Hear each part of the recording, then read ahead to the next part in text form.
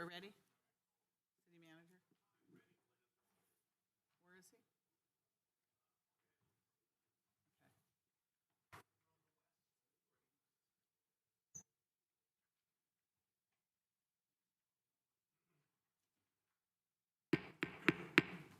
Good evening and welcome everyone to the Santa Clara City Council Stadium Authority Joint Concurrent Meeting. I'd like to call this meeting to order. May I have a confirmation of quorum, City Clerk, Assistant City Clerk? Thank you, Madam Mayor. Yes, confirming a quorum. Thank you. So we're going to start with our study session this evening, which is discussion of the proposed Santa Clara Stadium Authority fiscal year 2026-27 operating, debt service, and capital budget, and Stadium Authority budget, compliance and management policies, and marketing plan. Executive Director? Sure. Thank you, Mayor. Thank you, members of the City Council sitting as the Stadium Authority Board for this item. Javon Grogan, City Manager. The presentation tonight will be provided by both myself and Ken Lee, your Finance Director and SCSA Treasurer.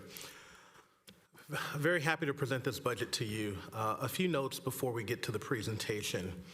This budget, as you know, is proposed in context of the large events for FIFA World Cup and Super Bowl 60. Important to note the Bay Area Host Committee has agreements where they cover the costs for those events. And so those events are not reflected within the budget before you today because they are covered by those separate agreements. Timing of the budget. As the board will remember, we have a very tight timeline to approve this budget as dictated by the stadium documents. Important to note that the Stadium Authority staff received the initial submittal from the stadium manager about 3 weeks ago. We proposed a number of questions after about a week and a half of review and received answers to those questions just last night. And so that information is not reflected in the materials that are provided to you. And as you know, that is not a late submission of questions nor a late receipt of questions. It is unfortunately just an annual process that we go through dictated by a very, very tight timeline to review and approve the Stadium Authority budget. And we'll talk a little bit more about that. There were a number of questions involving office space as well as capital expense, and we will discuss those tonight. Important to note that non-NFL event revenue continues to be high. Importantly, this current proposed budget before you, as you'll see, includes $4.6 million for the upcoming fiscal year. However, as we will talk about, that is a budget that continues to be projected based on known non-NFL events, not fully expected NFL events. And so the revenue typically increases and trends higher than the budgeted number. Also, I want to note we will discuss capital expenditures significantly in today's presentation and the plan for capital expenditures, as well as a facility condition assessment, as well as the 10-year forecast for the Stadium Authority budget. As I invite Ken Lee up to the podium, it is important to thank Lynn Lamb, Tyler Cook, and Brenda Lee for all of their work to prepare this budget. They sit in the finance department. In the executive director's office, Christine Jung does a really heavy lift, as well as other departments such as the city attorney's office, the fire department, the police department, and the public works department that have all collaborated to support the items that are before you today. With that, I'll turn it over to Director Lee. Thank you, Executive Director Grogan. Good evening, Mayor Chair Gilmore, Stadium Authority Board, members of the public. My name is Ken Lee. I am the Director of Finance, serving as the Stadium Authority Treasurer.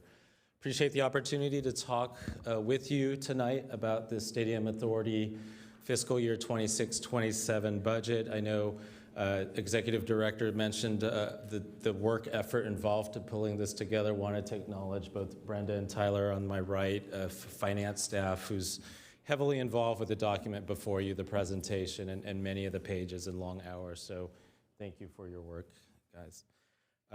As far as agenda, 2 pages of agenda. So I'll talk through a very detailed presentation this evening. Talk a little bit about that development of this budget, including the calendar that our executive director mentioned, methodology and limitations, organizational charts, flow charts. I have an excess revenue chart, so a lot of different graphics to help the public understand a lot of the complex intricacies of our Stadium Authority budget. Item 5 here, key summaries. I know there's a lot of numbers, a lot of different themes in the budget, so I'll focus on some key areas in the budget. I'll talk about excess revenues, again, a very technical aspect of our lease agreements. And then I'll dive into the 3 areas of the budget, any organization's operations budget, including the staff that help the authority function, the Stadium Authority debt. On this next page, the capital budget and the capital requirements to maintain a well-maintained facility, world-class facility.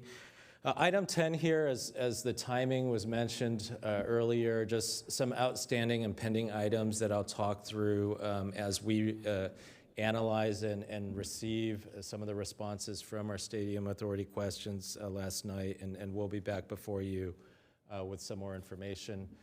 Other aspects of the budget that are required based on the lease agreement are SOMP, our Stadium Operations and Maintenance Plan, Marketing Plan, and then we'll wrap all that up. So hopefully a very thorough presentation both for you as the board and for the public.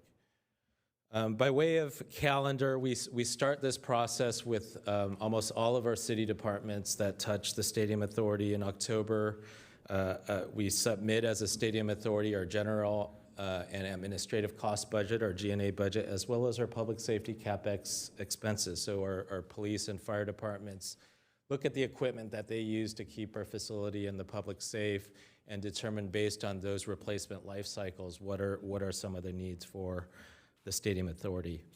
That submittal submitted to our stadium manager in December. They turn around based on the agreement 45 days prior to the start of the fiscal year, so that's January 30th.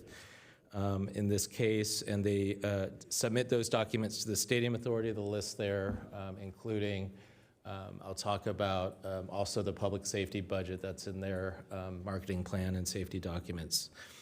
Then, as we're before you late in February, it's really a 3-week timeframe to analyze the budget submittal, submit questions, receive responses, and produce this document before you for posting in accordance with the Brown Act. So both this document, this PowerPoint was substantially completed on Friday and posted to the public on Friday.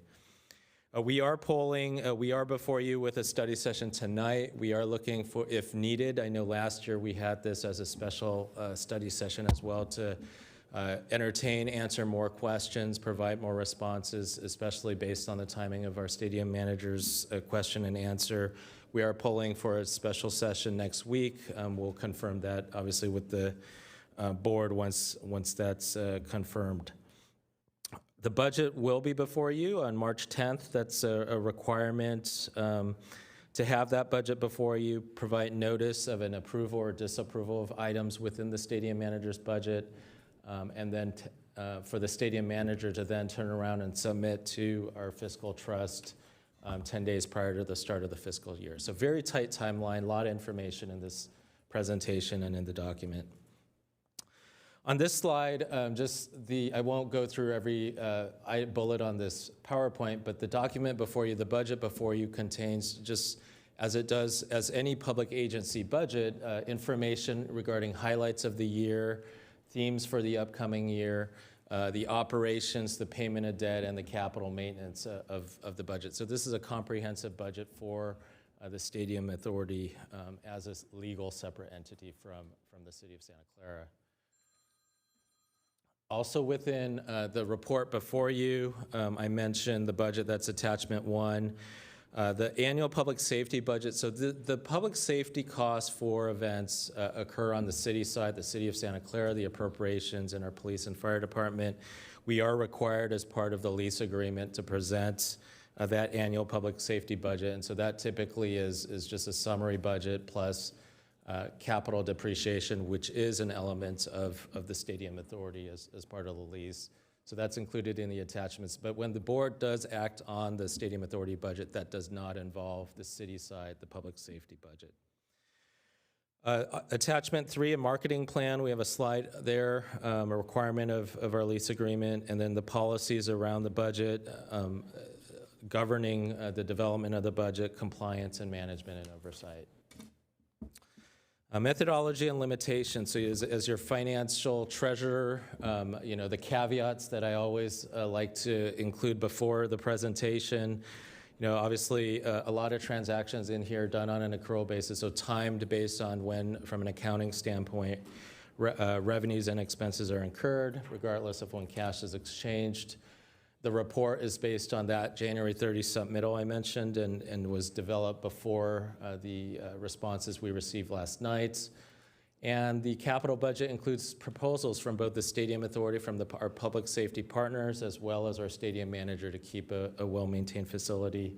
And then last year, based on direction from the county grand jury, we included a 10-year forecast in the document last year. We have that this year. It's updated based on the draft information we have to date. Obviously, as you go out in those years, in 10 years, it's less accurate, but it's also based on assumptions today, the best information we have today. And I'll talk about what that looks like in my presentation. From an organization standpoint, for those at home who are new to the Stadium Authority, the City of Santa Clara owns the land, ground leases the land to the Stadium Authority. Stadium Authority, as a separate entity, acts as the stadium owner, leases that facility to Stadco for the NFL season 6 months. Stadco runs their football operations, and then Manco, acting as our stadium manager, maintains that stadium for both Stadco and the Authority and markets it for non-NFL events. As far as organization chart, I mentioned almost, every department that touches the stadium, over 40 positions, employees touch Stadium Authority activities. That when you add up little bits and pieces of everyone's time, roughly 8 FTE or so broken out here by department, and wanted to acknowledge here, new on this chart, Stadium Neighborhood Committee, the portions of public safety staff that would staff that committee but charge to our Stadium Authority G&A costs. Also, on this slide here, from an organization standpoint, our stadium manager, Manco, performs the operations of the facility. That includes security, stadium ops, engineering, guest services. Those are split by contract 50-50 with the Stadium Authority. And then they also maintain the grounds. When you see the grass out there, a 30-70 split between our Stadium Authority and Stadco. Separately, in the bottom right there, our stadium managers responsible for marketing, selling, maintaining our SBL sales and services. So there are staff, roughly 12.4 positions when you look at the time charged for SBL sales and services. So that was an organization review of our stadium manager, our Stadium Authority. When it comes to the key areas of an operating capital and debt budget, here, total fiscal activity, a net $81.3 million. That number will go up as non-NFL events occur, and we get those gross, both revenues and expenses. But just to highlight our operations, $66 million or so, roughly $21 million in debt, $22 million in capital expenses. So shifting gears, when we talk about the Stadium Authority budget, what are some of the key themes of this year's budget? And our executive director mentioned non-NFL events. That's a key driver when it comes to our Stadium Authority and some of the revenues that we receive and then flow through to the general fund. Our budget this year is forecasted, working with our stadium manager, $4.6 million. That is lower just from a trend standpoint, and I will have a chart later. Actuals of 10.2 in 24-25. We had some large concerts there. 6.2 projected for 25-26, and historically, the forecast here is based on known events booked at the time. Public safety costs, reimbursements over a threshold. So as the board knows, and those at home may not know, the Stadium Authority does fund public safety costs for NFL games above a threshold, and so that forecast here is $2.5 million. There is, and a new as part of our 2024 settlement, an additional non-NFL ticket surcharge forecasted here, $1.9 million for next year, and then we would have to tap into the discretionary fund dollars to help pay for those costs over the threshold. So in total, $2.5 million. As part of that 2024 settlement, there were also outstanding balances prior to that settlement for public safety costs over the threshold. Those costs are projected to be paid off at the end of next fiscal year, 26-27. So within the budget before you, that balance would be paid out. The budget supports ongoing 2026 major events, World Cup events in next fiscal year. Direct payments to the general fund forecasted and budgeted at 6.6, 1.8 in performance rent, 3.6 in excess revenue, and we'll talk about that trend as we look at our CapEx requirements. Ground rent, $1 million, senior and youth fees, $248,000. And then additionally, the last theme here, I'd say the focus of this budget and a major issue that we'll talk about are the capital projects needed to maintain our facility. And so this budget includes a recommendation from our stadium manager of an additional $5.7 million into the CapEx fund. That's a theme that we highlighted last year in the budget. We had the board approve an additional $1 million. And so as an ongoing facility condition assessment is occurring, our stadium manager has recommended an additional 5.7 this year. And then with any public agency, as these capital projects are implemented, we're in the context of rising construction costs, and so our capital projects have been adjusted to cover those costs. Contingencies typically on engineering or major projects around a 10%, so those contingencies have been adjusted based on best practice across government agencies. And then the impact on future excess reserves, I will have a chart there. That is a big concern, sitting as your director of finance for our city, as well as our treasurer, just balancing that maintenance of capital projects as well as our dollars going into our city's general fund. Our excess revenue distribution, so this is, in layman's term, whenever you have an operating year within the stadium authority, what does our contract, our lease agreement dictate how those funds are distributed if there are excess funds at the end of the year? And so items 1 through 6 here, historically it's built up our reserves to fund any additional expenses in the early years as the stadium was ramping up, filling up buckets for our operating reserves, our capital reserves, paying off sub-loans and revolving loans. Bucket 7 here, in progress, our renovation and demolition reserve, which was adjusted as part of our 2024 settlement agreement, projected at about $53 million at the end of this fiscal year. Item 8 there, I talked about public safety costs that were that balance from 2024 projected to be paid off next year, so about $800,000 balance at the end of this fiscal year. And then those additional distributions there could be made to the city's general fund or any other allocation as deemed by the board. When it comes to excess revenue distributions and our cash balances, I wanted to just show over time, historically we've hovered around the $87 to $92 million range here. Our budget does assume both the carryover projects are expended in this upcoming budget, and typically if they're not, additional projects are carried over.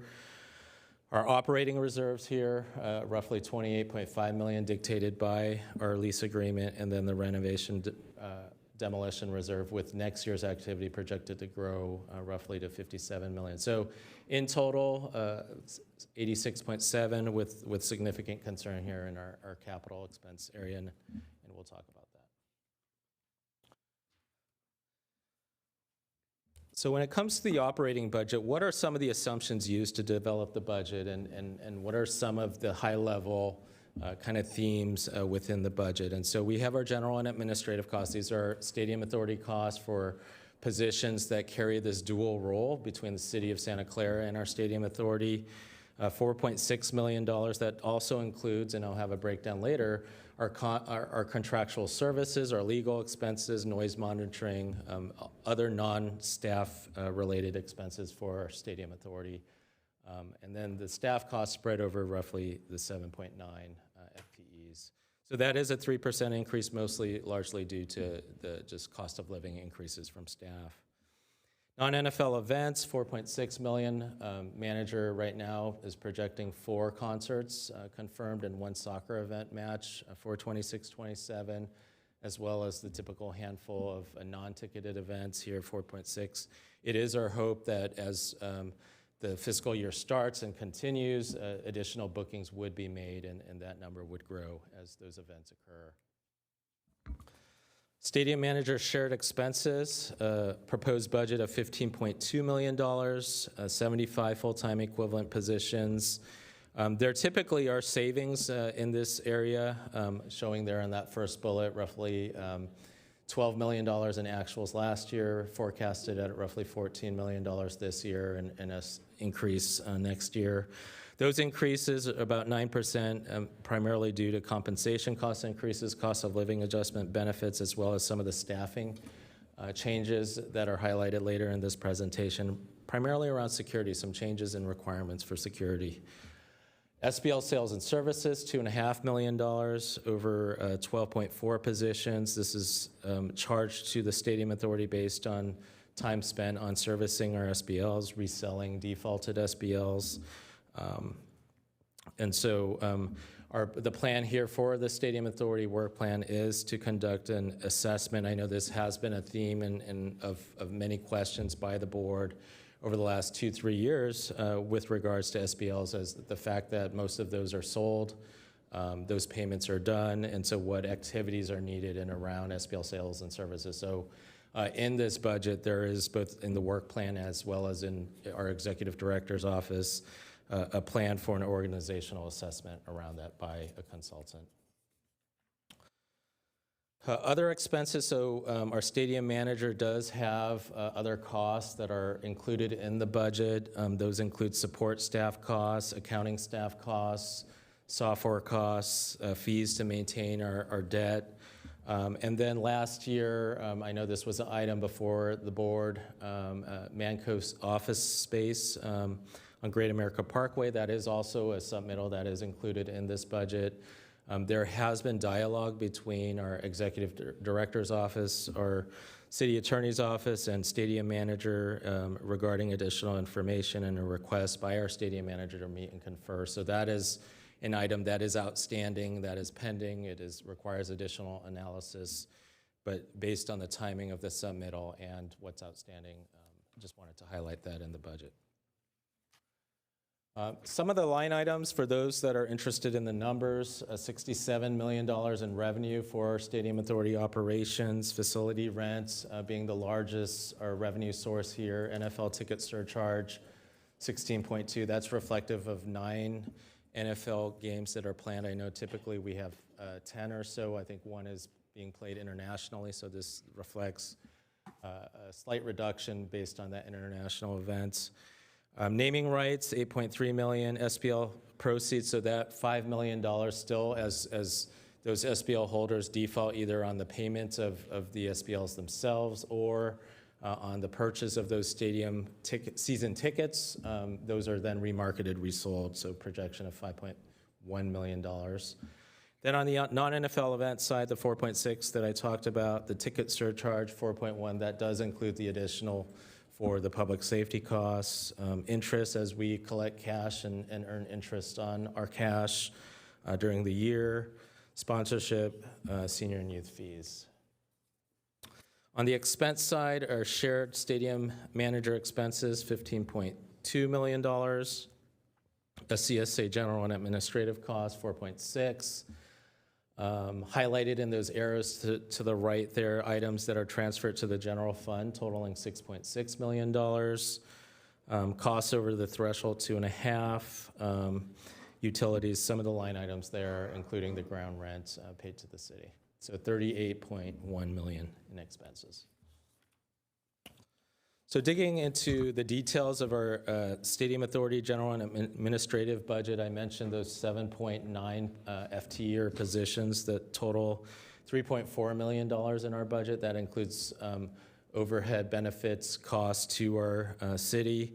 Legal services, there's a slight decrease there based on projected activities. Audit services, we recently changed independent auditors. That contract came with some savings to the city. Consultants around outreach, communications, engagements, noise monitoring, administrative services. So they're in total $4.6 million, a slight decrease to our G&A budget. The discretionary fund, I haven't mentioned that today, but this is a fund, this is collected on the non-NFL ticket surcharge. The base surcharge is $4, so half of that, or $2, is deposited into this discretionary fund. Later tonight, there's an item before you on a civic event that's happening on Saturday, and so the proposed use of funding for that event is out of this discretionary fund. In the budget, we weren't sure on the timing of that event, so if that item is approved by the board tonight, we will adjust this proposed budget to reflect the timing of that event as one that happens this fiscal year instead of next fiscal year. But this chart shows what that balance is after those activities and the receipt of additional surcharge next year. Performance rent. So this is the portion of the rent transferred to the general fund that's based on Stadium Authority performance for non-NFL events, and just verbiage here, and then I have a chart on the math.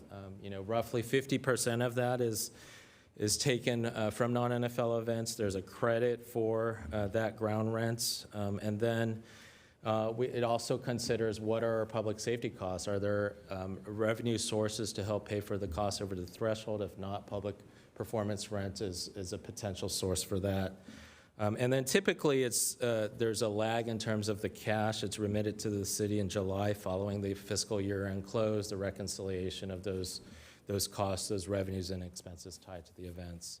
And so when you look at the performance rent calculation, the first kind of number in that math is non-NFL net revenue. So on this chart, just showing over the last 10 years, on average, roughly $5 to $6 million prior to COVID, some bad years there during the pandemic, and then more recently, some higher numbers there with projections for this year and next year.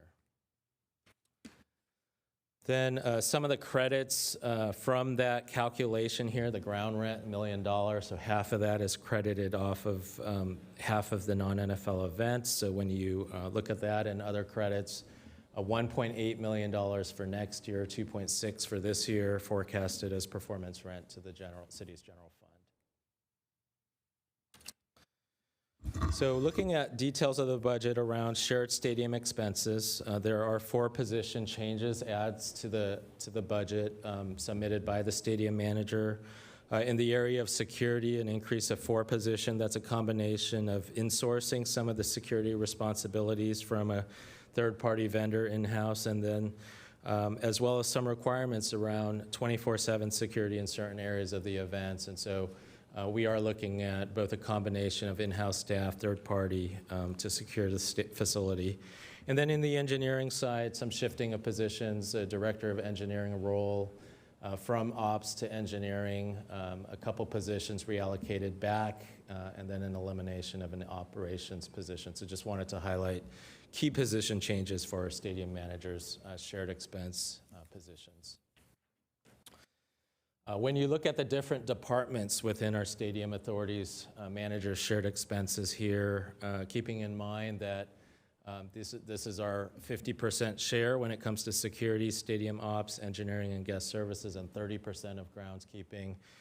There are also line items in there for contracts or vendors used for security, for maintenance of our facility. Some of the engineering services line items are some of the larger ones there. So all in all here, when you include insurance and just the base management fee, the $15.2 million of shared stadium expenses. And these are typically invoiced to the Stadium Authority on a monthly basis and paid. Shifting gears here, the 10-year forecast. So on the city side, you hear from me regarding our general fund 10-year forecast. In our enterprise utilities, we do a 10-year forecast. And so for the Stadium Authority last year, we started this practice of a 10-year forecast. Very difficult to have a crystal ball around the stadium because there are so many assumptions around the number of events, the type of events that may or may not be booked, as well as some of the projects that don't have a smooth expenditure rate from year to year. You know, you have large projects, you have small projects. So very difficult to forecast, but we do our best. So when it comes to excess revenues each year, that flows through that waterfall bucket and diagram that I showed, and any remaining then can be allocated to the general fund. And so with our expanded need for capital investment here, we are looking in the out years of roughly $9 to $14 million or so of CapEx expenses beyond the amounts that are in the agreement. And so as a result, that excess revenue has decreased in our forecast, again, based on assumptions today, and those will change as time moves on. I talked earlier about public safety cost balance. It's important as an organization, as your treasurer, that we pay that liability, and that is paid off projected next year. Because of a lower excess revenue balance, our renovation and demolition reserve is not projected to be filled until much later in the time frame. Our reserves are expected to increase. Our contract with our lease amendment requires a kind of a cost of living increase in our reserves, and so that is reflective in our 10-year forecast, and then contributions to the general fund are itemized and detailed out within the budget document, including ground, performance rent, senior youth fees, and excess revenue. On this table, on this chart, shows those specific general fund revenue line items here over a 10-year period. Again, the asterisk on the bottom, based on current assumptions, our hope is that we would continue to work with our stadium manager with regards to our capital expenditure needs, or the facility condition assessment, come to an understanding of what are the most critical capital projects necessary for the Stadium Authority to fund. And then with that, there are other elements that impact excess revenue, our non-NFL ticket surcharge as it relates to public safety costs, ensuring that surcharge is maximized, that we cover our costs that we're required to cover, and that any excess funds in here would flow back to the excess revenue. But as you can see here, with the need to maintain the stadium within that 10-year period, a reduction here in our general fund impact around excess revenue and some around performance rent. As I shift gears to a debt service portion of the budget, this is a good news section when it comes to our liabilities, debts, and payments as your treasurer. And so this budget includes $21 million of debt service, principal of approximately $10.8 million, interest of $10.2 million. For the first time, total outstanding debt is projected to be below $200 million there, $199 million. And so this is a graphic I show every year at the end of the year and during the budget time as well, showing that peak debt, $650 million or so in 2014, and almost 13 years later with the next year's budget, $199 million. And most of that is on a fixed term debt, so that'll continue on and through the life of the next 20 years or so. And then before I have the next slide here, this section is focused on the capital budget. I mentioned $22 million. That's roughly $5.7 million in additional contributions to fund some key new projects in the budget, $10 million for next year, 6.3 in the construction area. This includes phasing of our LED lights. And so that, if you may recall in the last two budgets, both the design and the phasing of some of those replacements occurred around the stadium. Now, as we get into the stadium, the advancement of additional phases of our requirement to go to LED based on state code, as well as the utility savings, the stadium manager has recommended additional phases of LED lighting replacements. And then when you're looking at the age of our facility, 14, 15 years or so, some of the systems need upgrading. So our fire alarm system, restroom, titled here flushing devices, I'll just assume the fixtures in the restrooms. And then some of the equipment to our cooling towers, our control panels, our sound system and some of the key pieces of equipment to ensure that the public has both the sound and ability for communication within the facility. And then the contingency of $910,000. And then carryover projects, I have a slide later. We are still evaluating some of the carryover projects. I know that is a common practice. Projects don't get completed on March 30th, the day of the end of the fiscal year. So there are recommendations here to carry over $12.2 million of projects. We are working with the stadium manager on some of those very old projects, some more than 5 years old, and so we'll work with them to refine that list and bring that list back to the council for a recommendation. But it is our intent here to make sure that only the key projects are funded, or in progress projects are funded. And then that last bullet there, warranty-related construction. These are funds that have been carried over for claims under when the stadium was built. That's a very specific list. And so we'll work with our stadium manager potentially to liquidate those items and bring forward very specific projects if needed. And then diving into some of the details on those new projects. These are the largest ones I mentioned earlier, just the light bulbs, the fluorescent bulbs, needing to convert those to LED, including some of the fixtures for compatibility. Some of the sound and control equipment within the stadium, and then our fire paneling there. So those are the three large new projects I wanted to highlight. And then in the carryover projects, I mentioned the multi-phased aspect of LED retrofits, so carrying over phase 2 monies into the next fiscal year, and then some ongoing work around boilers to maintain the systems in the stadium.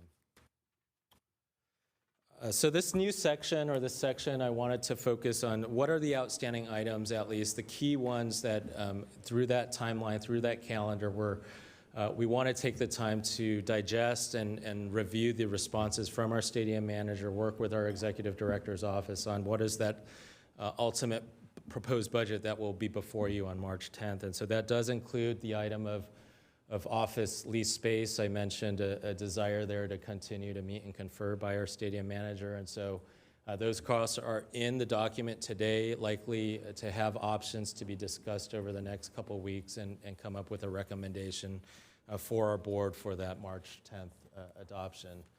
I mentioned earlier on the prior slide on carryover projects, so I don't want to go into every line item, but there is a list of projects that have been carried over for the last 3 to 9 years. So we will go through each project with our stadium manager to determine what is the activity around those projects, where are we at, and recommend if they are not in progress or of high priority, that we liquidate those dollars, reserve those dollars then for some higher priority projects. So over the next week or so, anticipated ongoing conversations around that. And then when it comes to our capital expenses or facilities assessment, I'm going to tag team. I'll start this part of the presentation and then turn it back to our executive director in the next couple slides to finish out the presentation. But it is important as a stadium authority that our stadium is well maintained, that as we've seen through the Super Bowl, as we see that we have world-class events through our FIFA World Cup, that our facility is top-notch. And so part of that is the need for a facility condition assessment. Stadco has initiated that. That is not final, but some of that information has been used to inform the recommendations within this capital budget. And so with those contributions, I mentioned the 5.7 next year. As we look at the 5-year CIP for our stadium authority, roughly $42 million of additional dollars needed to maintain that stadium, that facility is a top-notch facility. So those impacts I mentioned in the 10-year forecast slide, as this is a 1-year budget, but we do a 10-year forecast, 5-year capital projections. As we refine those capital projections, refine some of the needs within our 10-year forecast, that impact on excess revenue, the renovation demolition fund, the ability to pay our public safety costs over the threshold, and then the dollars to our general fund. Those are key pieces of line items and activities. As we look ahead beyond fiscal year 26-27, we'll need to dive in, refine, and make sure there's a dialogue there as we refine those numbers. And then, those two bullets I think I've talked about, the drop-off of general fund and the delay in that renovation demolition fund. And so at this point, I wanted to bring forward our Executive Director, Javon, to finish out the presentation, and then we'll tag team on receiving your questions and the public's questions and respond as well. Thank you, Director Lee. Thank you, Ken. 38 slides in record time. So one of the big items in this budget is capital. And so one of the things that we have included in the proposed budget is funds for a Stadium Authority facility condition assessment. As we noted, Stadco is currently undertaking their facility condition assessment. That report is not complete, but we do know through their budget submittal that there is an increased request for capital cost, upwards of $20 million this year, $10 million in new projects. We certainly are aware that the facility is 12 years old, and as we talked about, you may remember last year, we talked about the growing capital need for the stadium, a facility that cost over $1 billion to build 12 years ago, and needs significant investment. You may recall that we historically have put aside $4 million a year in our capital reserve, and what we're seeing is that that's not enough. So as far as next steps, specifically related to capital, we will finalize this budget as we work with you through the next few meetings. We will launch our own facility condition assessment. We will also, once finalized, review Stadco's facility assessment. And then the goal of that is really to aim to reach an agreement on the needed capital improvements over the next 5 to 10 to 15-year cycle. We will also explore funding options and alternatives, but also most importantly, continue to obtain feedback from you as the board and direction throughout the process. So once we receive the Stadco facility condition assessment, we will review that and also internally, and also review it with the board and have periodic check-ins throughout the process.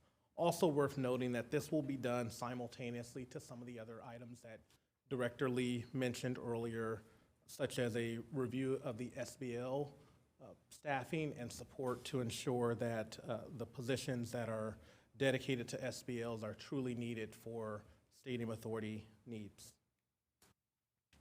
Next, it's important to talk about what we commonly refer to as a SOMP, the Stadium Operations and Maintenance Plan.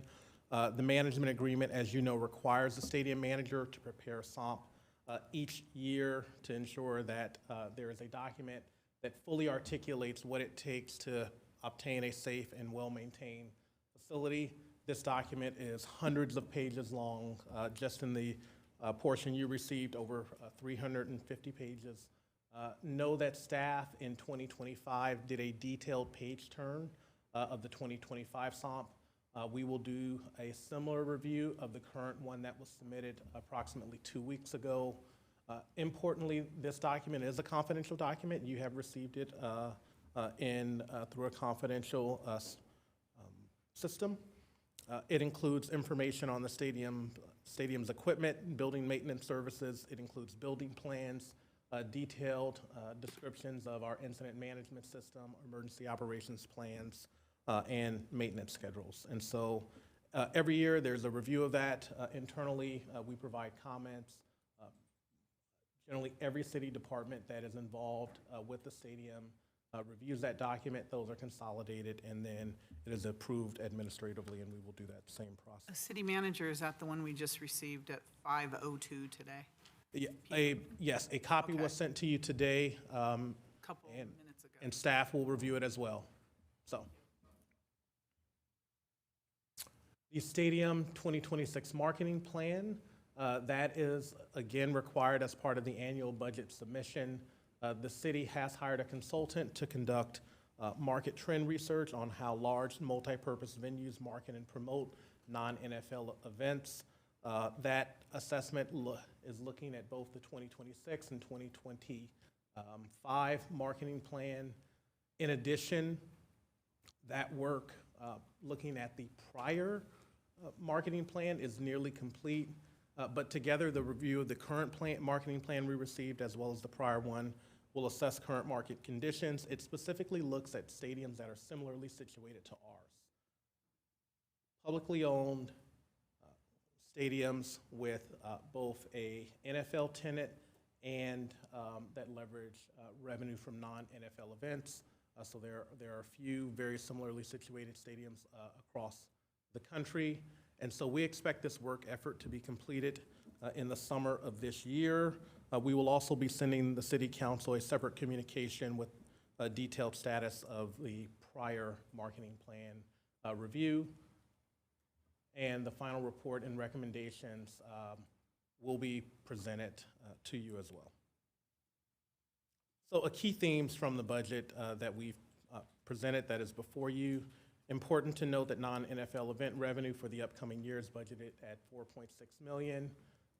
The prior year actual for 24-25 was 10.2. The projection for the current fiscal year is 6.2. Director Lee mentioned part of the reason for that was the construction that was ongoing in the current fiscal year. You will remember the bowl modifications to the corners, as well as significant other work that went on in the 25-26 fiscal year. Also, historically, the stadium manager has projected the budget based on known bookings. And so as the year progresses, there has been a trend of revenue increasing as additional events are secured. Public safety cost reimbursements over the threshold are budgeted to be $2.5 million, paid for by $1.9 million from the Public Safety Reserve and just approximately $600,000 from the discretionary fund. Also important to note that the public safety operating balance from 2024 as a result of the legal settlement is projected to be 0.8, so $800,000 in 26-27, and projected to be paid off by the end of that fiscal year. So significant progress on that outstanding balance from just a few years ago. And again, this budget supports World Cup events. It does not include the actual training and event costs because those are in a separate agreement, an assignment and assumption agreement with the Bay Area Host Committee, but it does support the general management and administration to put on all of our non-NFL events. Lastly, direct payments to the general fund in this proposed budget that is before you, $1.8 million from performance rent, $3.6 million in excess revenue, $1 million in ground rent, and just under $250,000 in senior and youth fees. There is an additional transfer of $5.7 million to fund CapEx projects. Again, one of the largest takeaways from this budget is the need to fund additional capital costs, and so there is an allocation here to do that in this year. Notably, construction costs have increased for some of our carryover projects. The stadium manager is proposing to increase project contingencies from 5 to 10%, and we are in discussions around that recommendation, as well as significant increases in the out years that need to be addressed. So with that, this presentation, the recommendation that is before you is to review and provide input on the proposed fiscal year 26-27 operating debt service and capital budget for Levi Stadium. And typical years, we have taken questions at this point. To the extent that we can provide answers tonight, we will provide answers, but we often return to you with those answers at the next study session. So with that, thank you. Thank you, City Manager, and we're probably going to do the same thing this year because it's 6:23 already, and our other meeting's going to start at 7. So we're going to start with the council or Stadium Authority Board questions. Councilmember, Authority Board Member Cox. Thanks, Director Lee. I'm going to take a second on this to try to wrap my mind around it. Again, I think that I can't walk away from this not being concerned about our budget going forward and our preparation. So I'd like to frame my questions both from a policy standpoint and just an understanding standpoint. Again, having worked in this position for a year now, I think that having the public really understand how this is working is important. So I might over-explain a little bit just for clarity. Some of that is for public insight.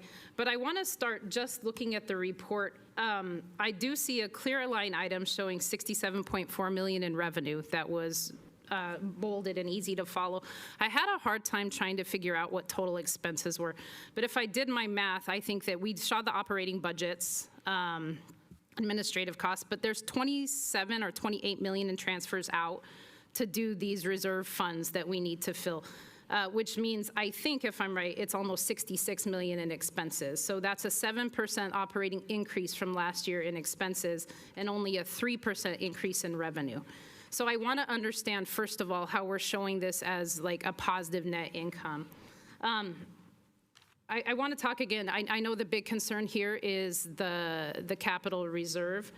The forecast explicitly states that drawing down the operating reserve to fund these capital projects is going to negatively impact the general fund options.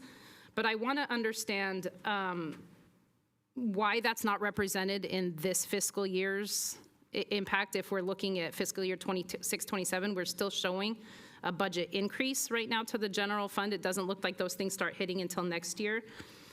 But specifically, how will increased capital funding needs affect the frequency and size of future excess revenue distributions to the general fund? I think you have a chart that mapped that out, but I again want to know that if we are only marginally increasing in our revenue and we're outpacing that in expenses, how is that possible? If I look, it says that we're expecting an increase of 2 to 4% in from the original construction costs annually in capital expenditures over the first decade. And if this is the case, are our reserves structured to keep pace with that expected growth? I think the easy answer for that is no, right now. But what is really the burn rate that we're looking at right now of our reserve funding if we're found to be responsible when this audit comes back for $100 million in capital expenditures? So our revenues are increasing marginally, but things are staying flat. So I guess I look at this from the perspective of having fiduciary responsibility to make sure that we have a profitable public asset here. And I read, again, in our stadium board policies that we have a job to maximize revenue potential. So I'm worried that we worked really hard to show that we were a profitable income without being prudent about our future, and we've pretty much hit our plateau right now. It was interesting that it was mentioned that NFL non-event was strong. It was a 26% decrease this year. I did hear you say that you hope that number goes up. But policy-wise around that, as part of the management agreement, we are in the good faith effort to maintain profitable things. So if the Stadium Authority doesn't have structured input into these events and the performance evaluation, how do we really fulfill our oversight to be responsible and keep us in a place of running a profitable publicly owned asset?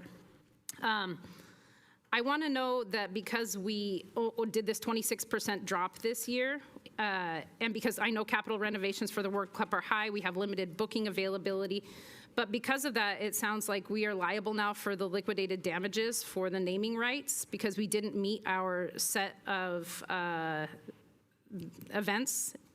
If we do have that in there, the potential liquidated damages for failing to meet our naming rights requirements tied to major events. Who bears those costs if that is the case? I don't know if we're on the hook for that or if that's Manco. I also wanted to talk about the NFL home game that's being moved to Mexico right now. That global structuring has direct impact on our city events. You know, our ticket revenue for that goes to funding senior and youth sports. So one game down, I wonder if we know what the financial impact to those city-supported programs are going to be when that game is relocated? And is there any mitigation mechanism in place to protect those community funding streams? I want to know about the new office space because this, again, has come up this year. Are we under any agreement in our management lease agreement or contractual obligation to fund this off-site administrative office space? And again, if the answer is no, I want to understand why that request has surfaced. From a governance standpoint, I just want the reassurance that our decision-making framework is structured with requests, I guess, that are evaluated on contractual obligation and not relational dynamics.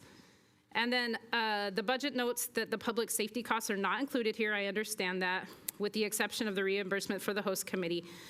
But in a worst-case scenario, if those are delayed, reduced, disputed, and we're required to cover any portion of that, it looks like it would immediately come from that 1.9 million in public safety cost reserve that's going to be depleted. That's expected to have a zero budget. But then it comes from the discretionary fund, which right now I believe only has a budget of 860,000. So if those costs are over, what fund pays for that? Which brings me to this waterfall consideration. We have two different waterfall line items of an operating budget, one to be filled to 10 million, one to be filled to 20 million in a step afterwards. And so what this looks like to me is we are routinely going to shuffle money, rob Peter to pay Paul over the next few years to pay for capital projects. And when those buckets can continue to be depleted, the money to the general fund continues to go down. So I think that's my most important part to understand is when have we hit our threshold of saying, like, we really are in bad shape right now. I couldn't look at that. I think it's great that we treated this like a strong mortgage. We're almost out of debt. That's amazing. But we have done no planning for the future, and we have 1 million in a capital expense fund that needs 75. And then we can't now fund our demolition fund for the 10-year forecast. So penny wise and pound foolish, perhaps, in this, but I think that wraps it up. Thank you. Nora, did you have something? Thank you, Madam Mayor. I just want to note, in addition to the quorum on the dais, that Council member or Board Member Shahal is also joined us this evening under SB 707, just Right. cause. Thank I you. saw him, but thank you so much. Appreciate that. All right, Council Authority Member Jane.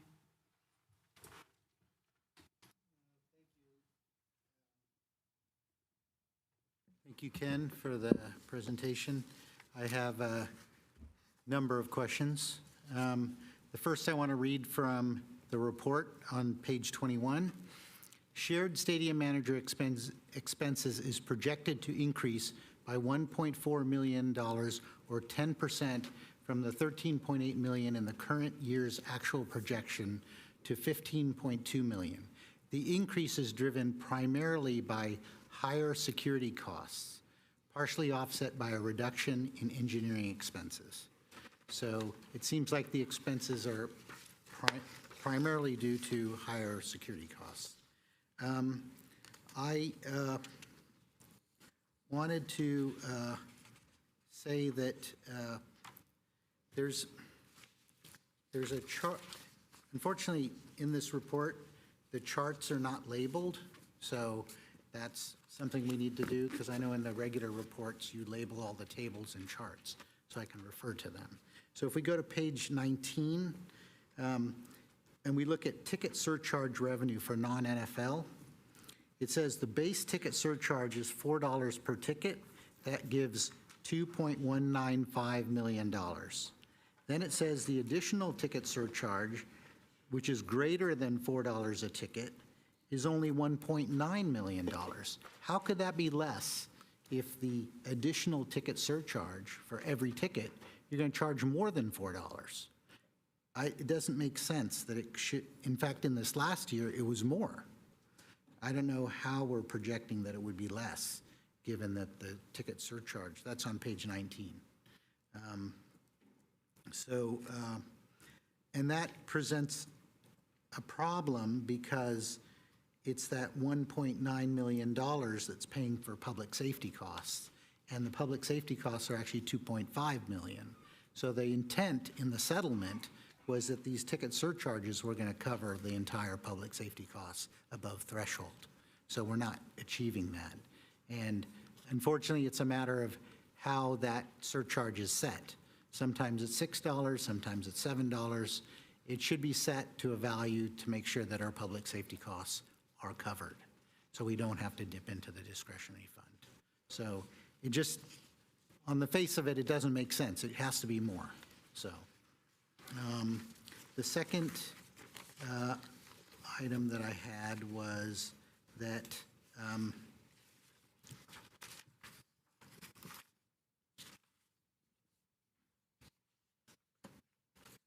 so it says that there is, in this report, it says that there's going to be an economic impact. This is in the Stadium Authority fiscal 26-27 work plan. It says there's going to be an economic impact study.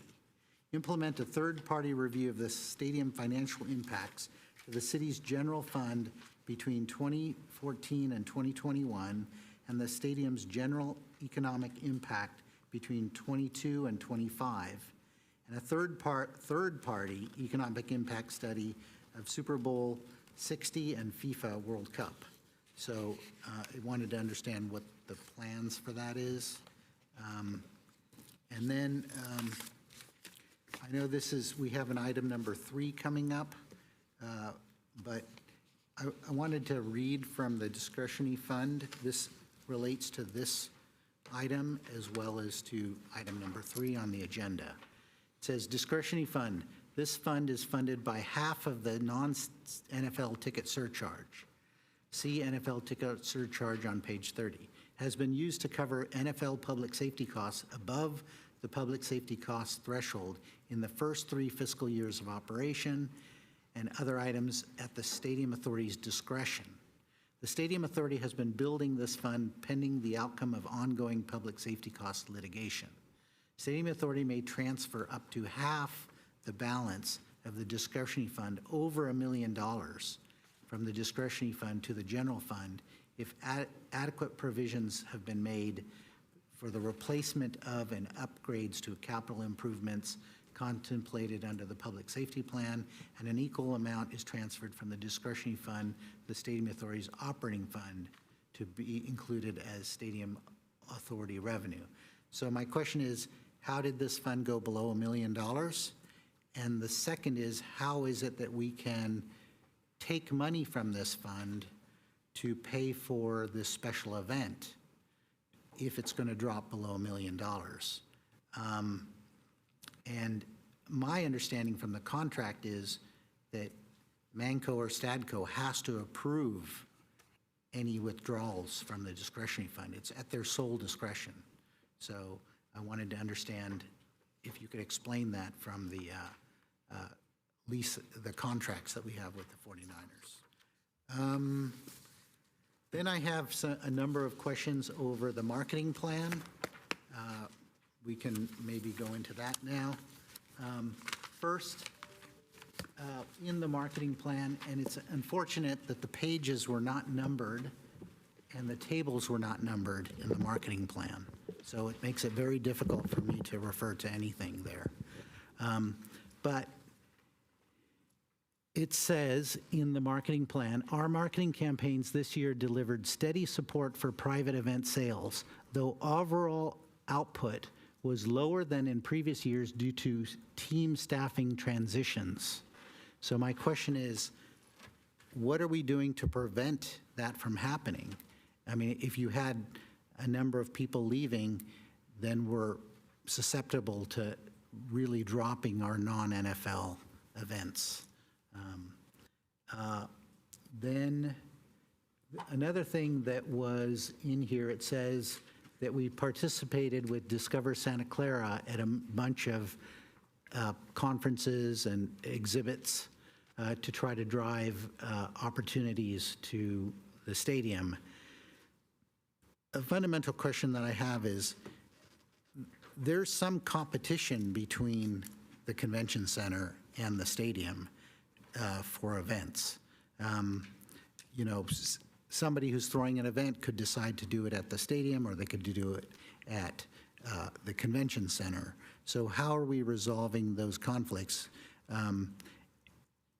And I read through this thing, and I actually did a search for 49er, and I only found 5 instances of it.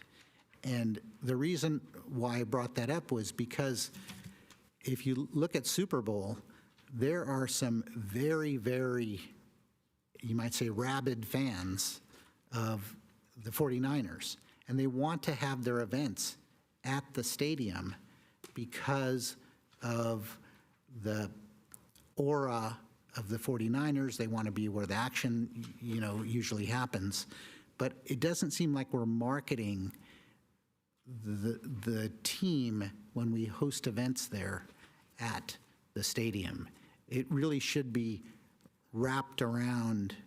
And in fact, if I look at the pictures in here, I only see two places. One where they're just showing the 5 Super Bowl trophies, and then another picture where it just says 49ers. It doesn't have any logos. It doesn't have a lot of stuff that really is promoting this to 49er fans for events, to have their birthday parties or weddings or whatever they're going to have there. So I see that we need to be stronger about promoting it. There's only one line in there. I don't know if I'll find it now, but it should be somewhere near the end here. Let's see. It says, yes, it says at the very last page, I believe, it says, we continue to leverage Levi Stadium and the 49ers digital, social, in-venue, and direct-to-consumer platforms to maximize visibility and audience reach for all upcoming events. So I think the key way to drive more events, and we get a substantial amount of revenue from non-ticketed, non-NFL events, and we need to increase that. So I believe that those were my questions. Thank you. Thank you. Authority Member Gonzalez. Thank you, Madam Mayor. As far as, just have a couple questions on the dates for the Statco FCA. When is that going to be done? When is ours going to be done? And the marketing plan by Canyon Oaks, when is the date or deliverable for that? And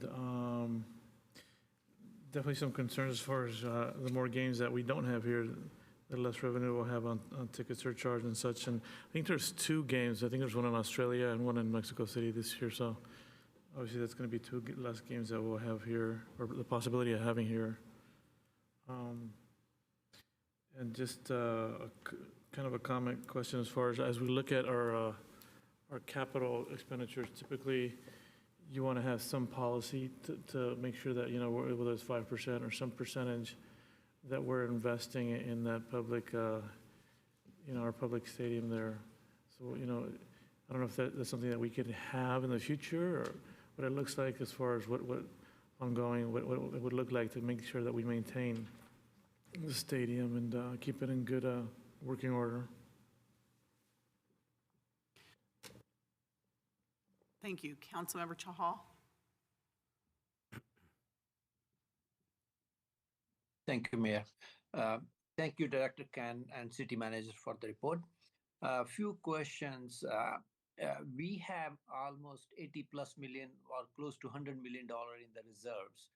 And on the page 19 of the report, we have interest calculations. My question is, does that include that interest calculation of which was $5 million in 25-26 and projected to be 3.155 million? Does that reserve investment, especially the demolition fund investment, does this include 3.1 3.155 million, include that return on that investment, and why it is that much less? I know interest rates may go down, but why the projections are so much less from the last year, basically? Other question is stadium condition assessment. What is the timeline on that? Did stadium management, Manco, gave any timeline when they will submit that report for evaluation by the stadium board, basically? I had the same question on additional ticket surcharge calculations, as mentioned by Councilmember Jane. That calculation and the report on page 19 doesn't seem to be matching unless there is a different formula. I know they were saying that some of the events may not have $8 surcharge, additional surcharge, but I want to make sure we have the clear idea of why the projections are less. Other question is on the marketing plan.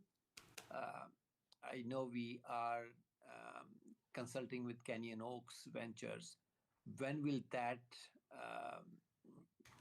report be implemented, or when would the final suggestions from Canyon Oaks will be incorporated into the marketing plan so that our marketing plan is better than what we have right now in future?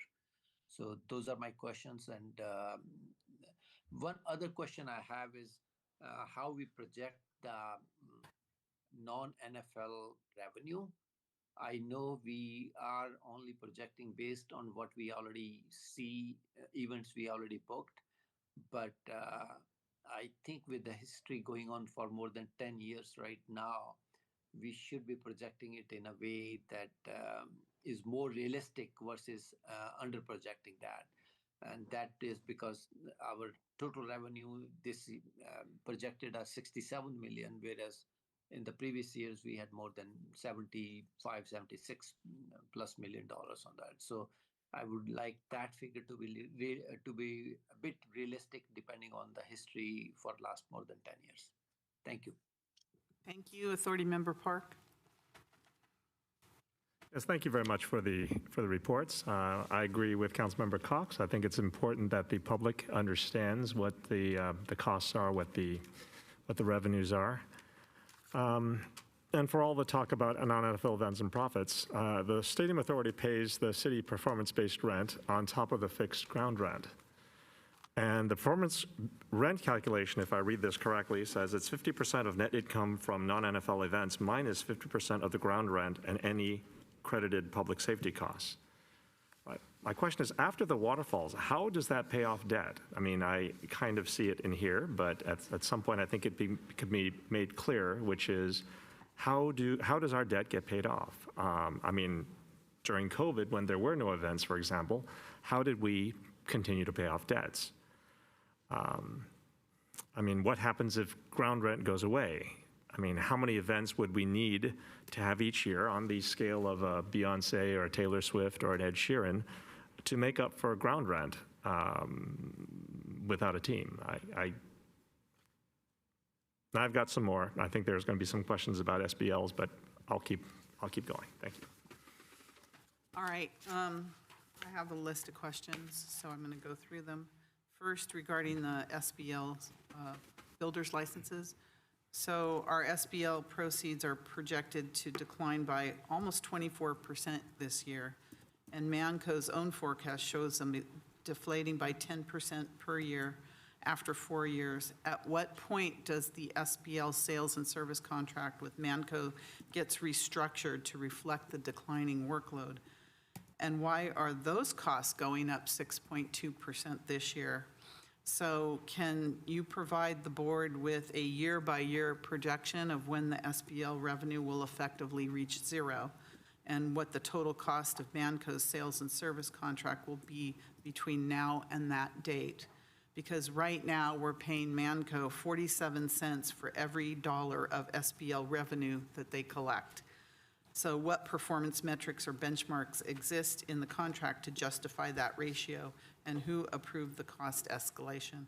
And I have to say, I'm not the only one on this board who has asked about this for probably the last 2 or 3 years, but we don't get any answer. So I'm hoping this is the magic year we can get an answer on the SBLs, because there's 12 and a half positions that are being paid for this small amount of revenue, which we're giving half of it away.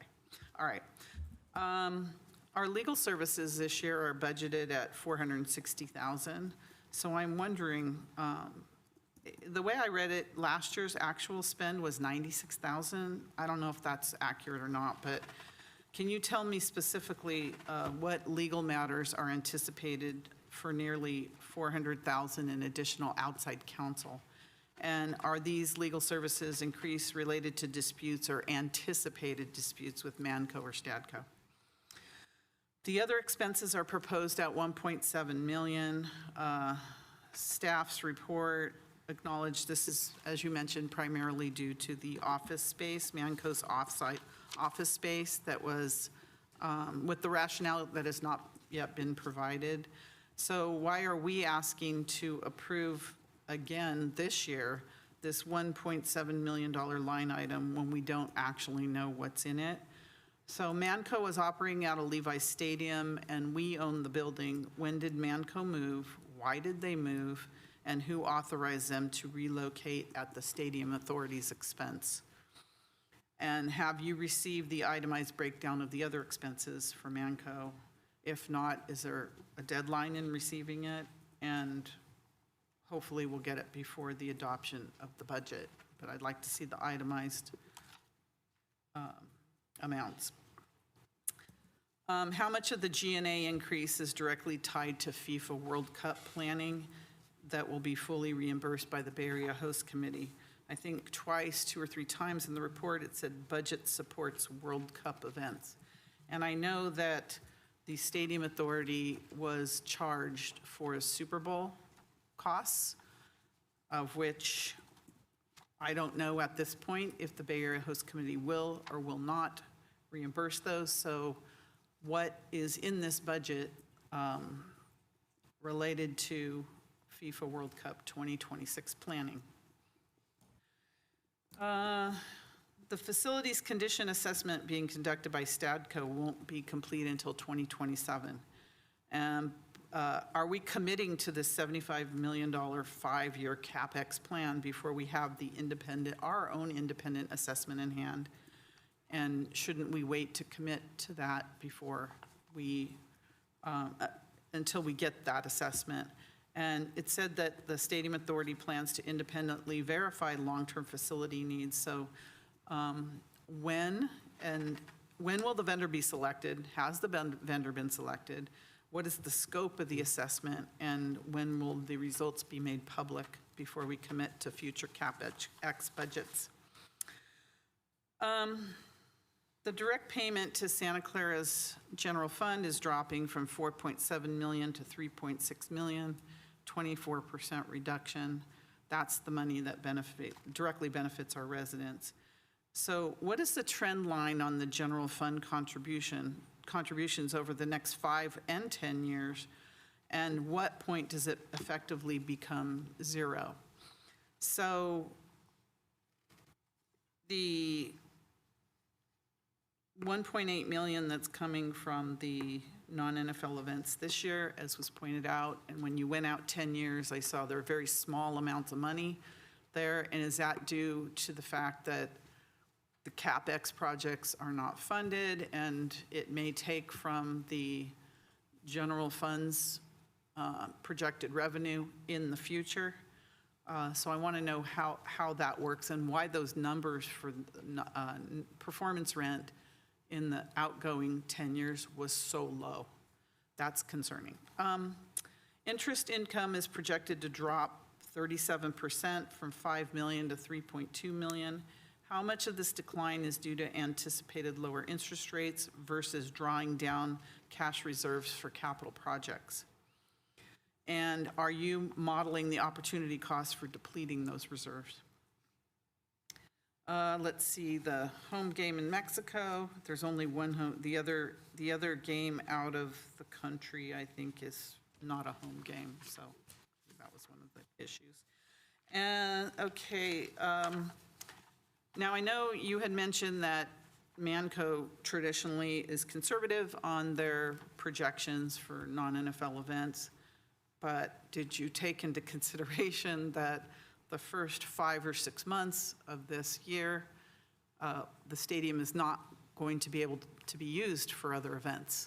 So to say that they're conservative and it may be, better than we anticipated, did you take that into consideration? I wanted to know. And then the SOMP that was just emailed to us, why is it confidential? I want to know the legal justification of why that document is confidential. And I think that's all I have for now. So I'm going to go to the public now and to see if there's any members of the public. And then I'm going to take your advice, Executive Director, and you're going to bring back our questions because it's 7 minutes to 7. Sure. So let me go to the public. Is there any member of the public that would like to speak on any of the items in the Stadium Authority budget? All right, seeing none. Executive Director. Thank you, Chair Gilmore and Board. Let me first say that what you have before you is what was submitted by the stadium. You do not tonight have a recommendation from staff. As we said at the outset, we received this 2 weeks ago. A number of the questions that were asked tonight, we have some of the same questions. We have proposed some of those. As we said, we have received responses just last night. That is not because we were late in asking the questions or the stadium was late in giving us the answers. It is literally the timetable that is within the agreement, embedded within the agreements that were signed more than 12 years ago. That said, I think that there are a number of responses that we could provide tonight. No, but- because we have now 6 minutes before. I know, I was going to say, but we're not. But know that a number of the concerns that were raised, especially about capital improvement funding, we have some of those same questions and need to delve deeper into the request. And so know that even if the City Council adopts the requested projects for this current year, you would not be adopting the future projects in the 5-year forecast. And so the only requests or capital budget requests that is actually before you for approval this year are for the projects for this year.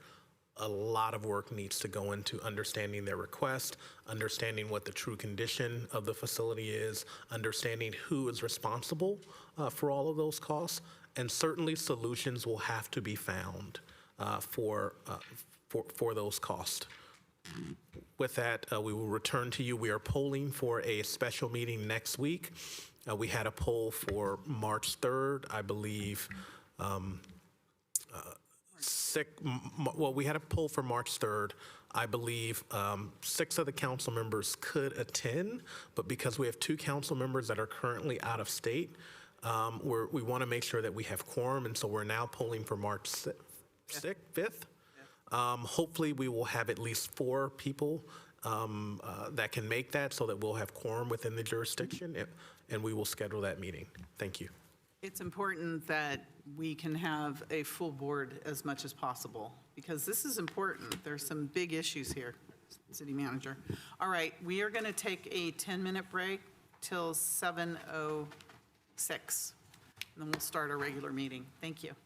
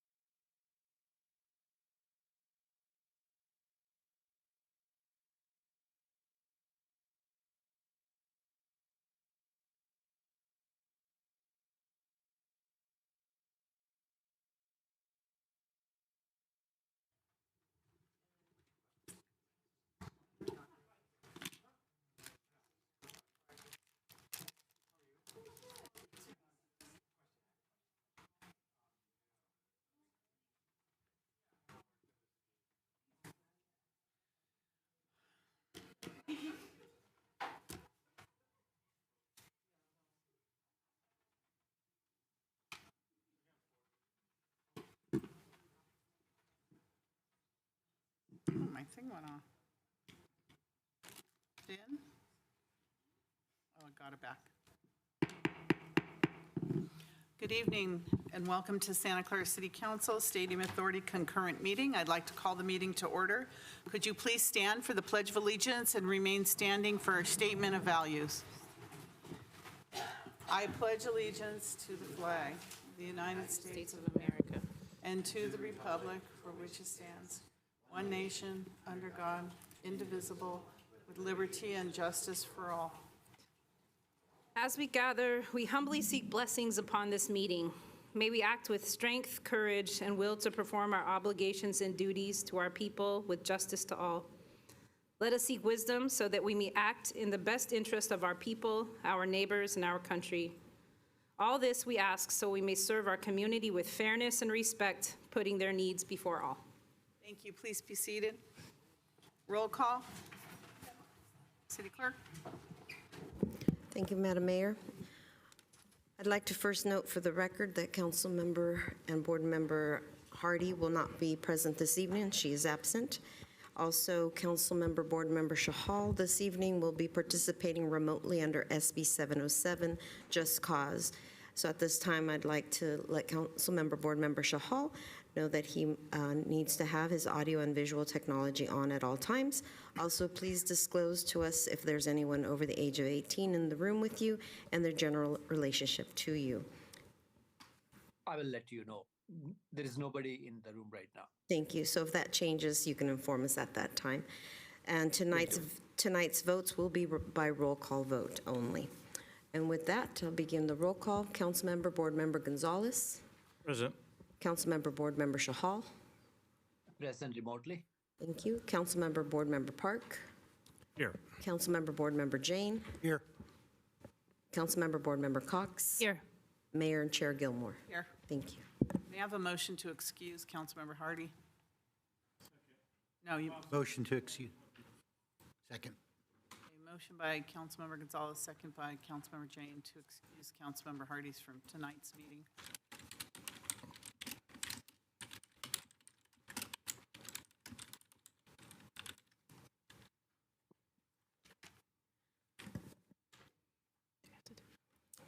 Vice Mayor Gonzalez. Yes.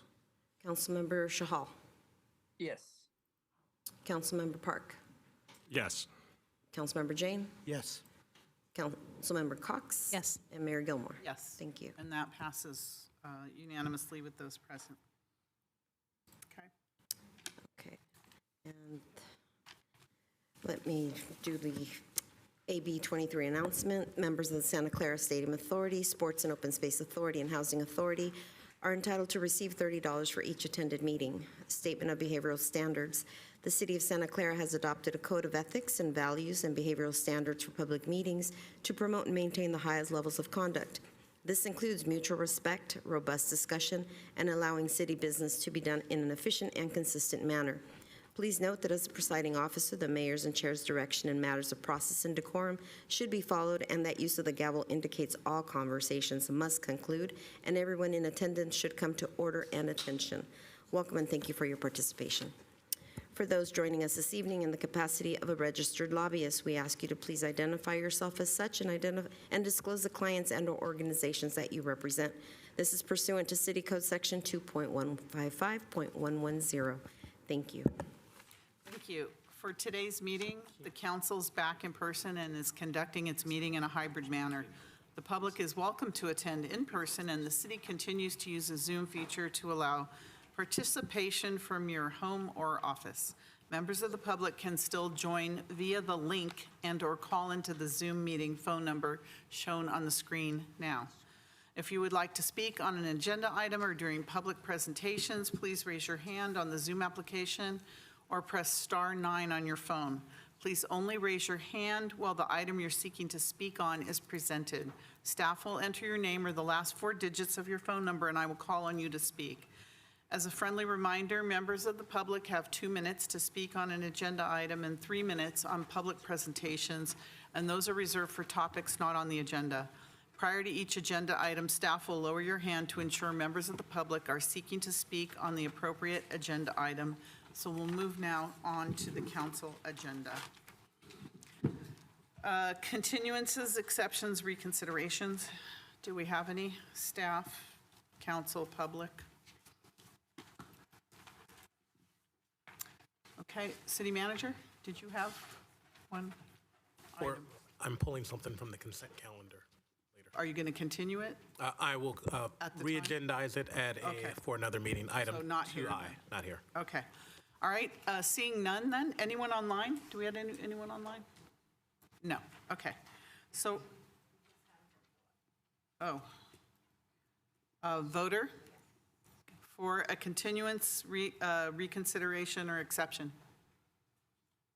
I'd like to pull something from the consent calendar. Is now the time to do that? No, that'll be the next item. Okay, thank you. So seeing none, we are now going to move to the consent calendar. All items are approved with one motion unless an item is pulled for discussion. Do we have, Councilmember Jane? I would like to pull item 3, funding of the civic event. Could you read the item, please?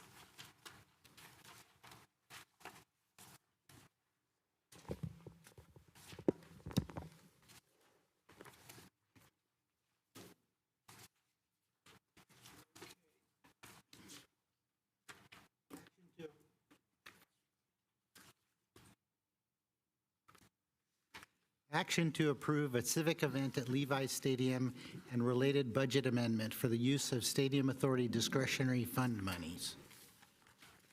Okay. Item 3 is pulled for discussion. City manager? I would like to pull item 2I, adopt and approve additional positions and eliminate one position in the Community Development Department. I will pull that for additional internal staff discussions, and we will re-agendize at a future meeting. So, okay, so we're going to pull that, and then we'll take action on it after. Any other council member? All right, voter, go ahead.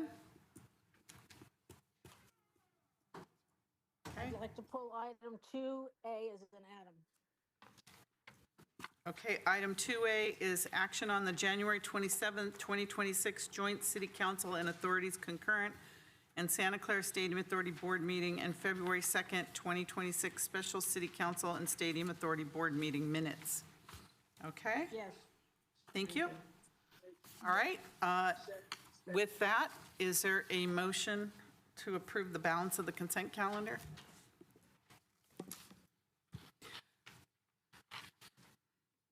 Councilmember Gonzalez? Approve the consent calendar with those items being pulled. Thank you. And there's a second. Any discussion on that?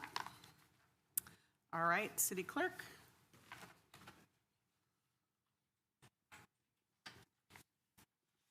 Holding back item 2A, 2I, and item 3. Okay, Councilmember Gonzalez? Yes. Vice Mayor Gonzalez. Yes. Councilmember Shahal? Yes. Councilmember Park? Yes. Councilmember Jane? Yes. Councilmember Cox? Yes. Mayor Gilmore? Yes. Thank you. And that is approved unanimously of those present. Thank you. Next is public presentations. Do we have any public presentations? Yes, we do, Madam Mayor. We have, I have a card here for Marissa Carlini. Marissa, please come forward.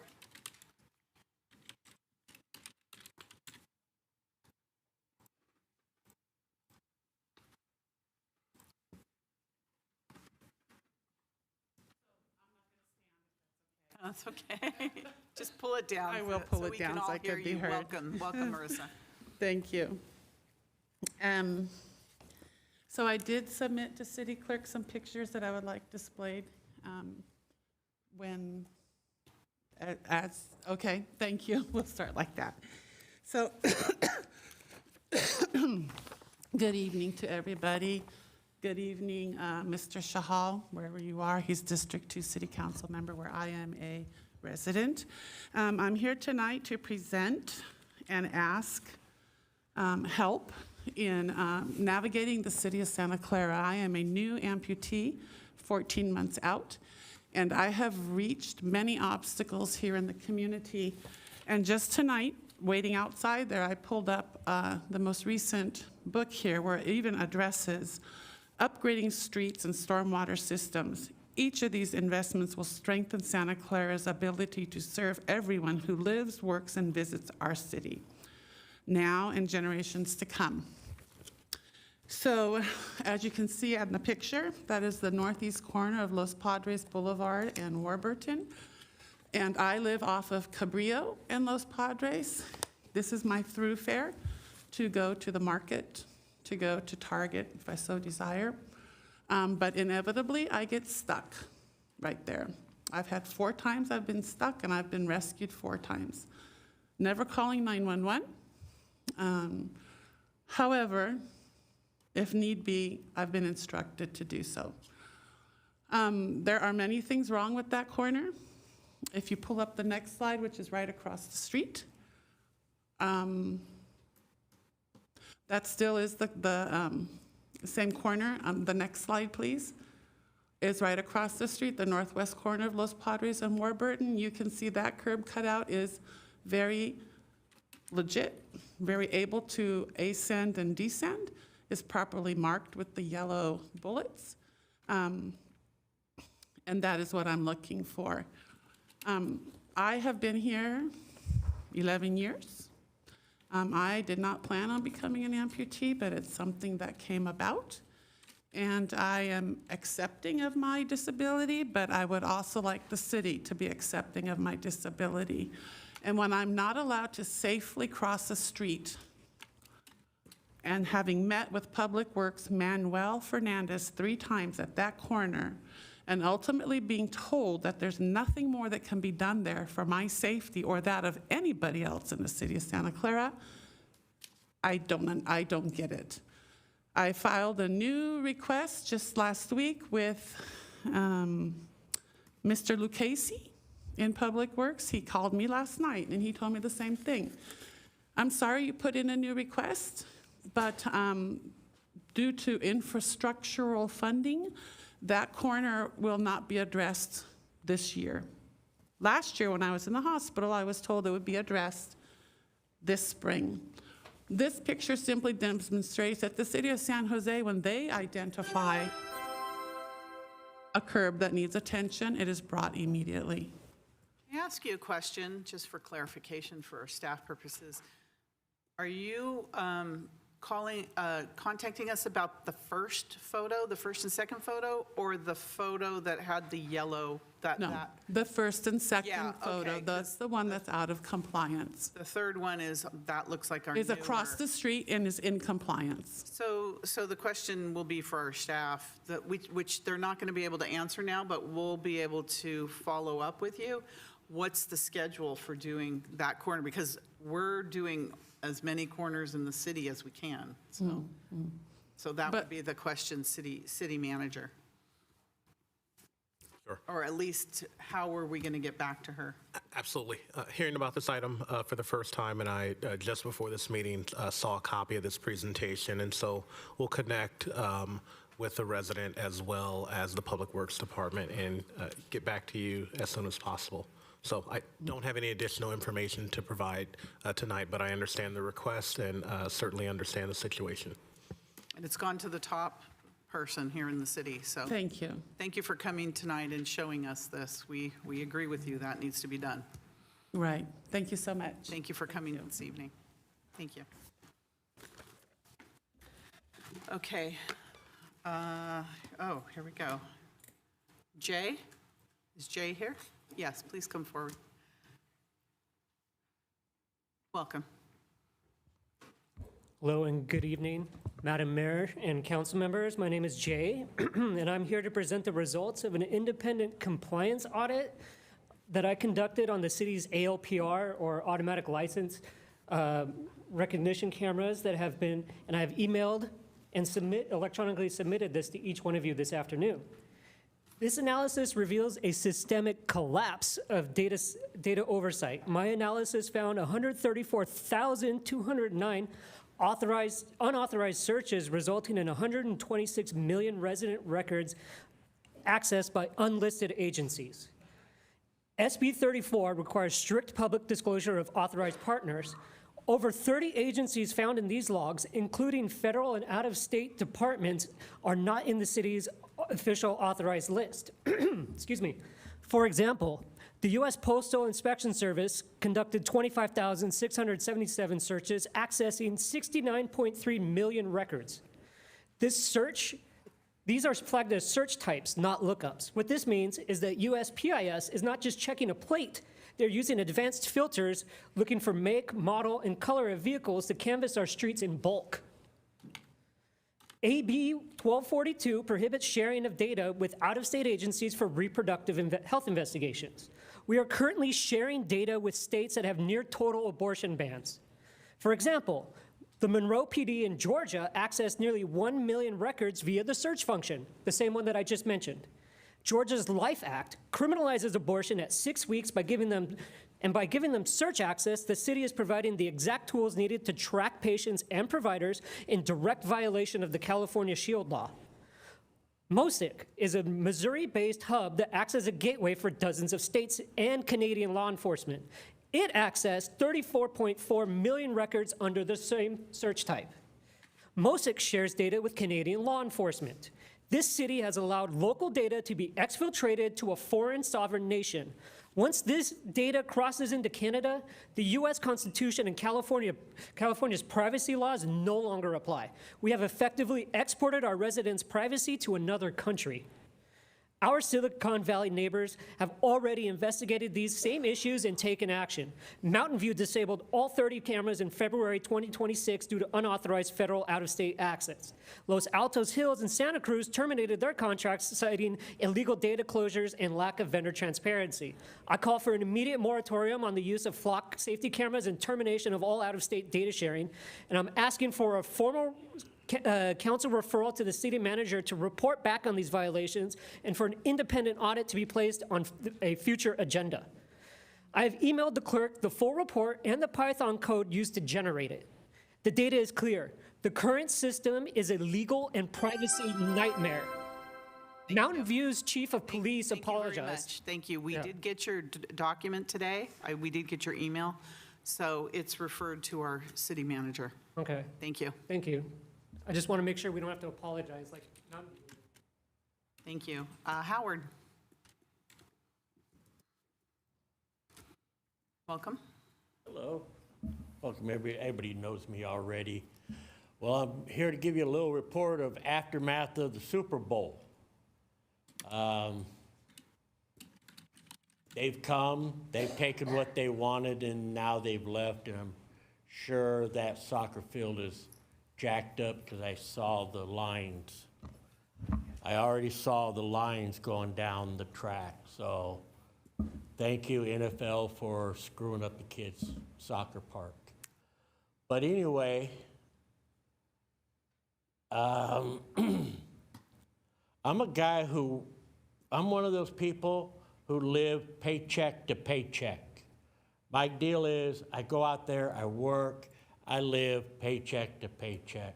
I'm not a wealthy guy, I'm not making a killing. But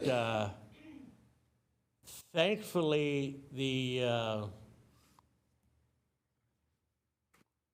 Bay Area Host Committee has stepped up and has offered to cover some of my losses, doesn't cover all. They kicked me over with a couple referrals for some jobs. I did them. But it's still going to take me till late March just to catch up for what I lost. And it actually should have been way ahead. I should be here dancing around all happy about how much I profited from the big game. So hopefully with FIFA, I'm sure the contracts have already been done, and probably the screw to the little guy is in again. I'm sure it's going to happen again. But hopefully there's something that the city manager, because he is the top dog of the town. He's the guy who's really doing the stuff. He is top dog. It's just the way it is. Hopefully he can negotiate that those guys will take care of the little guys. And we got other vendors that recently got their permits to get in down Great America, Old Glory Way. You know, now they got cut out. Let's show them that by doing the right thing, they get to participate in these big events, and they get to have a good payday too. And you need to bring the 4th of July back to Central Park. Since I was a little youngster, I remember boom, boom, boom, right down in that neighborhood. And for some reason, you got over 400 votes for it and a couple against it, and those guys don't. Why vote? Thank you. Thank you, Howard. Bye-bye. Thank you. Kurt, come forward, please. Do you have a presentation? Madam Mayor, Kirk is asking for 6 minutes. Kirk, I need to confirm who is giving you time? Deborah H. on Zoom. Deborah H. Debbie, I'm sorry, Williams. Debbie W. Deborah W. Thank you. Okay, thank you. Thank you. Welcome. I can start this with this? I don't want to start just yet. I'll tell you, okay. Ready? Thank you, Mayor and Council. Good evening. So I just came from a meeting from the Agri-Hood. There's a small group of residents that I'm working with, which is, it's really exciting to be with such engaged folks. And they have some urgent issues right now, and I appreciate the mayor and Councilmember Cox for getting hands-on on this issue and working with the developer to really get to the bottom of some of these things. But there's an urgent one right now. There are people getting letters of eviction. They call it stay or quit or something like that. And it gives them basically 30 days because they have some outstanding balance. Some of those balances aren't even justified. It turns out that some of those balances aren't even accurate. So I don't know what the timeline on all of that. I just came from this. I just learned about this today. So I just wanted to raise escalate the level of urgency. People are getting eviction notices and they're scared in their home. So with that, if I could ask you to start that. Thank you. Mayor and Council, after seeing the challenges with the senior affordable building at the Agri-Hood, it seems clear that more services are needed on site. And there are so many opportunities for a better outcome with some creativity and inspiration. As I mentioned last meeting, the existing seniors on site have differing needs, from permanent supportive housing residents entering housing for the first time to retired working professionals on a fixed income. It is a single community with a variety of service and support requirements.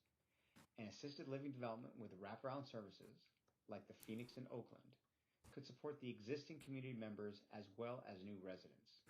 And if additional housing types can make the project more profitable, then it should be done. Let's briefly look at the area. Everyone knows more housing in general is needed. However, in this area in particular, there's a huge demand. With over 12,000 tech workers from Cisco, NetApp, and now that Santana West is fully leased up, at Santana Row alone, high-end housing with amenities, like living near work and Valley Fair Santana Row, is a huge incentive and very attractive. Now let's hear from Chris Neal, owner of the core companies, from the November 5th, 2025 community meeting. We have talked to independent senior living. We have talked to assisted senior living. We've talked to all sorts of different financing sources. You know, high-density multifamily is just not penciling the valley right now. But we don't have a healthy ecosystem to get more and more multifamily housing built. Hearing Chris say there's no economics to build high-density housing is just not understandable. We are seeing housing going up all over the area, with developers finding ways to build dense and, in fact, prioritizing it. And here is Vince Cantori, Senior VP at the core companies, at that same meeting, saying that this site is just not a good place for density. But this site is not a great site for density, and I know that's a controversial statement for some folks in the audience. And finally, let me play this last piece from the meeting. So to dismiss it and just say, well, you know, core needs to develop at this density, otherwise it's not viable. I would kind of throw it back, and I would challenge the folks that are concerned about density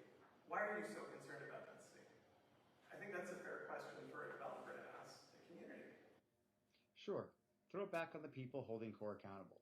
That's fine. The message is simple. The City Council desired, supported, and approved a project that was forward-thinking and dense.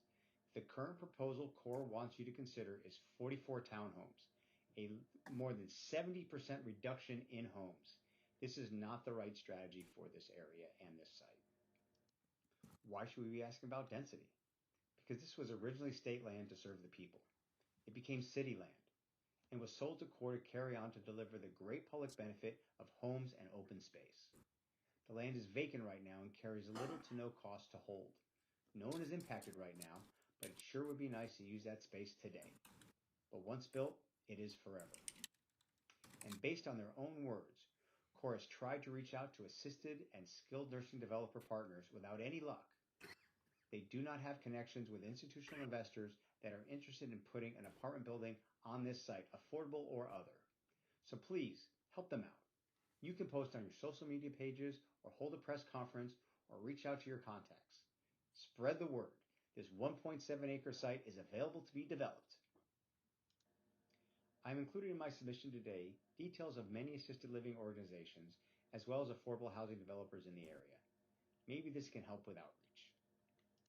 But at the very least, I hope every council member can reach out and announce that CORE is looking for an assisted living, affordable, or mixed income housing developer that would be interested in building a dense development on a 1.7 acre plot at the Agri-Hood site on Winchester Boulevard, across from Valley Fair in Santana Row, just half a mile from Stevens Creek. Don't give up on this property. Townhomes are not the answer. Good evening, Mayor and Council. After seeing the challenges with the and so just to put a pin in it, I appreciate you listening to that. I did that just for continuity because timing videos and not always appropriate doesn't work out quite right. But thank you for bearing with it.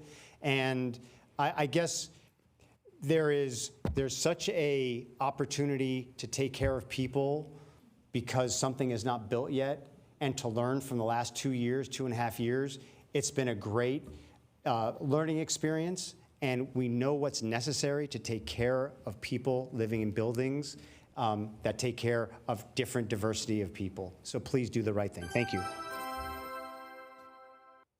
Okay, Linda, go ahead, Linda.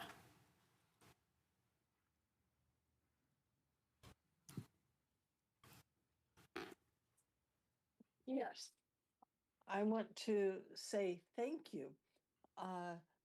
I was having problems with enrolling today in classes, and I had actually talked with Carol in the IT department, secretary, I think, or close to it, and somebody a little bit higher up, Dan something, and he was very helpful.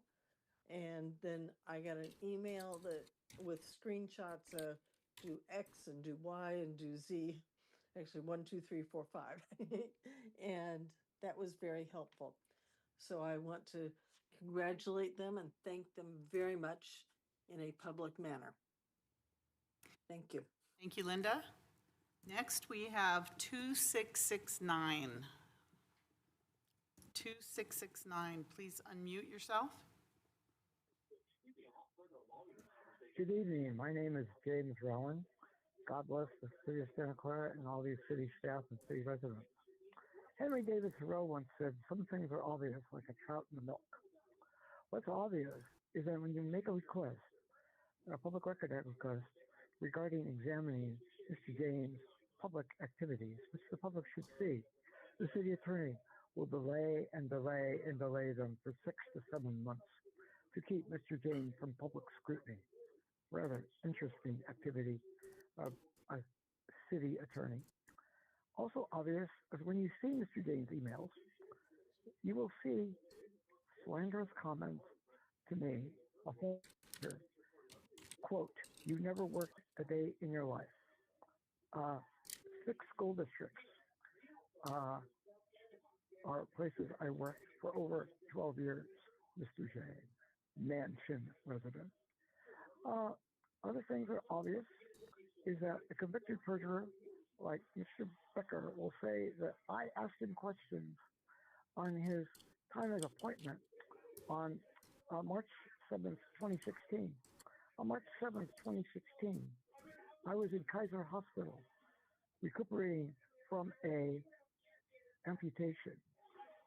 I got a card from members of the city of Santa Clara and the various school districts where attention Mr. Jane works.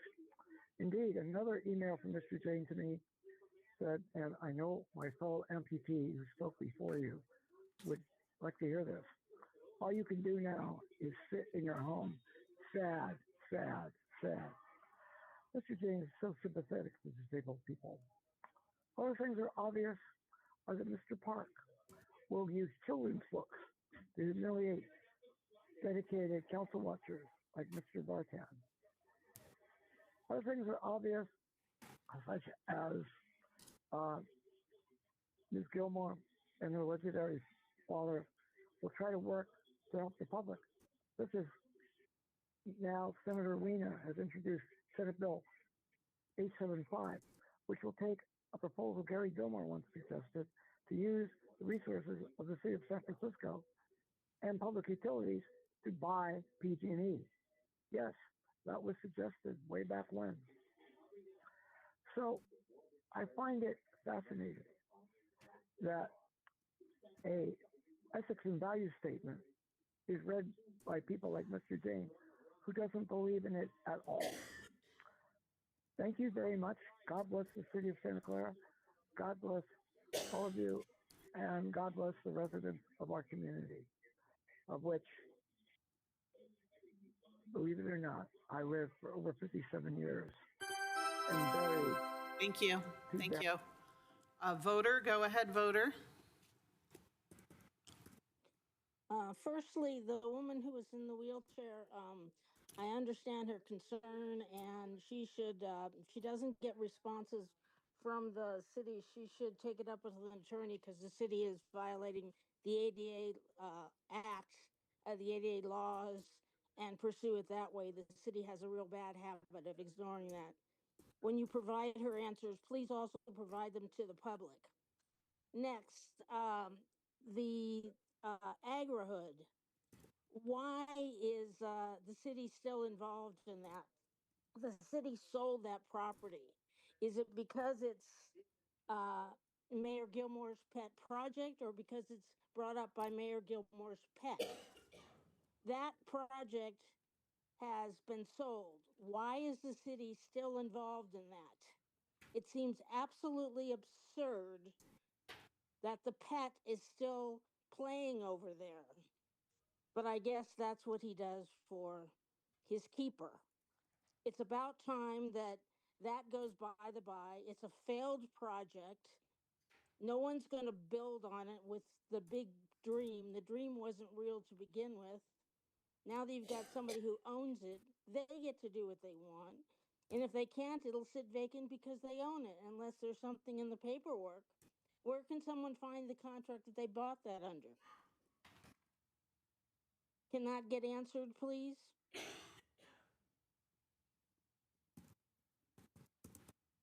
Hello? Are you finished?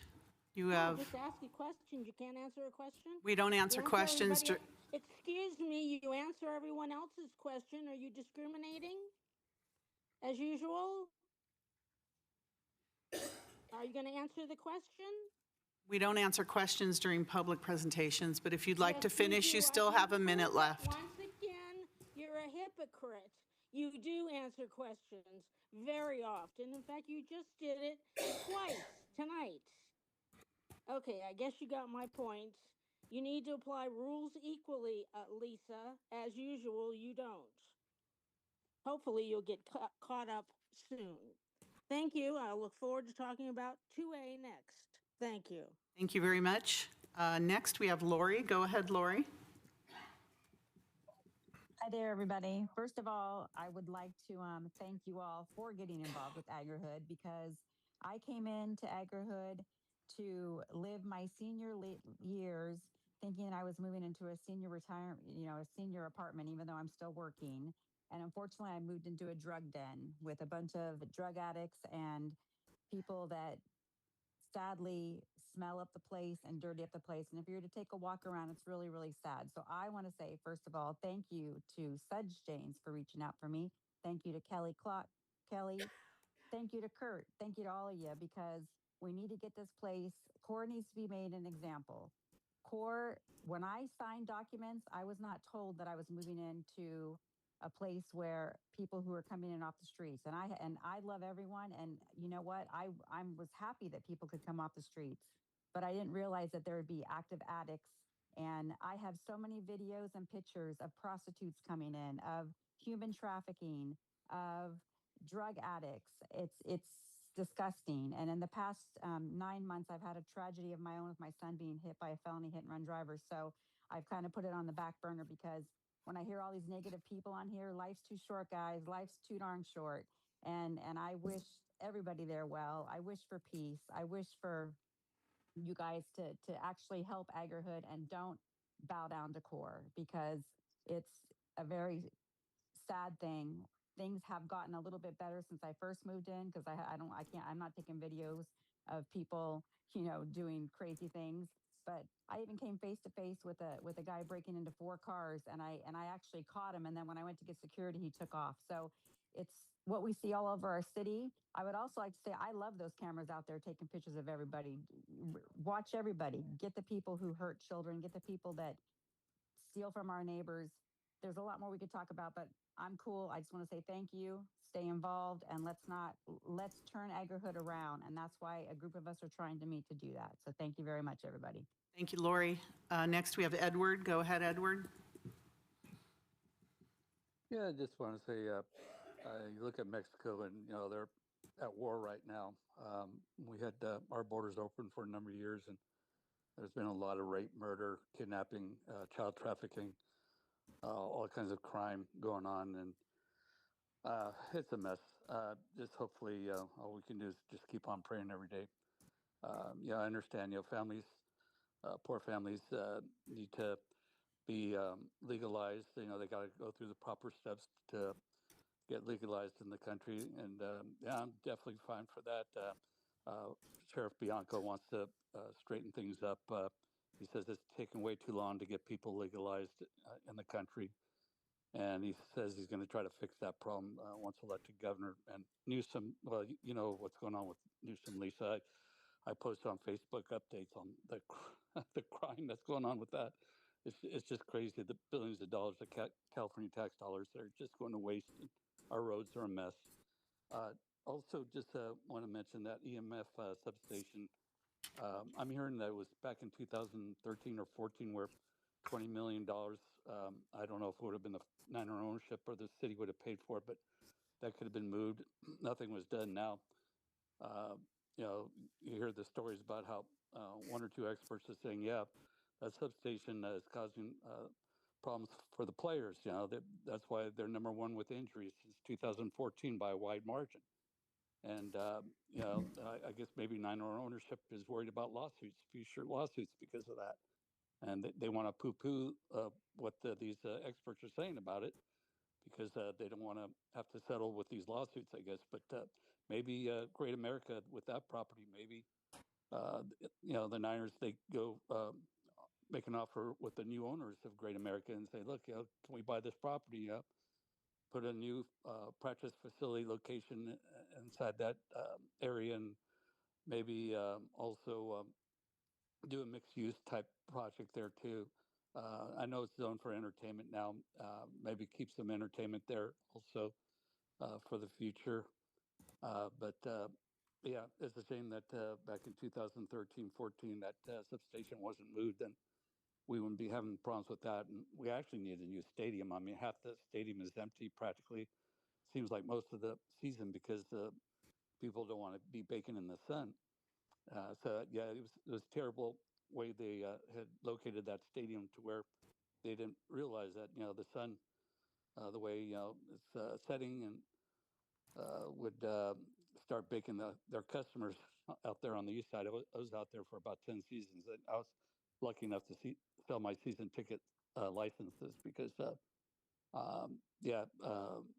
it's just something. Thank you for letting me speak. Thank you, Edward. Appreciate it. All right. Do we have any other members of the public that would like to speak? Please come forward. Welcome.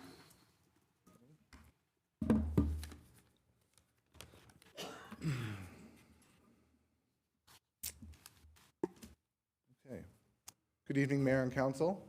At the last meeting, I asked Council to take action into an investigation into May 7th, 2004 closed session meeting about FIFA information. I did get an email this evening from the city manager about confirming about the process, and they're going to have an internal meeting about this. And they will determine if the item should be requested on the agenda under the authority of the city manager, which I understand it's his decision if he wants to, but there's also a decision here that the city council can make themselves too. And I'm asking the city council to do that. And the reason, one thing I do have to mention though is that the 030 policy that is in state now, I think is a disgrace. I know in the past we've had people show up here that wanted to put things on the agenda, and it was very simple. And that change, I voted against it on the city council when I was a former council member here, and I think it's a disgrace of what that policy is. Moving forward, as I said, to catch everybody up, the last council meeting, I asked the council to take an action on an investigation in the May 7, 2024 FIFA disclosure that days later ended up in the San Francisco Chronicle. At the time, I raised serious concerns about the integrity of the investigation with the city manager and whether it deliberately avoided looking into everyone who was in that room. Yes, that includes everybody in this room, except for Councilmember Gonzalez and Councilmember Cox were not there. Instead, the investigation focused on only city employees to cite statements and circumstances that suggested the disclosure may have come from that dais. I asked then, and now, I'm asking again now, did we spend taxpayer money on an investigation that was intended to uncover, that was never intended to uncover the truth? Are we selectively applying accountability? Are we protecting specific individuals in this city, and are we afraid of them? Are potential Brown Act violations being ignored? Is there councilmanic interference happening? The public deserves clarity, city employees deserve fairness, and this council owes the community that transparency. So I am formally requesting again that this item be agendized for a public discussion, that a truly independent investigation be authorized with the authority to examine everyone that was present in that closed session and the events that followed. No exceptions. Until that happens, this issue will remain unresolved. And a lot of people sit here and say, why don't you get out of here, Becker? Well, while some people run and hide, I stay and fight. Thank you. Is there anyone else that would like to speak? Do we have anyone else online? I don't see. Okay, we're going to move on with the council agenda. So I'm going to take the consent items pulled towards a discussion, and then I'm going to move up item 5 because I believe we have members of the community available that want to speak on that as well. So we'll start with item 2I, city manager. You pulled that item. Yes. And that item is action to approve additional positions and eliminate one position in the community development department. Yes. I pulled that item. That item was placed on the agenda by staff. Just request no action. We will re-agendize that item. We need to have additional discussions internally, and we'll schedule that either for your March 10th agenda or your March 24th agenda.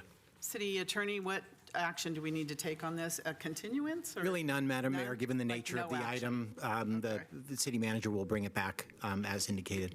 Well, that's easy. Okay. No action on that one. All right. The second one was item number 3, pulled by Councilmember Jane.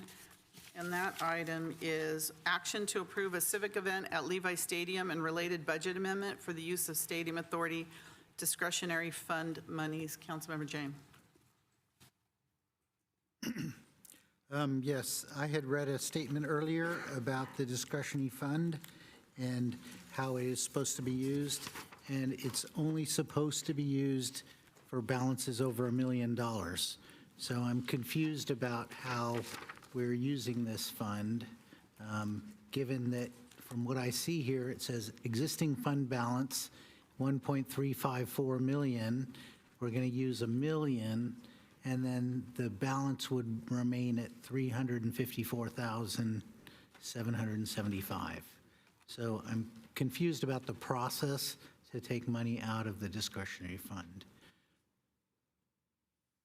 Are there any other questions from the council on this? All right, seeing none, city manager, city attorney. Yeah, thank you, Madam Mayor. Speaking for both business people and our analysis, there were discussions around the appropriate source of funding, for this item, and a number of possible sources were identified in our discussions with STADCO and MANCO, as is required under the agreement. STADCO and MANCO, after consultations, ultimately agreed with us that the discretionary fund was an appropriate use, for those monies. And because it was a now scheduled event that was approved, and that is a use specifically identified for discretionary funds, those limits above $1 million did not apply and need not apply. So we did look at that. I think if it was another use for an event that was unscheduled or a variety of different uses, there would be the rule that you're describing, would apply to limit the use of those monies. But in this case, the agreement, we think, lends itself to an interpretation, and STADCO and MANCO agreed that that was a valid use of those funds. All right, any member of the public want to speak on this item? Follow-up question. All right, Councilmember Jane? Yeah, so it says there will be $150,000 in sponsorship fees secured under the city's agreement with Prologis. But then it says if event costs exceed $1.15 million, any additional funding will be provided by philanthropic contributions and additional city funds already allocated for the community engagement program. So I know we had allocated $1 million for community engagement activities around Super Bowl and FIFA. Where would the additional money come from? Because we had limited that to $1 million. Sure. Javon Grogan, city manager, I'll respond. So it would come from that $1 million that the city council allocated. That $1 million that the city allocated was seed money for the entire program, not designated for a specific event. And so we are managing that budget as we consistently seek to raise philanthropic funds. And so there have been additional philanthropic donations for other programs like the STEM zone.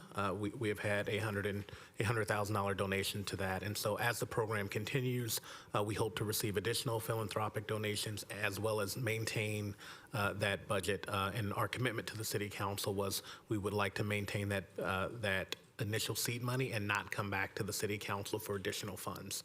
And so if in fact the stadium event does cost more than the $1.15 million, we would utilize those funds and adjust our future programming activities. So there would be less FIFA-related activities.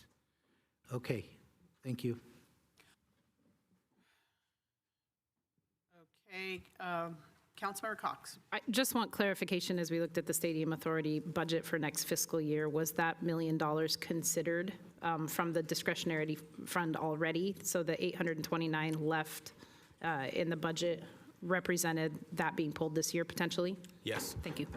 That is accurate. In our initial request for the Stadium Authority budget, we did include $1 million for a stadium event. Due to timing and other considerations, the event was front-loaded, and so scheduled for February 28th. And so with this action, if approved, we would remove that request in the budget that goes for next fiscal year. And so when you have an adopted budget before you in March, it will not have $1 million for a stadium event in it because we would have funded that $1 million through this action. Vice Mayor Gonzalez.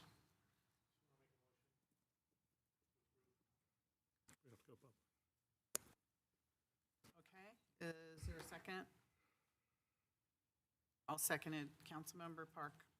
Yeah, so I have a question. I mean, we're going to go to the public, I'm assuming, after this, but do we have a policy for holding and planning public events? I think that a lot of the events that were planned came to council for approval, but a lot of the planning was done in subcommittee.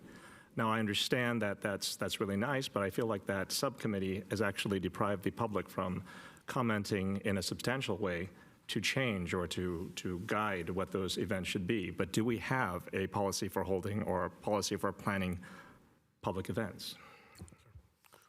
And we can go to the public and we can get this later. Sure. I can respond to that now. We do not have a formal council policy about planning for public events. We do have a number of internal policies. Any number of our financial and operational policies would apply for how we go about planning a civic event. It's also important to note that all of the decisions related to the event have been made by staff. Certainly there is a city council economic development and marketing committee that council members are part of and community members come to. Feedback is provided, we provide information, but all final decisions are made under staff's authority. And so they are a body that we are working with for information and getting input on the community event series. It's also important to note that there is a wide swath of individuals that have attended those meetings, from representatives from the Chamber of Commerce to civic groups throughout the community. And I'm very clear about that. Like, I understand that staff is making the recommendations, ultimately the council approves. So that wasn't my issue. My issue was, even though we have a wide swath, the wide swath wasn't all the public. I feel like by not having those meetings in public, by not having the meetings in council at a larger meeting, keeping them in subcommittee, because I think that this is kind of a tactic that this subcommittee has used, which is in other subcommittees, whenever we're trying to do something, we do take it seriously that we would like the entire council and the public to be able to weigh in. But in many of these cases for the events, the decisions were made outside of council, inside a subcommittee with a smaller, with their group of people, and then brought to council for approval. And I think that, again, my question is, if we don't have a policy, if we have a policy for internal policies for having these kinds of discussions, then I think that we should put them in place so that the larger public could participate. And if we don't have specific policies that do these things, maybe we should have those in discussion. Sure. Mayor, as a quick follow-up to that, I do think it's important to note that the City Council did approve the program and with the allocation of $1 million. And so the subcommittee met over several months, I think approximately 5 or 6 months, to discuss. There was a community survey on what type of events the community really wanted to have activated in 2026. There were discussions at the committee level and staff. Ultimately, a few months ago, there was a recommendation provided to the City Council for a 2026 event and engagement series. There were a number of programs under that, and there was seed money that the City Council adopted of $1 million for that program. And so that was the City Council approval. And so then subsequently, staff went about implementing it and making any number of decisions around how to program an event, similar to what we do for 4th of July, for Parade, for Art and Wine and other city events. And so the City Council, as the legislative body, provides the budget and authorize the city staff to undertake this work. And so we did it under that authority. And I understand that. I think you're missing the point, which is that, yes, we did approve. The approvals came through council, but by having them in subcommittee, you've kind of denied the public a larger chance to give input. And when I mean the public, I also mean other council members. Like, other council members could not be part of that subcommittee. I think at that point, having a discussion in subcommittee and excluding other council members and excluding a lot of the public that would expect to see this in a public meeting, and having the results come to council for approval, that is what I'm talking about. And those are the types of things that I would like to see addressed so that we can get comments, we can get input from the entire council, not just at approval. Through the mayor, one more follow-up. I do think it's an important clarification that the council subcommittee, the Economic Development and Marketing Committee meeting, those meetings were open to the public and were on Zoom. Council members cannot participate, other council members cannot participate in that without causing issues, and that's what I said. Again, I think that you're going to try to push me into the corner by saying that these were public, and I'm acknowledging that, but I'm saying that at some point it was not open to the full public. We did not have, council did not actually have a lot of say in what could be done. It was brought to us very late. There was lots of work that went on outside of council, and it was basically brought to us at a time where we had to make a decision. Like, I don't like being held hostage by schedules. I don't like being held hostage by decisions that have to be made quickly. And at some point, what I'm saying, and I keep hearing you push back, and at some point maybe a thank you very much would be appropriate, but the fact that these were done in a subcommittee and did not allow other council input and was not done in a council meeting where we got, where we could get additional input, that is what my comment is. I mean, there were people that talked to me, and by the time they talked to me and we came here, we were making a decision. There was no input that they could give. Sir. Member Jane? Yeah, in 2016, for Super Bowl 50, the council allocated $2 million for community events, saying that they were going to get sponsorships for all of that. They didn't get any sponsorships. It was a $2 million fund from the general fund. Now, what we had approved, in my opinion, was $1 million from the general fund for community events. And now we're allocating another $1 million from the Stadium Authority for events on top of that. But the issue is it's coming from the discretionary fund. When the discretionary fund exceeds $1 million, that money flows to the general fund. So now we're effectively shortchanging money that would ordinarily flow to the general fund from the discretionary fund for these events. So I kind of had the impression that we were limiting this to $1 million, but now we're limiting it to $2 million. Half of it's coming from the Stadium Authority, half of it's coming from the general fund, but the fund that you're using normally directs money to the general fund, that discretionary fund. I just have to say there's a couple of mistakes here that people are misremembering. First of all, the money over $1 million doesn't automatically flow to the general fund. It doesn't, and it never has. Maybe it was supposed to, but the 49ers don't allow that. So there was only one time that I know the money flowed to the general fund, and that was part of the settlement agreement, where some money flowed to the general fund. Going back to 2016, the city spent about $2 million on events to have community celebrations for the Super Bowl, and there were sponsorships. So saying that there weren't is wrong. There were sponsorships at that time because the events cost a lot more than that. So there were sponsorships.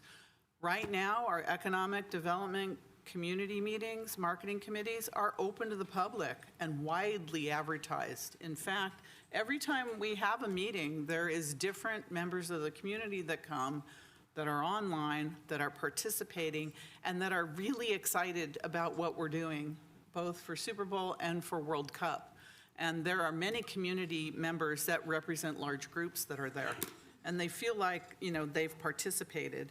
So we really push this stadium event as one of our events to have. But because we got a really early date of February 28th, it pushed our timeline. We had to move fast, really, really fast. And our staff knows that. They're like miracle workers trying to put together, after it took a long time to get approvals to even have it. But this is a limited time. This is a window of opportunity for our community to be able to come to the stadium after 11 years. We've never had a community event for our Santa Clarans for 11 years. This is our chance. And we have events scheduled. This is a good opportunity to talk about it because it's a free event for our community. You might have to pay for parking if you want to bring a car, but there's other ways to get there. It's a free event, and you can go on the city's website to sign up. We allow 6 tickets per family. We're going to have youth playing soccer and flag football there. And hopefully, I think the markings on the field are the same markings that were there for Super Bowl.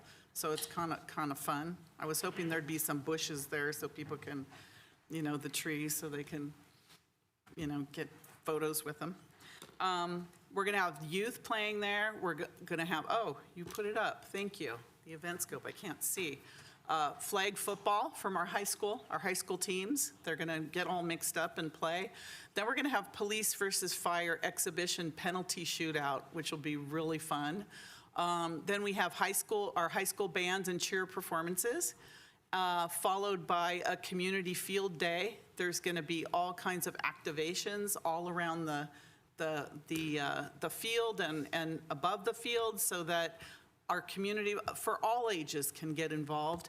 And then at the end of the day, the really fun part is the dance party with probably a DJ there. So it's going to be a full day of community activities for free for our community as a thank you for everything that they are involved with the stadium for 11 years. And I can tell you, there are so many members of our Santa Clara community that have never been to the stadium. Never. They've never been there. And they're really excited and looking forward to it. So this is a gift for our community. Our community deserves it after 11 years. I don't know when this window of opportunity will come around again, but people are really excited about it. So I'm hoping we just approve this and move forward, because this is something our community deserves. City Manager. Thank you, Mayor. I just wanted to articulate a little bit more on the February 28th date, because the mayor did say it came up really quick. And so in the meetings with the committee, there were thoughts, do we do it right after Super Bowl, or do we do it after FIFA? Really, what we had to consider, and staff went back and worked with the stadium, is what is the plan to start growing the grass for FIFA? And then how soon after the last World Cup game on July 1st could we get in, because there was going to be a demobilization period. And so what we learned with those communications with the stadium manager is that the grass for FIFA really needs to be grown as soon as possible. They were able to push that back to open up this date of February 28th. And then after FIFA demobilizing after July 1, we were going to have a July 4th event somewhere in the city. It was very clear that that could not happen at the stadium due to the demobilization from FIFA. And so that would actually push the possibility of having a event to late in July, and then that butted up against the first non-NFL event. And so very quickly after those conversations, it really revealed itself that if we were going to have an event this year, it needed to be at the end of February, and that's how this date was picked. And so there was a lot of conversations with the committee and the schedule that's up. Just some examples of those conversations as we plan the event of, do we have a DJ or do we have talent? Do we have a scrimmage game with police and fire, or do we have others? And so staff received input from the committee, but then we went back, worked through, and made all of the decisions around the event, similar to what we do for 4th of July and our other community events. And so I just want the council to know and the community to know that we plan this event working in collaboration with the committee, but the decisions were made by the staff, and a number of the requests from the community and the council members or feedback couldn't be accomplished. And we needed to put on this event in rapid fashion and plan it. And so know that that's the process that we used, and we did not take very minute logistical decisions either to the committee or bring those to the city council, because we do not do that through our normal process of planning other community events. Thank you. Councilmember Park. Yeah, and again, I do understand that. But again, when we hear the item come before us, we hear about 6 months planning, surveys, all these other things. And I understand it's a public meeting. I understand that there was a lot of, it's funny, but it's 11 years, and I wasn't even on council for most of that. But again, when you say the larger community, I feel kind of ignored there. They have this saying that says, if you want to go fast, go alone. And I think that by going fast, we've left a lot of the community behind, including council members. Like, you can say it was an open meeting, but there's no way that I could have participated in that meeting. There were so many things where, and again, you can go back and look at the approvals, where my frustration was, well, I feel like I would have liked to have given input earlier, but there was no way that I could do that in a subcommittee. And again, like I hear what you're saying, but I don't feel that you're hearing what I'm saying. Thank you. All right, City Clerk, did I go to the public already? Yes, you did, Madam Mayor. did. You asked, and there were no hands and Okay. no cards. All right, thank you. So we have a motion and a second for the recommendation for item number 3.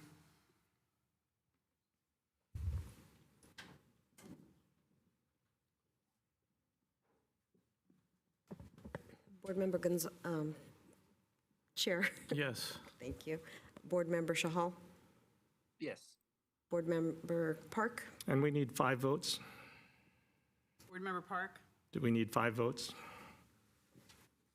It's No. Stadium Authority. No. Board Member Jane. Yes. Board Member Cox. Yes. Chairman Gilmore. Yes. Thank you. So that passes 5-1 of those present. Thank you.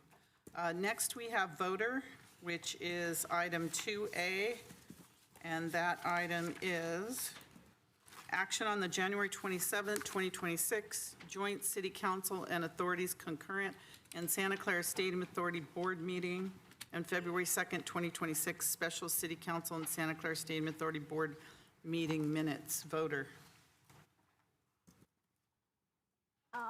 It has come to my attention that there's been a violation of the Brown Act that was done, and I'm wanting to find out and want to make sure that something's done about it.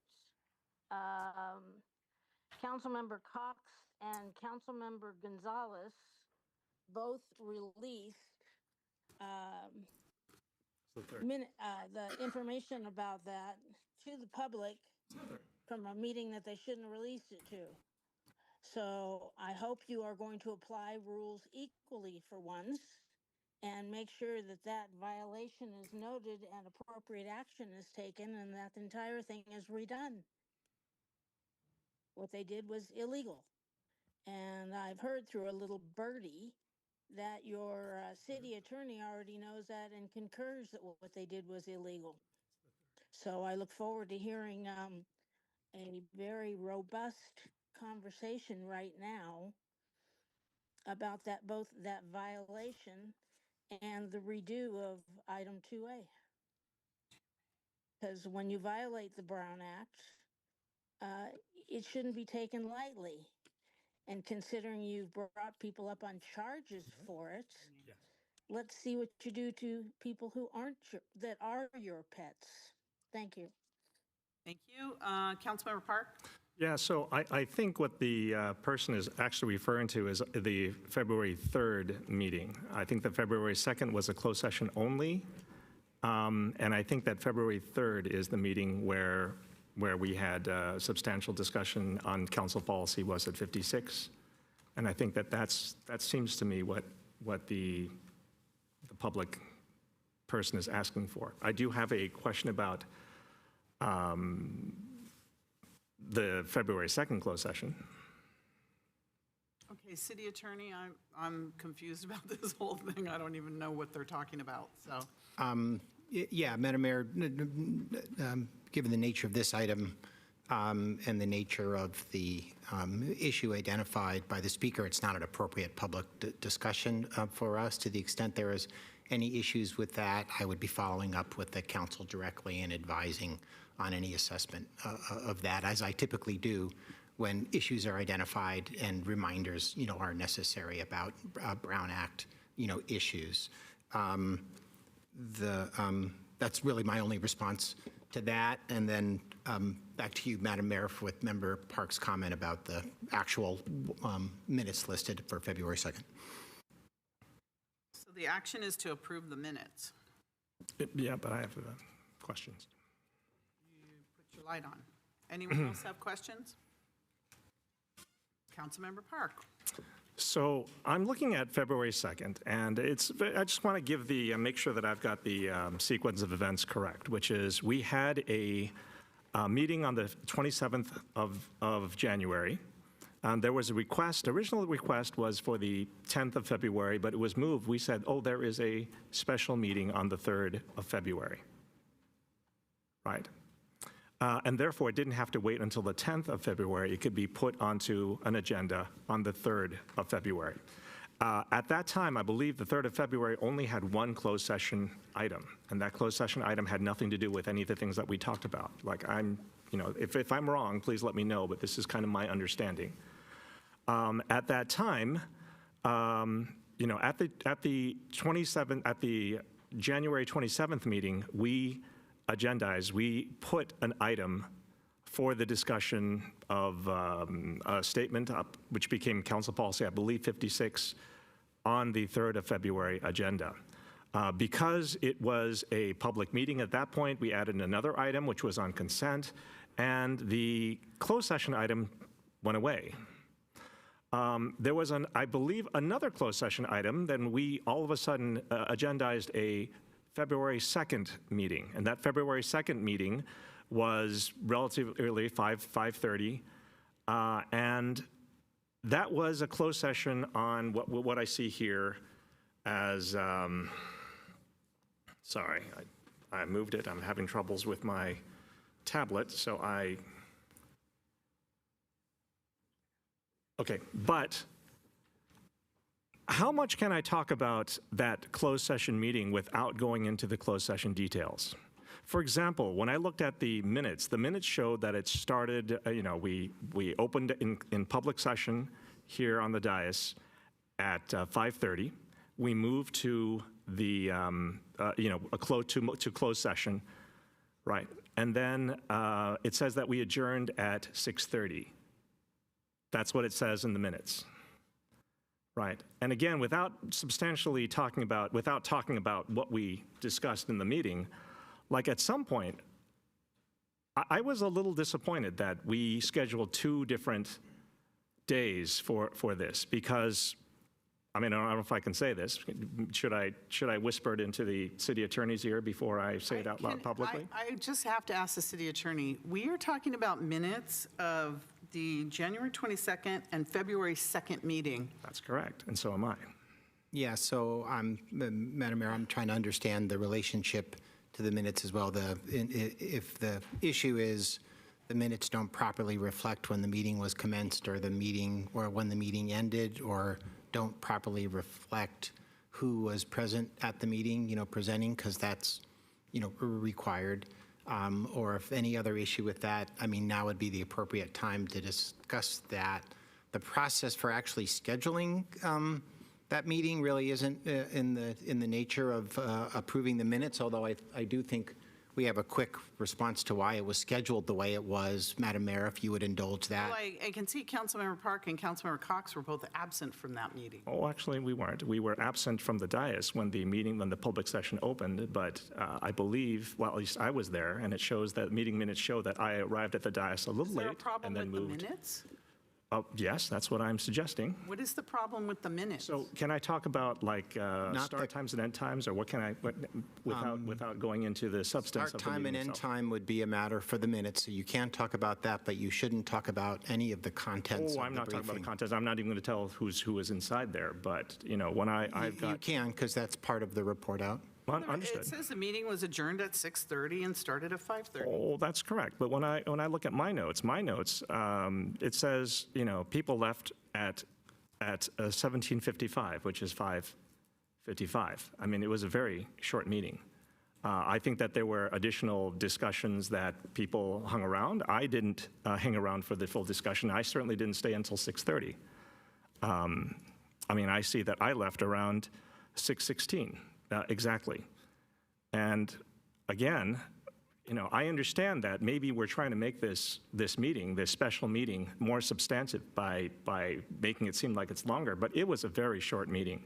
In fact, it was a definition of one of those meetings that could have been an email. What is the point about all this? I'm not understanding. We're wasting a lot of time here. Oh, you don't have to Is the understand. point about when you left versus the time it says in the minutes? No, but I am Do we need a concerned correction of that? about trying to make a very, very small, very quick meeting that, I could talk about, but I'm not going to talk about that. There's other concerns that I have, but I want to make it very clear to the public that this was a very short meeting. And I think that by saying that it ended at 6:30 is generous, beyond generous. Madam Mayor, if I might, Yes, please. Get to the bottom of this. There's, Waste of time. when we take notes and report out on meetings, I can assure everyone on this council that the intent is to accurately reflect what happened and to report out as is legally required. And if there's an issue that there's a belief that that is inaccurate, that can certainly be something referred, and we could confirm notes and accuracy of that time. I don't have my actual notes in front of me, here to see what notation I'm in. I have my notes in front of me. But I can assure everyone that there is no intent to communicate anything other than the accurate timing and the appropriate content and the parties that attended to the extent that's required for disclosure. Understood. So if there is what do you suggest? I mean, for the the item Brown Act violation that the public member brought up, you said that you would talk to us individually, you would have a refresher. What do you suggest for this case where my contention is that the minutes are wrong? I mean, again, the people at this meeting, I'm going to say substantially left around 17:55, which is 5:55. No, I remember the meeting being about an hour long, so I concur with these minutes. And what difference does it make at this point? Oh, I just want to make sure that Let's look at the city attorneys. I remember we walked back in here and said, I'm only roughly, Mayor, because I don't have my notes in front of me, but Member Park, your option is to vote against the minutes or ask that those minutes not be acted on until we can confirm their accuracy. That would be your option as a council person. Then I'd like to make a motion for the minutes not to be acted on until we can get clarification and the correct, talk on notes. So I'd like to make that motion. I don't know if anyone's going to. Is that for both sets of minutes? Actually, I would like to pass the, I guess I would like to amend the motion to accept the January 27th minutes and to take no action on the February 2nd minutes until we can get further information to. Yeah, in effect, that would be a proposal to continue that aspect of the action to a future. Okay, but we can still accept one and continue the other? Yeah, we can reflect that. Okay, then I would like to do that. I would like to make that motion. I don't know if I got a second. I'll second that. I think Councilmember Park's main point is that it takes a lot of effort to schedule these special meetings. We're scheduling a special meeting for sometime in March. And, we had 41 council meetings in 2025. So I think he's suggesting that if a meeting's going to be very, very short, perhaps that meeting could have been done in an email. I think that's the point. I think everyone is forgetting why we had the meeting, and it was important, and it was timely, and it wasn't 15 minutes or 20 minutes long. It was close to an hour. So this is a waste of time. It really is. And I think we should approve both minutes. We had to have that meeting, and you all know why.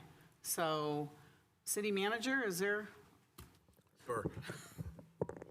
Mayor, members of the City Council, just a quick note on scheduling of the meeting and timing. I do remember the meeting being roughly an hour long. I know that there's been a number of questions around why was the meeting held on Monday, February 2nd, versus on Tuesday, February 3rd, potentially before the special meeting. That was purely due to the schedules of the outside individuals that attended that meeting. And if you remember, there were a number of Super Bowl related activities that were happening that week, and we were trying to coordinate outside individuals that were appropriate to attend the closed session, whose Brown Act allowable subject matter was threats to public facilities. And so attendance from those individuals occurred. And I do not believe in the time that we had to prepare for that meeting, that a written confidential memo would have been appropriate or able to be prepared. And so staff did make the decision to call a special meeting in compliance with the Brown Act within 24 hours notice. We did reach out to the city council. We did confirm that a quorum could make the meeting, and so we scheduled the meeting, and I believe 6 of the 7 council members attended that meeting. Councilmember Park, I do recall you being a little late. You were not here when the meeting opened, but you were here shortly thereafter and attended, I think, the vast majority of the meeting. Yeah, it's funny. The mayor doesn't seem to recall that, but it's even clearly reflected in the minutes that I did appear within 5 minutes of the meeting opening, and then I did attend the closed session. And I do hear again and again and again this 1 hour. It took about an hour. It took about an hour. Again, I think that's where we need additional information. I would love to share my notes. I don't think I can do that. And at some point, we do have people that attended that meeting that were not part of city staff, and we can take a look at when people left the meeting and therefore maybe determine by when other people left and when other things happened, how long the meeting actually occurred. But again, I think that Councilmember Jane did kind of point to the heart of the issue, which is it takes a long time to do this. And I felt that scheduling 2 meetings at 5:30, early meetings, which staff knows is difficult for me to do. It's one of the reasons why I'm late when we have meetings that start at 5:30. This is a really big thing. And to do this, 2 meetings, almost in a row where we're having early meetings, and to have one meeting that you're trying to make more substantial by making the time longer, I'm going to say I would like to look into that, because at some point, if we have really short meetings, if meetings could have been a briefing, could have been a briefing the next day, I would like to make that clear, and I'd like to make that objection known to the public and to the rest of council. Thank you. I'm hoping the council doesn't support this motion, and then we come and we approve both minutes so that we don't have to come back again and hear this and waste another 30 minutes. City Clerk, you've got a motion by Councilmember Park, a second by Councilmember Jane. Vice Mayor Gonzalez. No. Councilmember Shahal. Yes. Councilmember Park. Yes. Councilmember Jane. Yes. Councilmember Cox. No. Mayor Gilmore. No. So that fails. All right. May I have a motion to approve both minutes? So moved. I'll second.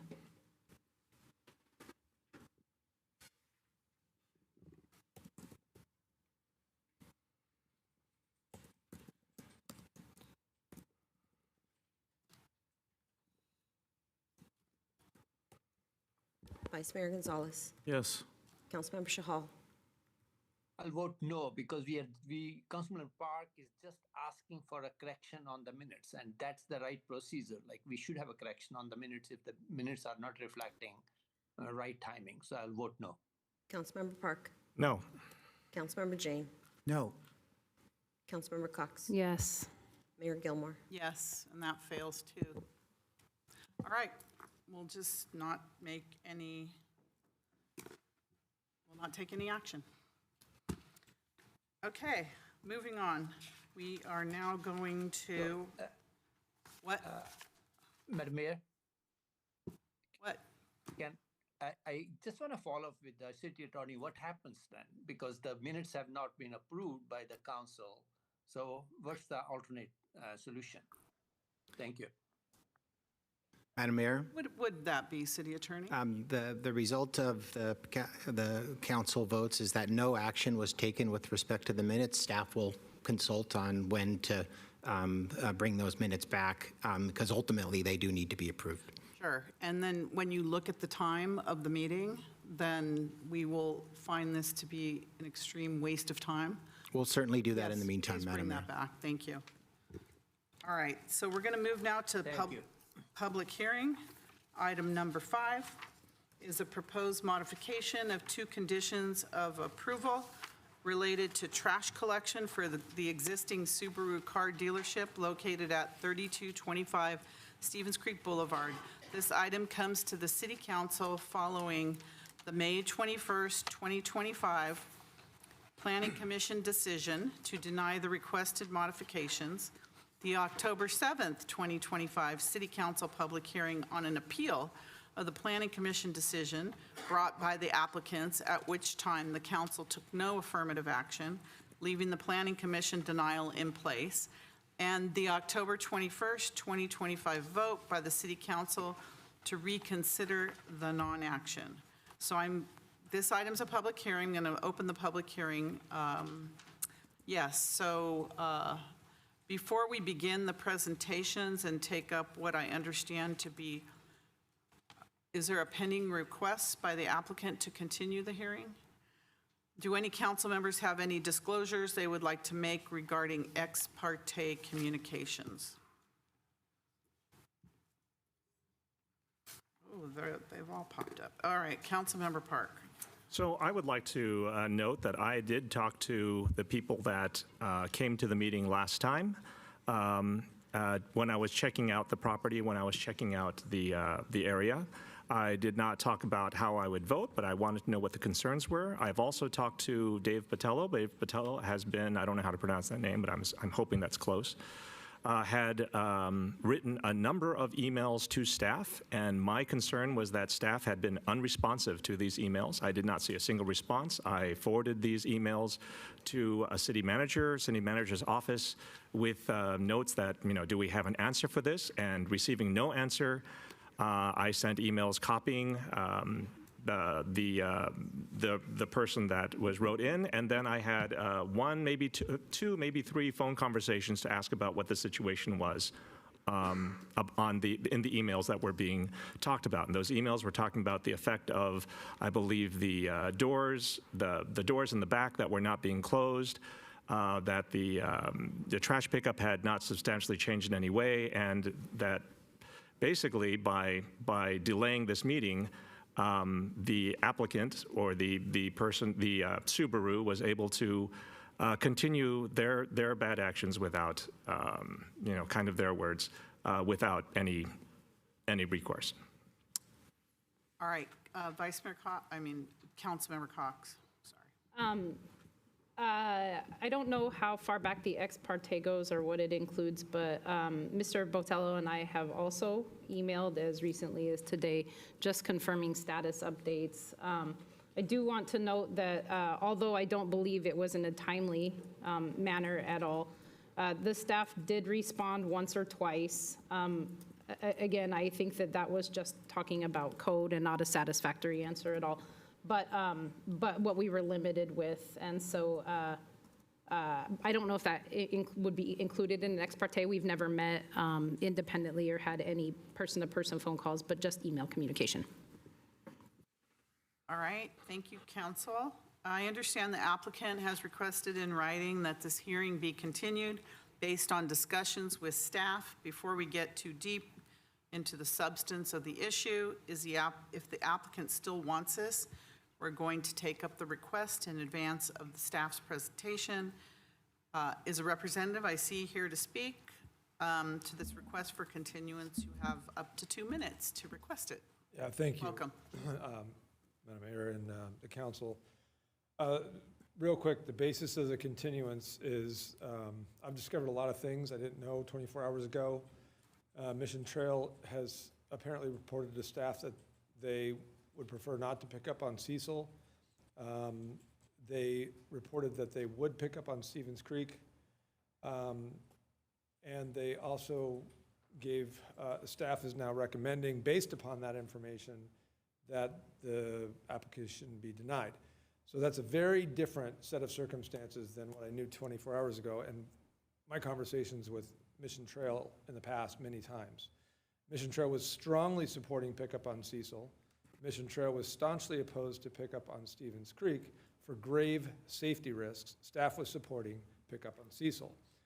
So what has not changed is the serious safety risks with picking up on Stevens Creek.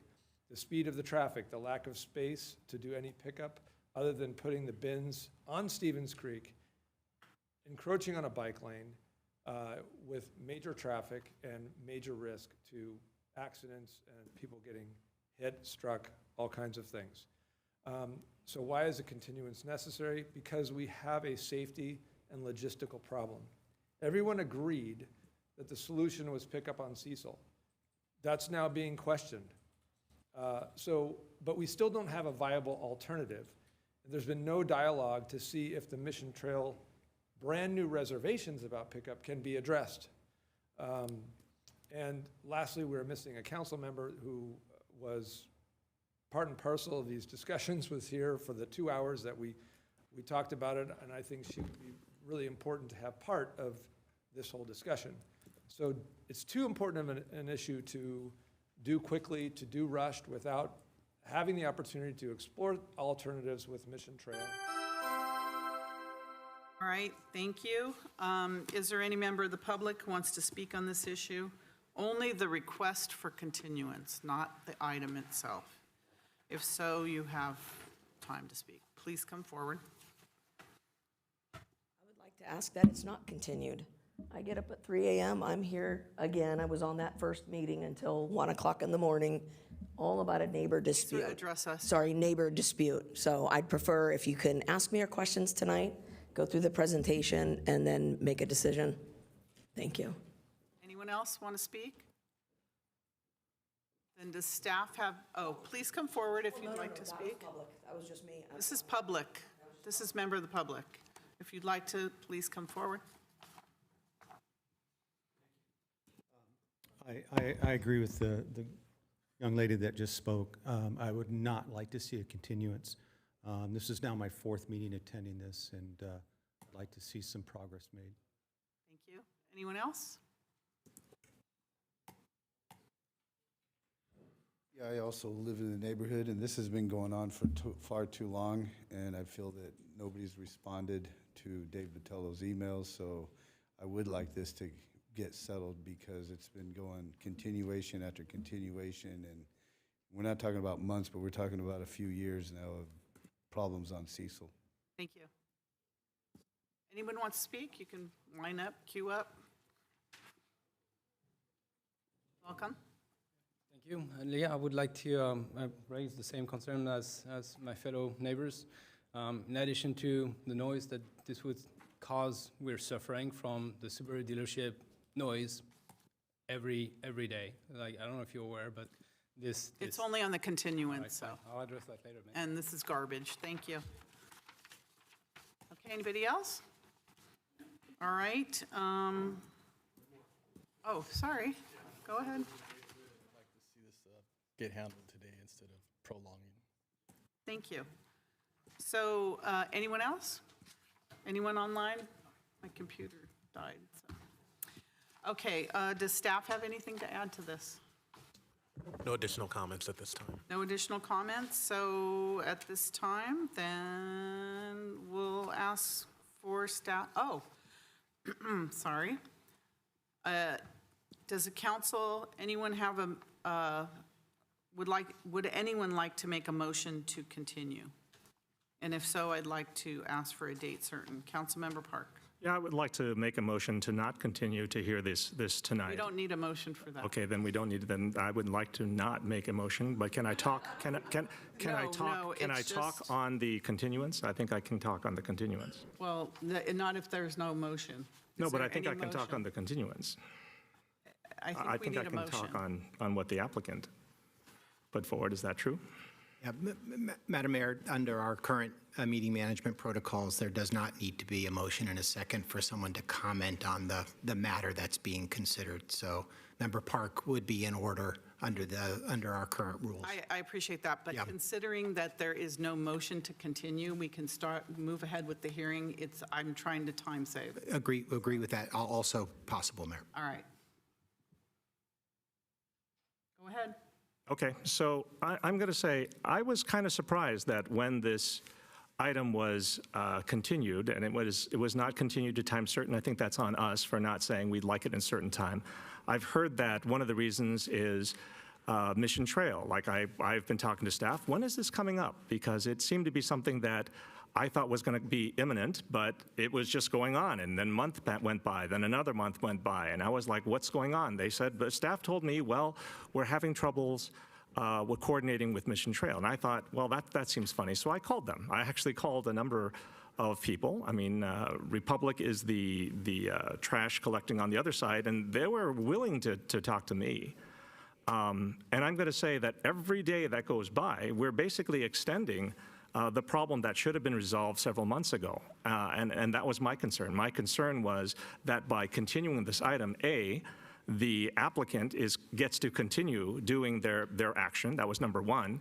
And number two, there's a construction on the next door site, which is, I believe, Stevens Creek Lincoln.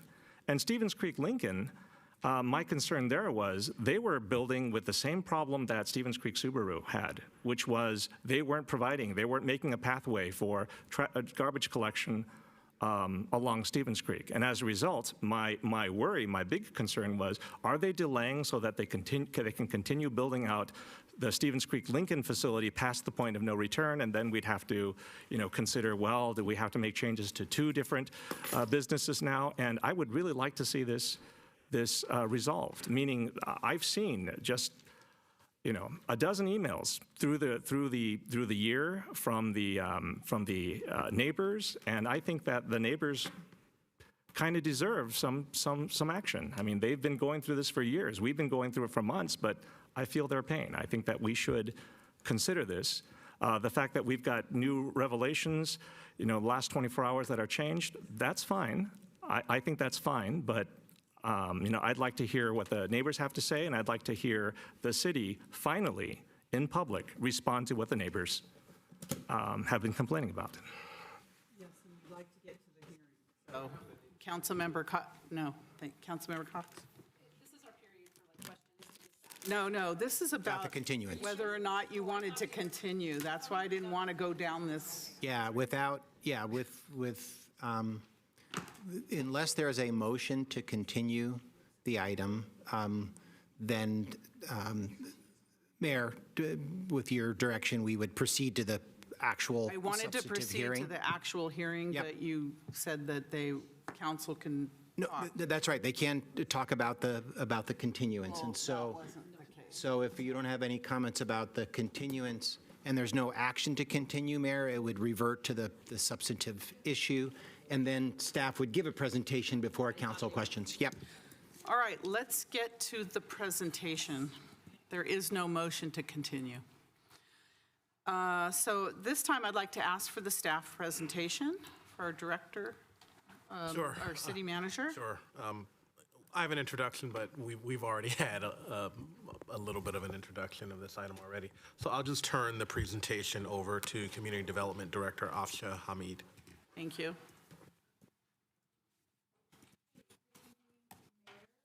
Council members and members of the public. So let's just go to the agenda for tonight for this presentation. I will share some of the background, the modification request, photos of the project site, coordination that has occurred with Mission Trail, analysis of the project, public outreach, as well as a recommendation tonight. Mission Trail staff is present tonight, and their name is Yvette Sessions. She's available, and the applicant is also present tonight. So on October 21st, there was a reconsideration of the council as a no action on the appeal of the Planning Commission's denial of a modification to a conditional use permit to modify existing conditions of approval for the existing Subaru dealership. So as a little bit of a background, the project is located on Stevens Creek Boulevard. This is the main access to the project site. The project is located on a commercial corridor. There's existing commercial projects along. The Lincoln dealership is adjacent to this project. And then to the right of this project, there's a strip mall with other commercial projects such as Mancini's Mattress, Men's Warehouse. Cecil is along the back, and along here are existing single-family residences. To the south is San Jose. And the project is 1.57 acres. The general plan designation is regional commercial. The zoning is also regional commercial. So I want to just give some more context and give you the timeline for this project. This project was a car dealership with a surface parking lot since the 1960s. In July of 2016, the project was approved by the Planning Commission with a conditional use permit. And I will go into those conditional use permits in later slides to kind of give you more context. In August of 2016, the project was rezoned through an approval with City Council. In May 2022, a final certificate of occupancy was issued for the new building as it was under construction since after the 2016 approvals. In August of 2023, staff started receiving complaints for noncompliance from residents. I do want to note that as staff receive these complaints, staff performs code enforcement, and a violation letter was sent to the property owner and to the dealership. In September 2024, due to the trash pickup issues, the applicant filed an application to modify the approved conditional use permit. That application went in May and in August of 2025 to the Planning Commission, and they denied the request to amend the conditional use permit. October 7th, the applicant has filed an appeal for the Planning Commission denial, and on October 7th, City Council heard that appeal of the Planning Commission denial, and then subsequently on October 21st, the applicant requested reconsideration of a council non-action. Since the October 21st meeting, staff has been coordinating with Mission Trail. The council hearing for the reconsideration was scheduled for today, for February 21st, as this was the soonest date possible due to all parties being able to attend tonight, as well as a major event in the city, which Mission Trail also participated in.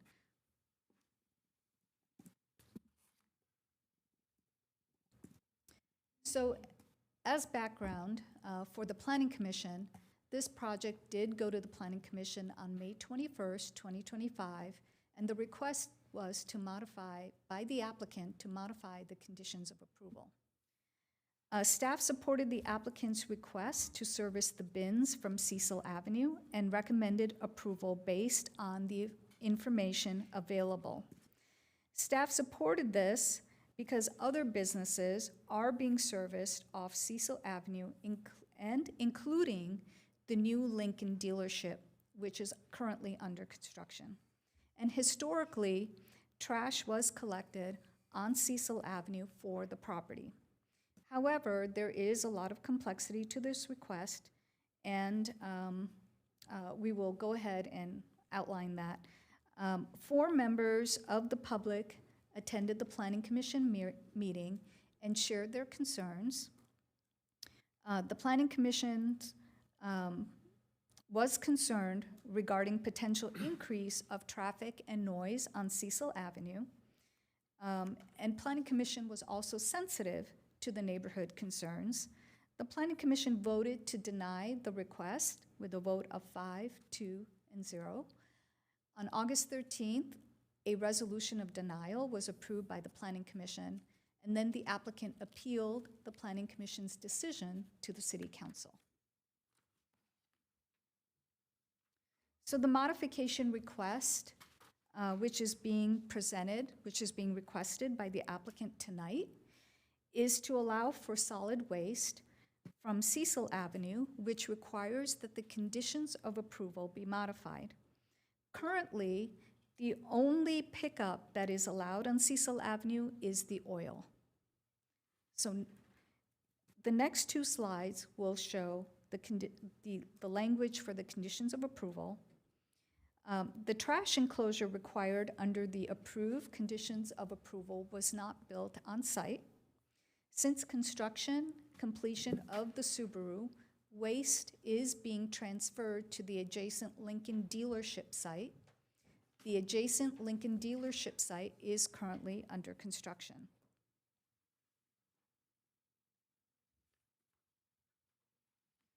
So in order to, so the language that is currently in the conditions of approval is in black.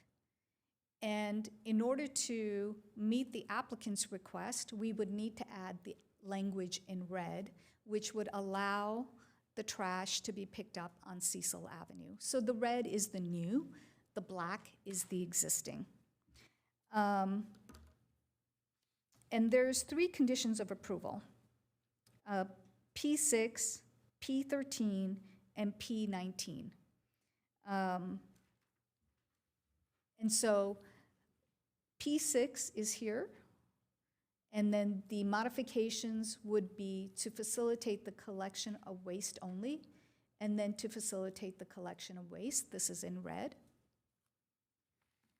And then P13 and P19 are also the conditions of approvals that would need to be modified in order to allow trash to be picked up on Cecil Avenue.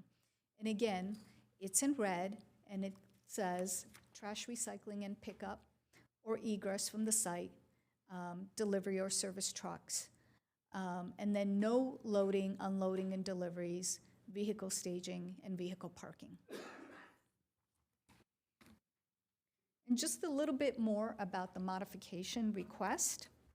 In 2016, for the entitlements, the required trash pickup on the site was located here. And this was allowed with access off Stevens Creek Boulevard. So this is where it was always designed, and it was to be designed on site.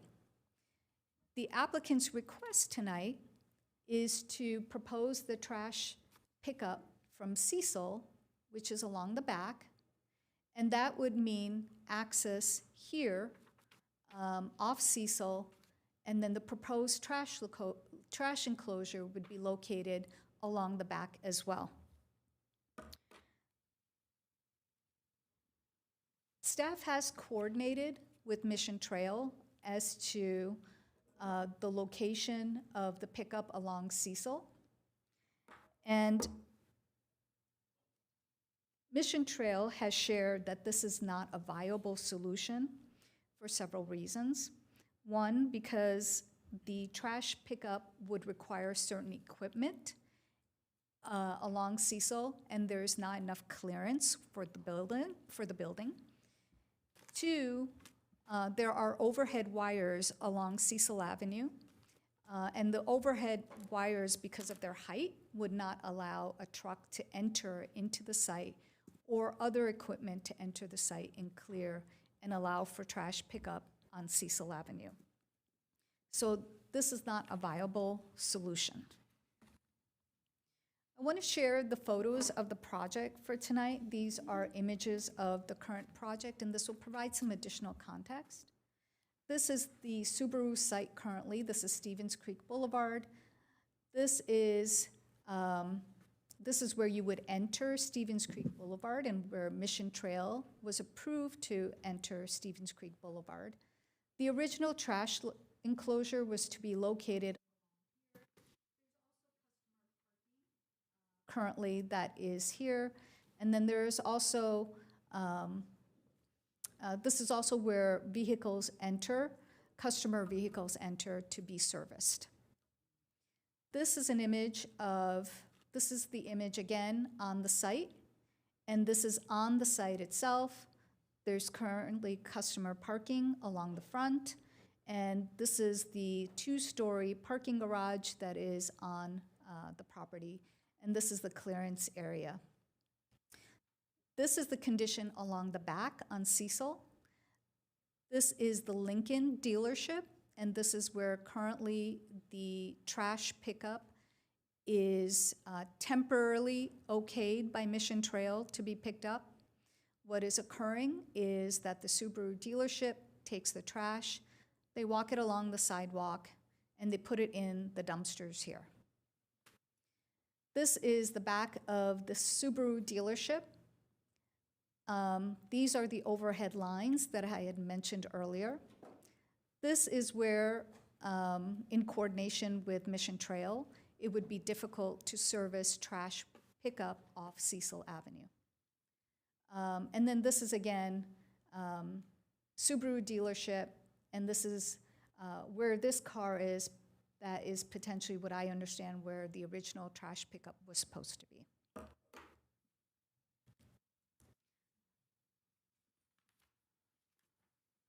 Okay, coordination with Mission Trail. In 2016, the entitlements were approved with trash pickup on the site with access from Stevens Creek Boulevard. So not on the street itself, but on the site. And the only thing allowed on Cecil Avenue was oil removal and oil supply. The on-site approval requires site turnaround and access for Mission Trail trucks. And Mission Trail requires that the service bins be there, service be provided 4 days a week, 7 a.m. to 7 p.m. In other words, those bins need to be unblocked, they must be out, and the bins must be accessible and ready for service. And also, staff is unclear as to why the trash was not constructed in the approved location. Coordination with Mission Trail. At the Planning Commission meeting in May 21st, 2025, trash pickup on Cecil was a temporary location until the conditions of approval were resolved through the CUP. So it was temporary to be picked up at the Lincoln site, and any final location has to be resolved and coordinated with Mission Trail. And this is important because Mission Trail needs access with their equipment and with their clearances and with the on-site conditions. So any approval requires that level of detail and coordination. So after the October 2025 meeting at Council, there was additional coordination and site visits between Mission Trail and staff, and it was determined that the waste bins were not serviceable from Cecil Avenue. There was not enough clearance for Mission Trail's commercial waste vehicles to enter the parking garage from the back. And then due to liability issues, only Mission Trail can actually move the bins from the site onto Cecil Avenue. And then there was also some discussion of reduction of service or smaller bins, but the smaller bins, because of the capacity of what the site needs, is not recommended by Mission Trail.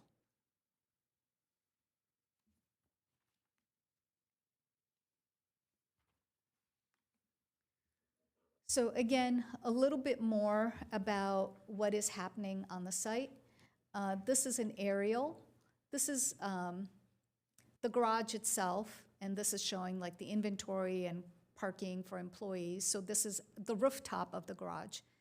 This right here is the entrance, and here's the entrance driveway, and this is Stevens Creek Boulevard. And this is where the original permitted trash was to be located. This is from the drawings that were approved for the entitlements, and here's where the trash enclosure was to be located. So staff believes that this is an operational and management issue.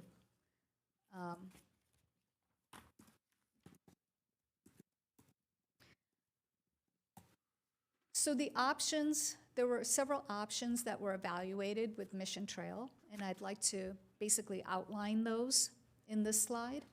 So the first one was to provide service on the property itself with access off Cecil Avenue. However, as discussed, this is not viable due to access issues for Mission Trail for clearance in the back, as well as the overhead lines. Option 2 is to place the bins and service them on Cecil Avenue.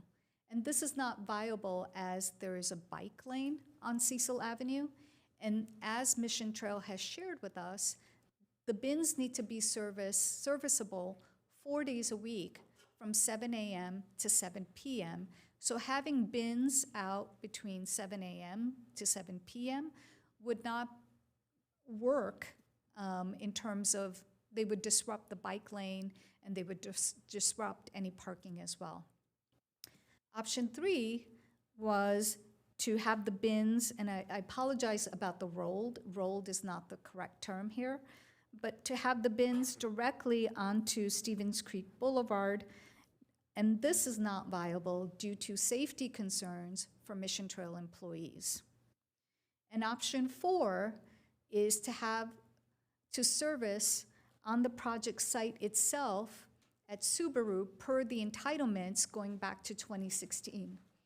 And the applicant would need to reconfigure to allow Mission Trail to have access, do a turnaround, and allow for vehicles which are being serviced to also have access.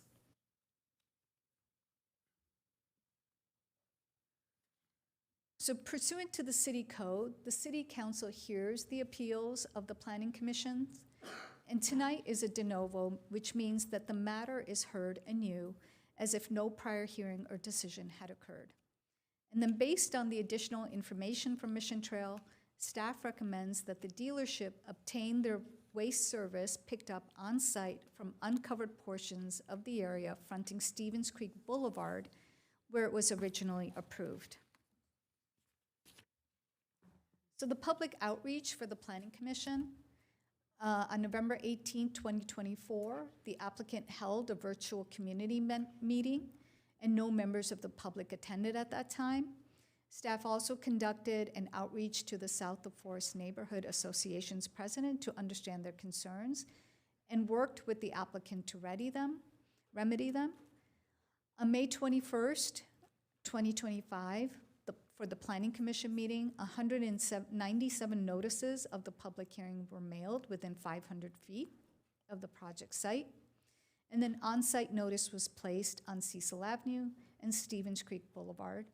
And staff did receive one public comment in opposition. For the public outreach for council for both October 7th as well as tonight's meeting, 197 notices were sent out within 500 feet of the project site, and also on-site notices were placed on Cecil Avenue and Stevens Creek Boulevard. The CEQA evaluation, the project is categorically exempt from the California Environmental Quality Act per the CEQA guidelines 15305, as it's considered a minor alteration in land use. And the proposal involves changing a condition in the conditions of approval of the conditional use permit. The recommendation tonight is to affirm the Planning Commission's decision and adopt a resolution denying the modification to the conditional use permit to change the existing conditions of approval at 3225 Stevens Creek Boulevard that would have allowed trash pickup on Cecil Avenue, subject to findings and conditions of approval. And then staff is available tonight for any questions or comments, and Mission Trail is also available tonight. Thank you so much. Thank you. At this time, we will have questions only from the city council to the staff. Councilmember Cox. Thank you, Director Hamid. First, I need to understand this de novo process, because if I'm understanding, we hear this matter anew, but we're taking action on the Planning Council's former decision. So is that, City Attorney, will we be able to discuss the Planning Commission's decision if we truly are looking at this brand new? Yes, this one. We're going to get all the questions. Oh, sorry, yes, Mayor. Okay, well, I'm going to ask questions about the Planning Commission if that's allowed. Yes, that would be Okay, allowed. wonderful. Thank you. Thanks for that clarification. So I do want to acknowledge the frustration of the residents here, and I do think this is a great opportunity to acknowledge where I don't know that as a new council member, I understood the implications that this would have on the residents coming into this. So the first thing I want to know about, one of the big and egregious things that happened during this process is while we put this on hold, nobody could enforce anything. And so because it wasn't agendized quickly, we let this linger, and the only answer that we could offer the community was until this is handled, we don't get to do anything. And I would like to note that when these things are brought to us, it would be helpful, again, and maybe it was and I just didn't know it, but that those implications were laid out so that we would know. I can't remember why we went against Planning Commission's recommendation here, but I think it's a good lesson. I want to know if the original design, you guys answered this, if it included a trash enclosure, why didn't it happen? You said you're unaware of that, but what is the city's recourse and resources, or what can we do in terms of holding that accountable? I also want to know if the Lincoln space gets occupied, will Lincoln then have rights to use that space on Cecil Avenue, or should we look at this more holistically? And I hear you saying this is an operational and a management issue, but I'm wanting to know if the violations or the code enforcement that we did was specifically about the garbage, because the community brought forward a lot more issues than simply that. And so when we look at this going forward, are we going to address this as the whole code states, or the whole, the code states, or are we really limiting this to talking about garbage? Because I want to make sure that the community comes away feeling like we've dealt with this satisfactorily. But again, one of the things that was mentioned in the emails when I was talking to Mr. Botello is that we were limited to do anything because we made the decision to reevaluate this. And I don't know how items get agendized. I know that we can pull a 030, and that's how this happened again. But what is happening within the staff that these things should be coming up quickly so that it is not the residents that take the burden for this? So I don't know that that was fully expressed and understood when we made this decision. I think that covers it. Thank you. Councilmember Park? So I have a question about de novo as well, which is, I know that we are hearing this for the first time as if no decision was rendered, but can we use information that was brought forward before if it's not about making decisions, but if there was information that was given, or we can simply ask that again, but can we use information that was brought up previously? Thank you. Are there any other council members that have questions? Vice Mayor Gonzalez. Just as far as from our previous meeting to today, so the biggest change is that Mission, gosh, I forgot the name now, but they are saying that it's a safety hazard or for safety reasons they would rather pick up on Stevens Creek versus Cecil. I think they hadn't said that previously. Is that the only big change that has occurred? I will explain that. Is that the only question you have? All right, Councilmember Jane? Does Mission Trails pick up from other commercial facilities on Cecil, and how often do they do that? Thank you. That's it for the questions, staff. Okay. All right, so let me explain this. Let me go through all your questions, and if I miss something or skip something, please remind me. I would appreciate it.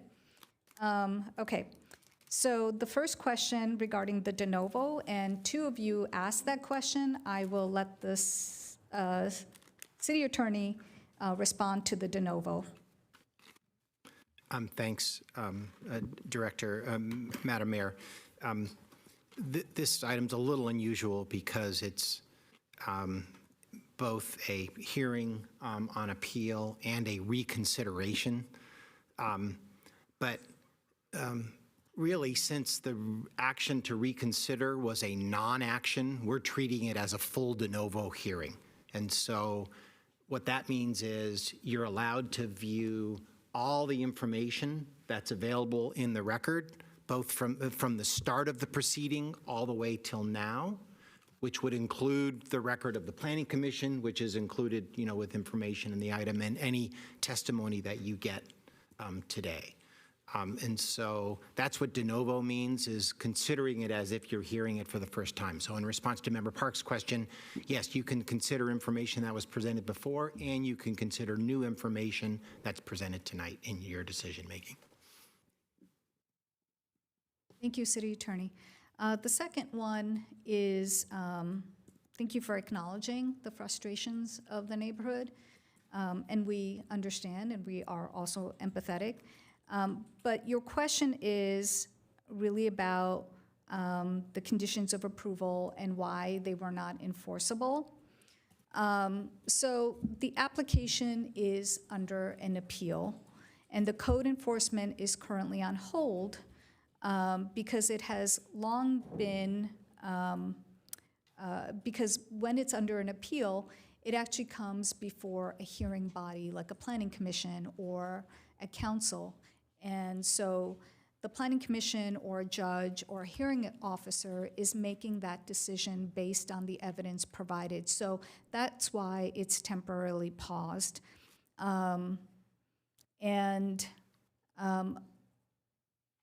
When there are violations of conditions of approval, those are enforceable. So I do want to say that when the project, after it was constructed, we did receive complaints. We did give notices of violation. We did go out to the site. When there are complaints filed to staff regarding these conditions, staff does go to the site. Staff does respond. And we go and we basically do what is like, we follow our code enforcement procedures. And we have to validate some of those. We talk to the residents, but we also have to take a look at the evidence as a whole, and sometimes the context simply is not available. So we have to be able to, when we give a violation, ensure that there is valid reason to give that violation. And in some cases, we did. And in some cases, for example, like if there was parking on the street, we can't verify as that's a public street and anyone is allowed to park on the public street. So we understand the frustrations, but we can only give a violation when there's valid, when there's a determination that it's valid. The trash enclosure, you asked about that, and you asked why did that not happen and what recourse or accountability do we have? The applicant is here tonight, and we can ask them why the trash enclosure was not constructed. You had a question about the Lincoln site, and I'm sorry, if you could just repeat that question? Yeah, I am wondering, it sounds like, and I don't understand if the applicant is taking their bin to the Lincoln site and then bringing their trash there, or if they're using Mission Trail's existing site while it's unoccupied and just dumping in it. Either way, if there is another car dealership that occupies that space, I am assuming Mission Trail still is going to be doing their pickup on Cecil Avenue for what was formerly the Lincoln dealership. Yes and no.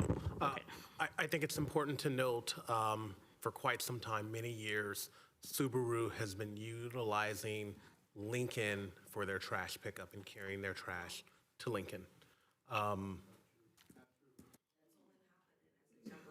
Okay, let's not do this from the audience. Please don't. Let me have staff correct that part. So since the planning commission meeting, Leslie, will you correct me? Has it been since the planning commission meeting that they've been taking their trash to the Lincoln dealership site, which is under construction? Okay. So since the Planning Commission hearing back in May of 2025, Subaru has been taking their trash from their location to the Lincoln dealership site. It's the same owner. So Subaru and the Lincoln dealership are the same owner of the two dealerships. And so they're currently using those bins on the Lincoln dealership for their trash. And it's only temporarily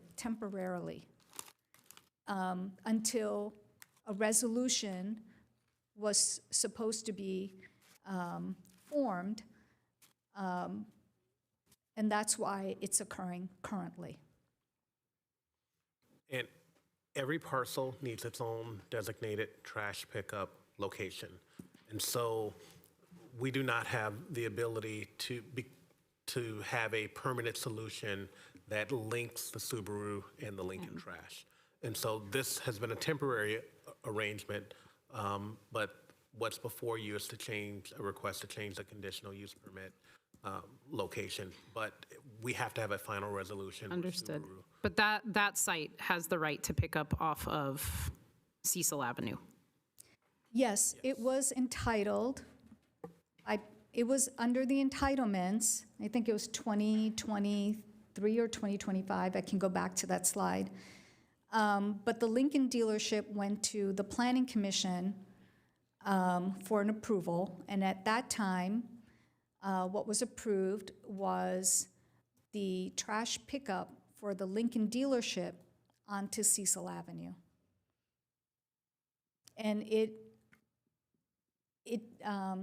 would face, the trash bins would open out onto, they would be behind the sidewalk, and they would open out onto Cecil Avenue. And I can just kind of like briefly show you that picture as a reference. I've seen it. I wait for everybody else. So like where the current location is on Cecil, basically that's where the new trash enclosure would be located. And as the city manager said, for each parcel, we require that they be serviced for their own trash on their own property. And I understand, and I want to make sure this doesn't bring up a point of complication, because the person owns both of the properties.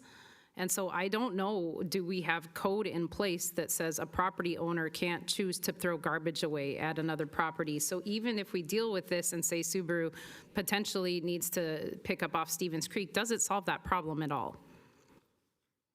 So the request tonight is to locate the trash on site. Yeah, I And gotcha. to have them build it on site with access off Stevens Creek. And so it's serviceable from Stevens Creek. Yeah, I hear, absolutely. I want to make sure that we're looking at this as this doesn't just bleed into another problem.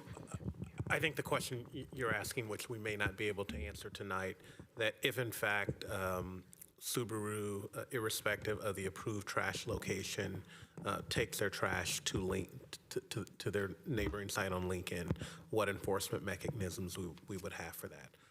I'll turn that over to the city attorney. It looks like he has an answer for that. CUP conditions here are required to be complied with, and if they're not, the non-compliance is in effect a code violation. So as the director pointed out, there was a previous action I'm hearing about that where a notice of violation, was submitted to them. And so the CUP conditions can be in effect enforced in the same way as a code violation. One of the remedies, but a very extreme one, under most CUPs is the ability to revoke a CUP for non-compliance. But that would not be a typical enforcement mechanism. It would be more typically the equivalent of a code enforcement action. Okay, and Councilmember Cox, your next question was violations and conditions of approval. I think we've spent time on this, and if you want me to go back, I can spend some more time on it, but I think it's been responded. Your other question was regarding how we agendize this item, because back in October, we heard this, and then it went to council again on October. So it originally went to council on October 8th, then it went to council again on October 21st. Since then, staff scheduled meetings with Mission Trail, and then the soonest, and then we went into prep for a major event. I know our city did, so did Mission Trail. They're a partner. And so the earliest we could come back was tonight. So staff was not in any way intentionally delaying this. This is the soonest we could come back with all the coordination that had to take place. Councilmember Park, I believe I've responded to your, or the city attorney has already responded to your de novo question. Councilmember Gonzalez, would you mind repeating the first question, that since October meeting to today, I didn't capture all of it? What's the difference, or really the only difference that's occurred with Mission Trail, as far as what they commented then to today? Okay, let me just clarify. So, and this is the nuance and the clarity that I want to provide. So originally, the trash pickup was designed to be picked up on site, on the property itself. There was some discussion about taking the bins and putting them on Stevens Creek Boulevard. And that was determined to be a safety hazard for Mission Trail. And so I presented that as one of the options, which was listed. So the bins would directly be put onto Stevens Creek Boulevard, but that's not viable because that's not safe. So since then, the clarity is that Mission Trail was always supposed to enter the site and access the site to pick up the trash bins from the site, as it was originally designed in 2016. So it's a clarification, it's not a change. And then your question regarding the safety hazard, I think I've explained it. It's a 6-lane road on Stevens Creek Boulevard. It's high commercial. So again, the issue would be safety for the Mission Trail employees if bins were to be put out on Stevens Creek Boulevard. They would actually be put out between 7 a.m. to 7 p.m. at night, 4 days a week, which is, I don't think that that's a manageable solution. And then Councilmember Jane, your question was for Mission Trail, where do they pick up from other sites on Cecil and how often? Rather than going into that kind of a discussion, I think there are many sites which are older, and each site condition is very different on Cecil Avenue as well as on Stevens Creek Boulevard. And that's due to historic issues, that's due to the conditions of each site. So for example, one site, it's very easy to drive onto the lot because the parking is facing that way and because there's more parking. So each condition, each site is very different.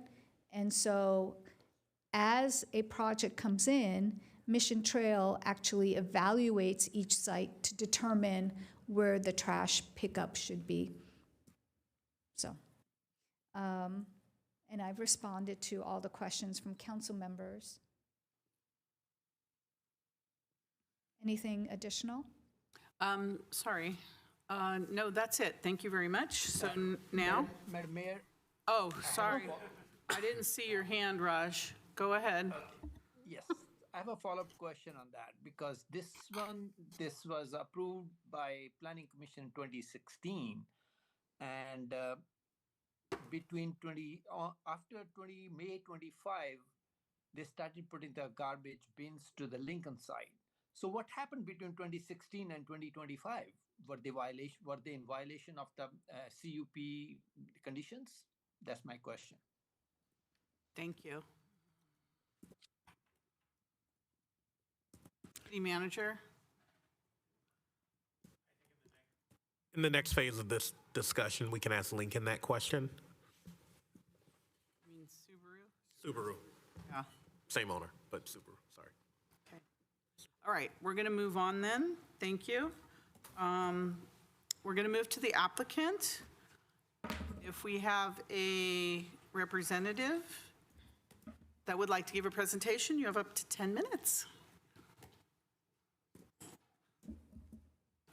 Thank you. Thanks. I'll try and be as brief as I can because the record is pretty complete. We submitted a lot of material. Can you speak in the microphone? Yeah, Sorry. sorry. I want people at home to hear you as well. Thank Yeah, you. the record is pretty complete, and we've submitted a lot of material. There has been, one of the major parts of the record that I think is really important is there's a letter from Mission Trail that says, picking up on Stevens Creek is dangerous.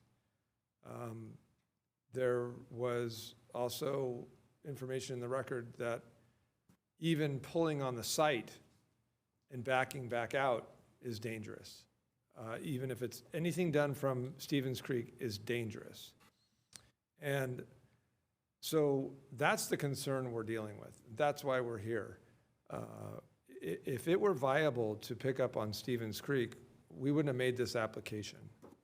There's a genuine concern. I talked to the ownership today about the ramifications of having pickup on Stevens Creek.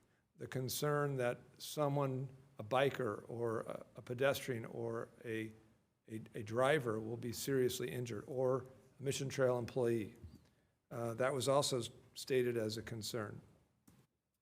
I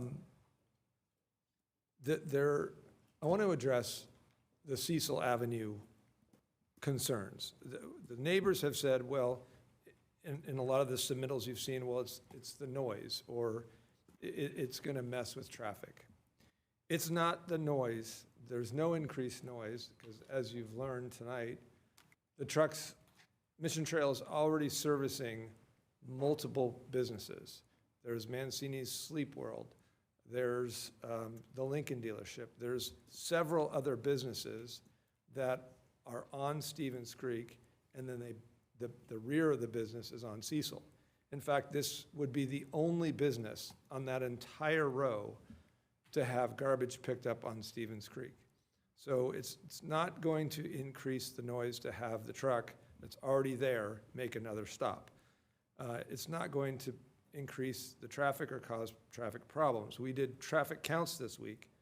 There's an average of 8.5 cars per hour during the time period that Mission Trails comes. That's about 1 car every 7 minutes. I observed the truck several times this week coming and doing the pickup because I wanted to, and last week. It's a very quiet street. So can it be done safely on Cecil? That is the real question. The answer is yes, and we know that because garbage is being picked up right next door at Lincoln. And it's being picked up in the same way that it would be picked up at Stevens Creek Subaru. The bins are, as you saw in the picture, they're close to the street. The truck comes in, picks them up, dumps them. It's a fast process. The truck moves on. There was a statement about the overhead wires. Well, if those actually interfered with the truck, the pickup at Lincoln wouldn't be happening. You could see the same wires are overhead at Lincoln as they are 100 feet next door. So those overhead wires are not a problem.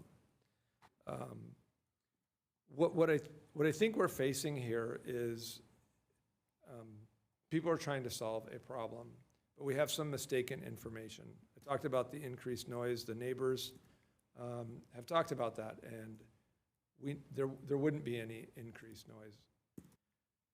There was also at prior hearings neighbor concerns about other issues like the washing of the cars being loud and those things. And Of course, as an owner and a responsible neighbor, we should be concerned about those complaints, and we are.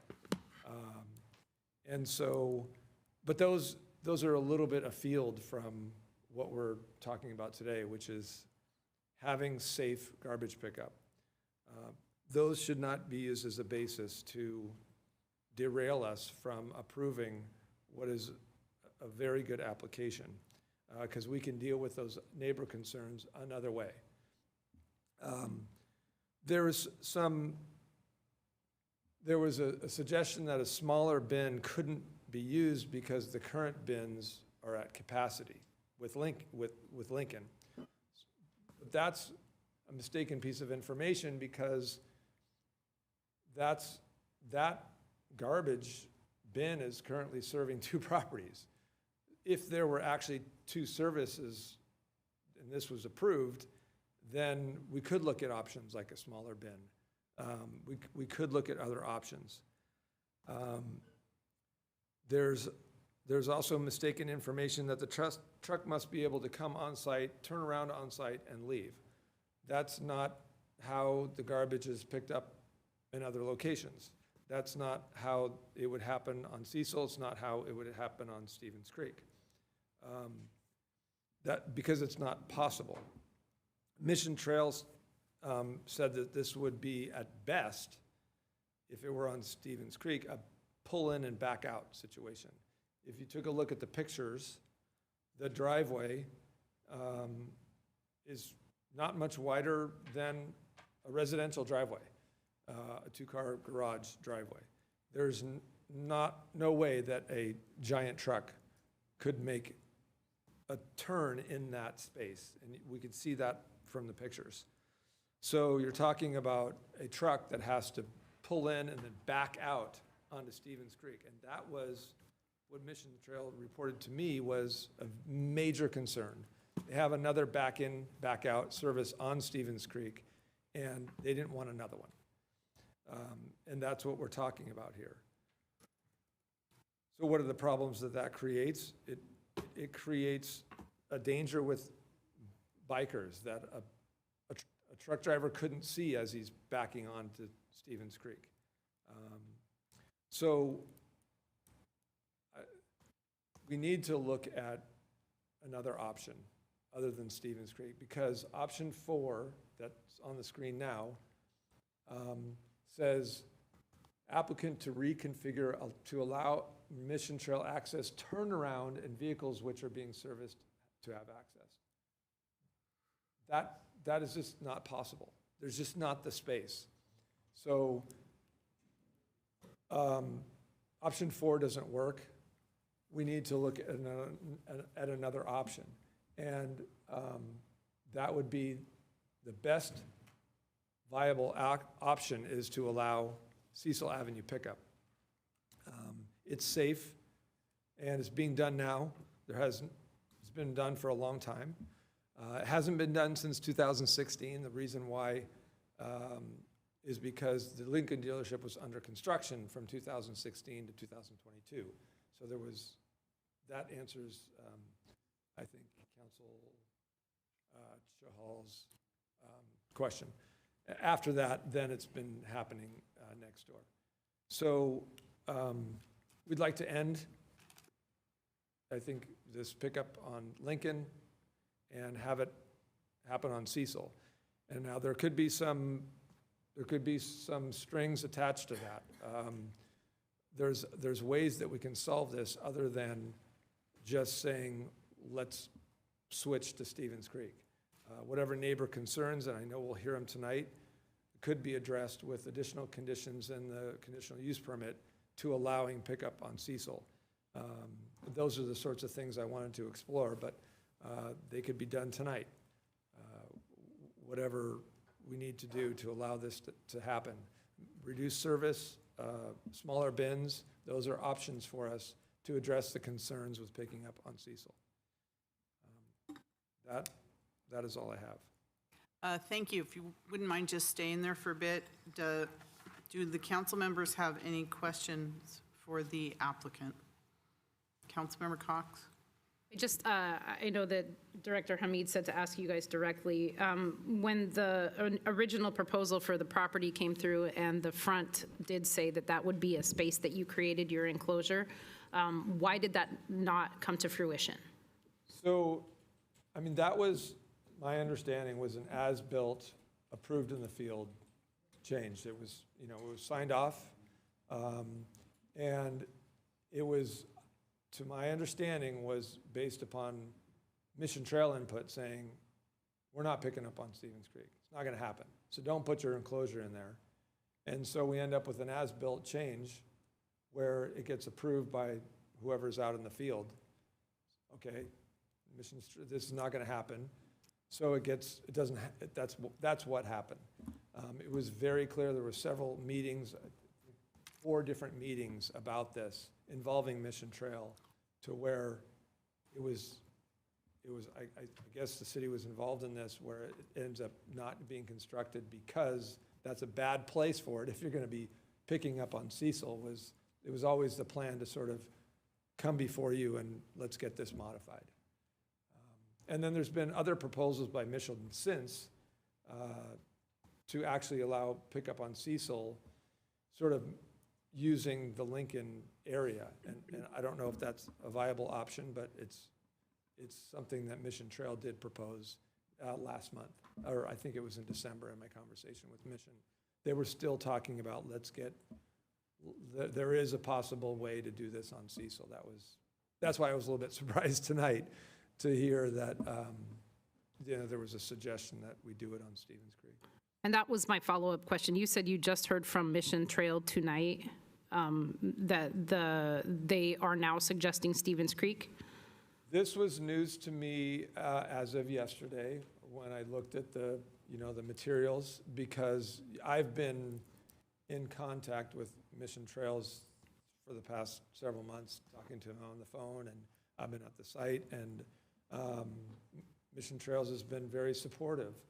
I mean, there's the early letters from last year about how we don't want to pick up on Stevens Creek. We don't want to do pull-in and back-out service. We think that's dangerous. And they were actually working with me to come up with alternatives to Stevens Creek as recent as either late December or January. All right. Councilmember Chahal? Thank you, Mayor. So my question still is, how the garbage was being picked up from 2016 to May 2025 from the Subaru location? Fair enough. So it wasn't being picked up during the construction because it was a raised building. It was a blank lot, and they started construction. And my understanding is the contractor would just remove their own garbage, right?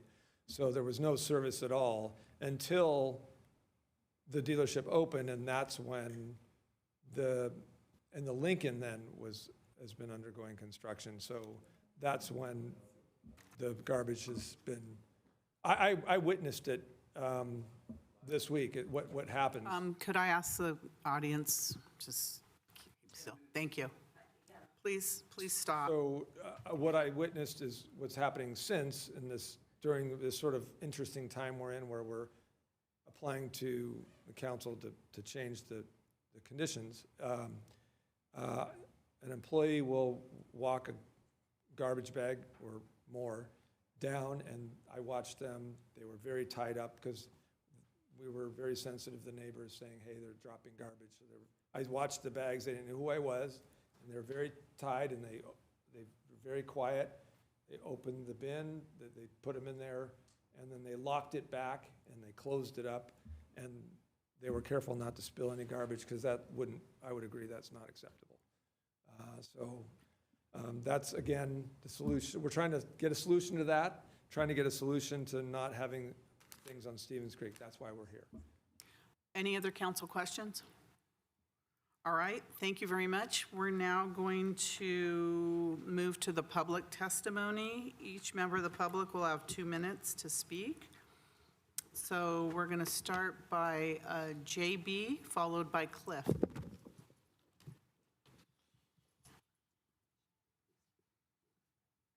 Welcome. Good evening. So I heard everything that is said. I would like to comment one thing. In October 2025, the dealership used the space that is designed for the trash on Stevens Creek to store giant beams. There is definitely space. They've caused noise disturbance at 3 a.m. in the morning, 2 weekends in a row, and the city has issued a noise disturbance to them. Well, I'm voting for this option 4, and in a protest at the same time to the dealerships, to the noise that they're causing to the neighborhood. It's like it's a constant noise. Not only the trash, right? But you're talking about car honking. Yesterday, between 4:30 and 5, I counted 23 honking. And that's not counting the person that is looking for a car that is beep, beep, beep, beep to find it when it's 3 feet away. And it's constant. We go to the dealership. We meet with the owner over there, and we are not being heard. We're not being heard. This has been going on for years. So, yeah, this is my comment. Thank you. Thank you. Cliff, followed by Dave. Welcome. Thanks for all your patience. I appreciate it. Before you start my time, I want to make sure I'm using this correctly. I did send a presentation electronically. I don't know if you all received it. There was a couple of things I'd just like to, hopefully I can get back to. Yes. The slide of Stevens Creek, the front. So this is not up for presenting right now. He submitted it a little after 12 this afternoon, and it's been forwarded to the council. Oh, so it came in after our deadline. Yes, yes. So there's just a couple of things I'd like to dispel immediately, because I've been through this 4 times now, and I keep hearing the same thing from the Subaru representation. So I want to be very clear to the staff. And in my email that I sent, it shows a layout and shows where all the dumpsters are. Currently, there is not a single dumpster picked up on Cecil Avenue except for the dumpster at the Lincoln dealership. So let me be clear about that, why there's so much disinformation about this. There are 2 dumpsters located on Cecil where they come into the parking lot. There's a 75-foot entrance into that parking lot. They do not come onto Stevens Creek or Cecil to pick that up. They come into that parking area and they pick the dumpsters up and they exit out onto Stevens Creek. The other dumpster is located on the other side behind Mancini's and the Sleep World. Again, that's an alleyway where they enter into the alleyway and they pick up 2 dumpsters and they back out. And they exit onto Cecil at the end of Cecil where it turns into Dorsage, and they go out onto Winchester. I just wanted to be clear on that so you understand that. The second point is, right here, if you look at the this item right here, this green fence and everything you see over here, all these beams, this is an old picture. This is due to the construction of the Lincoln dealership over here. This area is the proposed area for those dumpsters that was initially planned when they moved in there. If this area were to be cleared out, which they're currently using for their parking, if they cleared that out and used that for the existing dumpster location, there's no problem with the truck getting into this driveway and getting those dumpsters and getting out safely. The other option they have, if you notice the red here with the fire hydrant, there's plenty of space there where a spotter could be located, cones could be located, and they would have easy access in and out of there. Thank you. Yvette, would you like to speak? Are you, excuse me, if you're speaking for Mission Trail? I'm not going to speak to you in that manner, so in my public hearing, because that's what I put the card in for. For yourself or For my Mission? personal, yes. This has Okay. been a joke. You guys asked me to be here to answer questions. I'm here, and then you don't want to let me talk? Half of the stuff isn't accurate. Yes, did I say it's an absolute safety risk to pick up something on Stevens Creek? It was only a safety risk because you didn't remove the parking. If you would address us, please. Okay, well, that's the problem. The problem with Stevens Creek access is when I said it's a safety risk to back out onto it, it truly is. If there's no parking in there, there's no safety risk. I can turn my truck around, okay? The problem was they didn't want to say that they don't want to lose their parking, okay? So on the backside, I don't care what they do unless they reconstruct the backside of that building. A 6-yarder, I'm not going to get it out of there. The power lines were used as a benchmark for the height of their approach. I can't get my truck in there. You can't lift the bin in there. You're gonna need 30 some odd feet of clearance. So I don't know why you guys made me wait. I get up at 3 o'clock in the morning, it's 10 o'clock at night. I'm here to answer your questions and you guys are all like, no, no, no. So you decide if you have questions for me. No, that's Yvette. All right, Dave? Pardon me? To who? Oh, sorry, Cliff, okay. Come on back, another 2 minutes, come on back. All right, well.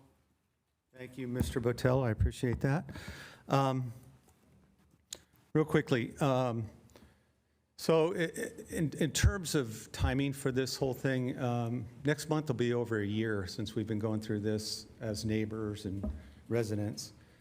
The residents have been documenting violations for the last 12 months. We've asked for enforcement, and for 12 months we watched the city take no effective action to remedy the situation. Meanwhile, Subaru continues to operate as if the permit conditions don't exist and they don't apply to them. Now we're being asked to believe that modifying their operating permit will somehow solve the problem. Let's be honest, Subaru refuses to comply with the permit that they already have, and why would anyone reasonably believe that they would comply with the new one? The issue here isn't really about the permit. It's very clear. The issue is enforcement. When Subaru was approved, they made promises to the neighborhood. They promised to be a good neighbor. They promised to respect our operating permits. They promised to mitigate impacts to our residential block. Instead, we've experienced ongoing adverse effects, disruptions, disregard for conditions. Subaru's employees are lining the street with their vehicles in direct violation of their operating permit. It's a pattern that clearly demonstrates that they will do what they want to do regardless and not be held accountable. If the city weakens these, modifies these permits, after a year of documented noncompliance, it sends a very clear message. The violations will be tolerated. The residents' complaints are secondary, and the contracts with the city are optional. The residents are asking the council to do that one simple thing. Enforce the existing operating permit, don't modify it, and do not reward noncompliance. Thank you, Cliff. Please stand for the residents. Thank you. Thank you. Linda? Is Linda here? From Mission Trail. I have a Linda Sessions and a Linda online. Oh. It was Linda online. I'm also Linda Sessions. You're Linda Sessions also? Okay, we'll call you up after Linda online because the council may have questions for you as well. All right, Linda online? Unmute yourself, Linda. Yes. Thank you. Looking at the Google Maps, of course, it looks like Subaru is probably using all of the parking spaces that they have to store cars that should be somewhere else, because there's a decent parking lot right behind Subaru, and it's filled in the picture that I have. But if they remove, and having used that Subaru myself, that dealer, it's a very narrow space that they have customers come in, because it's full of parking already. But that parking is where it was supposed to be trash pickup. So I think that they just need to figure out where they're going to put more cars. I think they're storing cars there that they're working on or whatever. And that's been a problem. I like the fact that the trash person said, hey, she could move the truck around if they actually gave the space that they asked for in the first place. But they used that instead for other cars. Thank you. Thank you. Would you like to come forward now? All right. Okay, for questions, I have a Joe. Is Joe here? Okay. And then that's the last public member I have, so. Well, I've been in the neighborhood for probably 20 some odd years, and Subaru has been nothing but disrespectful to the whole neighborhood.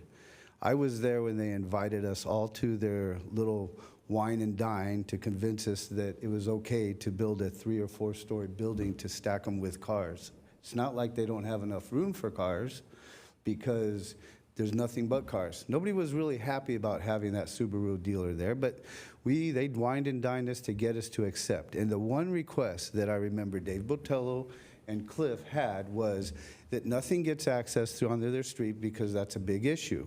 So they agreed to it. It was on the plans. It was agreed to. 10 years have gone by, and they've broken this rule because they can't even explain where their trash is going, because Lincoln next door wasn't in construction in 2016 until 2026. So I live in the neighborhood. Stevens Creek is not always that packed. There's 5 lanes there, or there's a center lane. They offload cars. If you guys have all been down Stevens Creek, there's always a car in the center lane. They're offloading them. But the whole thing is, it's not about anything. This whole thing is about greed and disrespect for their neighbors. The greed comes from they won't give up the spots because they know how much they make per car that's on that lot. So because of that greed, they're disrespecting, and they don't care nothing about it. And the thing that disappoints me, I've been in a lifetime city, I've lived here all my life. Okay, I was raised here. I went to Wilcox. I went to all the schools. I did everything I could. But here's the thing. These guys don't care. They don't care, and they're disrespecting the neighbors. And you, the city, is letting this happen. And code enforcement should not put something on hold because it's being reviewed. They should have enforced it until the laws or the changes had to happen. None of that happened. So look at that. It's all about greed. Thank you, Joe. All right, so we can have the Mission Trails representative come up, and council members, if you have questions for her, now is the time to ask. Councilmember Park, do you have questions for? Actually, I don't have questions for you. Actually, some of the questions I would have had for you if I've actually answered myself. All right. Any other council members? No disrespect. I'm glad Councilmember you're here. Cox. I want to make sure I understand. Do we take this as full authority for Mission Trails to speak? You rescheduled this meeting to have me here, so I I would did hope not, so. but I hope I understand why it was. So this is a Mission Trails representative, not I am no with longer authority speaking to speak personally. on I'm them. speaking on behalf of Mission Trail. Understood, thank you. Vice Mayor Gonzalez. Thank you, Madam Mayor. So just looking at this, what you're telling us, and the truck can go in there, pick up the bins, and then turn around if the parking was not there. On the Stevens Creek side, Correct. that was where the original enclosure was, and when it was brought to us, it was not designed as an open space. It was all with parking. So that what presented the issue. That's when they tried to relocate to the backside. So yes, if there's no access, no cars in that front area, they would have to build the enclosure where it's a straight stab. We could pick up the bin, 3-point turn and out. Thank you. Councilmember. Yeah, I'm sorry, I'm fragmented. I just wanted to make sure that pickup time on Stevens Creek is still 3 a.m., right? No, that's just when I get up to go to work. Okay, it sounded like they were picking up in your neighborhood really early in the morning. no. What time is pickup? Pickup time in the city of Santa Clara in the franchise area is anywhere from 7 a.m. to 7 p.m. Okay, sorry, I misunderstood that. Okay. Is there a particular time that it's picked up? We don't schedule a time where each route is picking up somewhere in the neighborhood of 300 lifts. And if I had to schedule a 15-minute window, that just doesn't work logistically. So no, there are no times. That's why the code is written in, and on our contract, 7 a.m. to 7 p.m. I get that, but usually there's a particular time that it's Could be a relief driver. You don't have the same driver every time. Could be a guy on vacation. Truck failure, breaks down. Right, I get One bin was blocked. He had to circle the block, start his route in another area. There's no ballpark time other than 7 to, I would say 5. Usually we're off the street, but by contract, 7 to 7. So can Mission Trails drive the truck in, pick up the trash, and back out, go down Stevens Creek? Back out onto Stevens Creek? No. No. No, it's a impeded line of sight, and they can't put the bin on the street. The bin is too wide. It would impede the bike lane. Okay. I can't pick their bin up on Cecil. I can pick the bin up on Cecil at the Lincoln dealership, but not at their building. Their building goes all the way to the curb or to the sidewalk. City Manager? Couple questions for Mission Trail, just to uplift, I think, a few things that have been mentioned by the city council. So from the time period of when the dealership opened to roughly May of 25, before the temporary allowance for trash to be picked up at Lincoln, do you know where Mission Trail serviced the Subaru trash? From 2016 till 2023? Yes. I do not know. Okay. And it appears that Mission Trail is saying, based on the current built environment on Cecil, you cannot pick up the trash from Subaru there. Yeah, I was trying to articulate with the wires. I was giving her the level of height. So the wires are almost at the same height as the approach to where the metal gate is on Cecil. So for that reason, I can't drive a truck in there and lift a bin. Got it. So current built environment, no to Cecil. On Stevens Creek, you have said that you cannot back out onto Stevens Creek. What you will require is for the dealership to remove parking.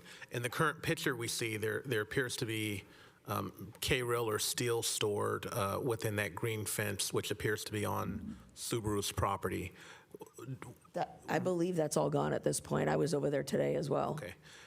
From what you saw today, does there need to be structural improvements in order for you to service the trash bins on Subaru's property from Stevens Creek if the parked cars were not there? What I'm trying to get at is that there's a way, if the city council takes an action to uphold the original condition of approval so that trash is serviced on Stevens Creek, that can actually be done with the current built environment on.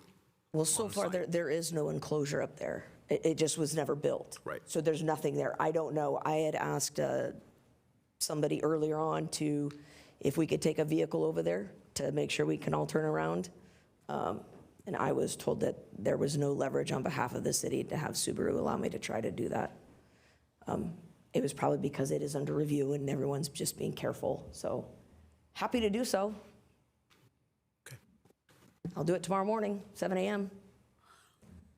All right. Thank you. Thank you. So are there any other question for Mission Trails, Kevin? All right. Thank you very much, Yvette. All right. Now I'm going to ask the applicant. You have the opportunity to make a rebuttal up to 5 minutes.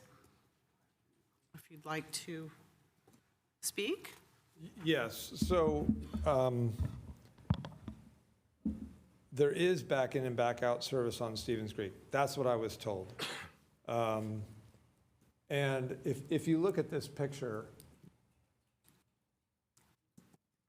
that's handicap parking on the left, and that's customer parking on the right.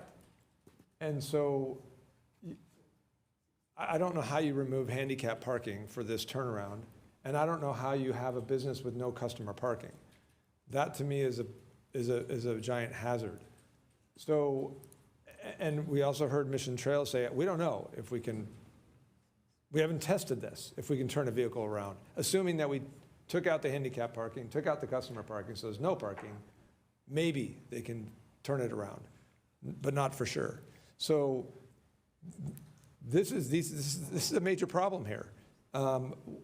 We can't take out the handicap parking. You can't have no customer parking. So we need, it is a back in, pull in and back out service. So I'm happy to look at options, but option 4 is not a viable option. And I'm solutions-oriented. My client is. That's why we made this application, because we thought the best solution is Cecil. Now, if that's not going to get approved, then I think we need to look at other solutions, because we don't have one. I think that's clear from the evidence before you. And I don't know where that leaves us. If there's no action on this, or if it's denied, we can't just plow forward, and if Mission Trails is saying we can't back out, we have to go back to the drawing board. And that's really important for the safety of Mission Trails, safety of our customers, the people who are handicapped, who don't want to walk across the street, because that would be their option, to park across the street, jaywalk across Stevens Creek Boulevard at 5 lanes of traffic. And I don't think a handicapped person should be doing that. So that's the problem. Stop. Thank you. And I'm happy, we're happy to work with the city, work with Mission Trail, to try and address these concerns somehow. We think the best way is the application. If that's not accepted, then we're willing to look at other options. Thank you. I'll now return back to the director if you'd like to clarify or add anything to the record after what you've heard.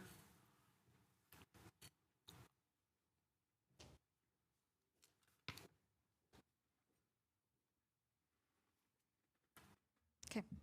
So staff's understanding is that when the project was originally approved, there was room on the site for the pickup of the trash, and it was supposed to be constructed. Since then, on-site changes have been made. Staff is in the position that the trash pickup should be accessed off Stevens Creek Boulevard onto the site, as there's ample room, and there's ample room as well in the garage for customer service parking, and also to relocate some of that area. That is something that the dealership and their designers need to work out. Thank you.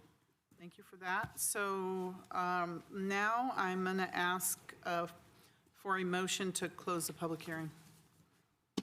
Councilmember Park? I'll make the motion to close public hearing. Okay, we have a motion by Councilmember Park, second by Vice Mayor Gonzalez to close the public hearing.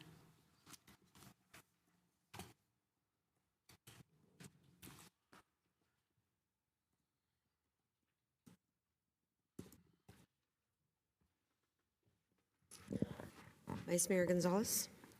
Yes. Councilmember Shahal? Yes. Councilmember Park? Yes. Councilmember Jane? Yes. Councilmember Cox? Yes.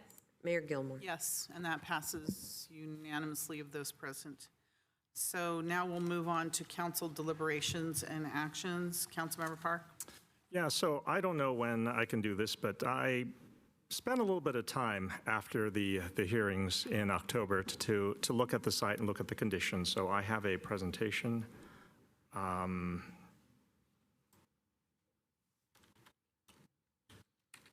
I don't know, can I just share at this point, or? How long is your presentation? I'll make it relatively quick. Which means It can't be more than 3 hours. not funny. Truthful. I'm just asking. Oh, understood. I'm going to try to make it very, very quick. And I don't know if you can see what's there.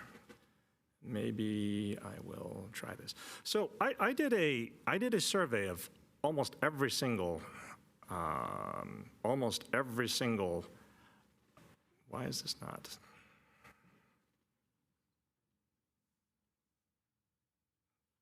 I don't know what's happening here. Why is this not?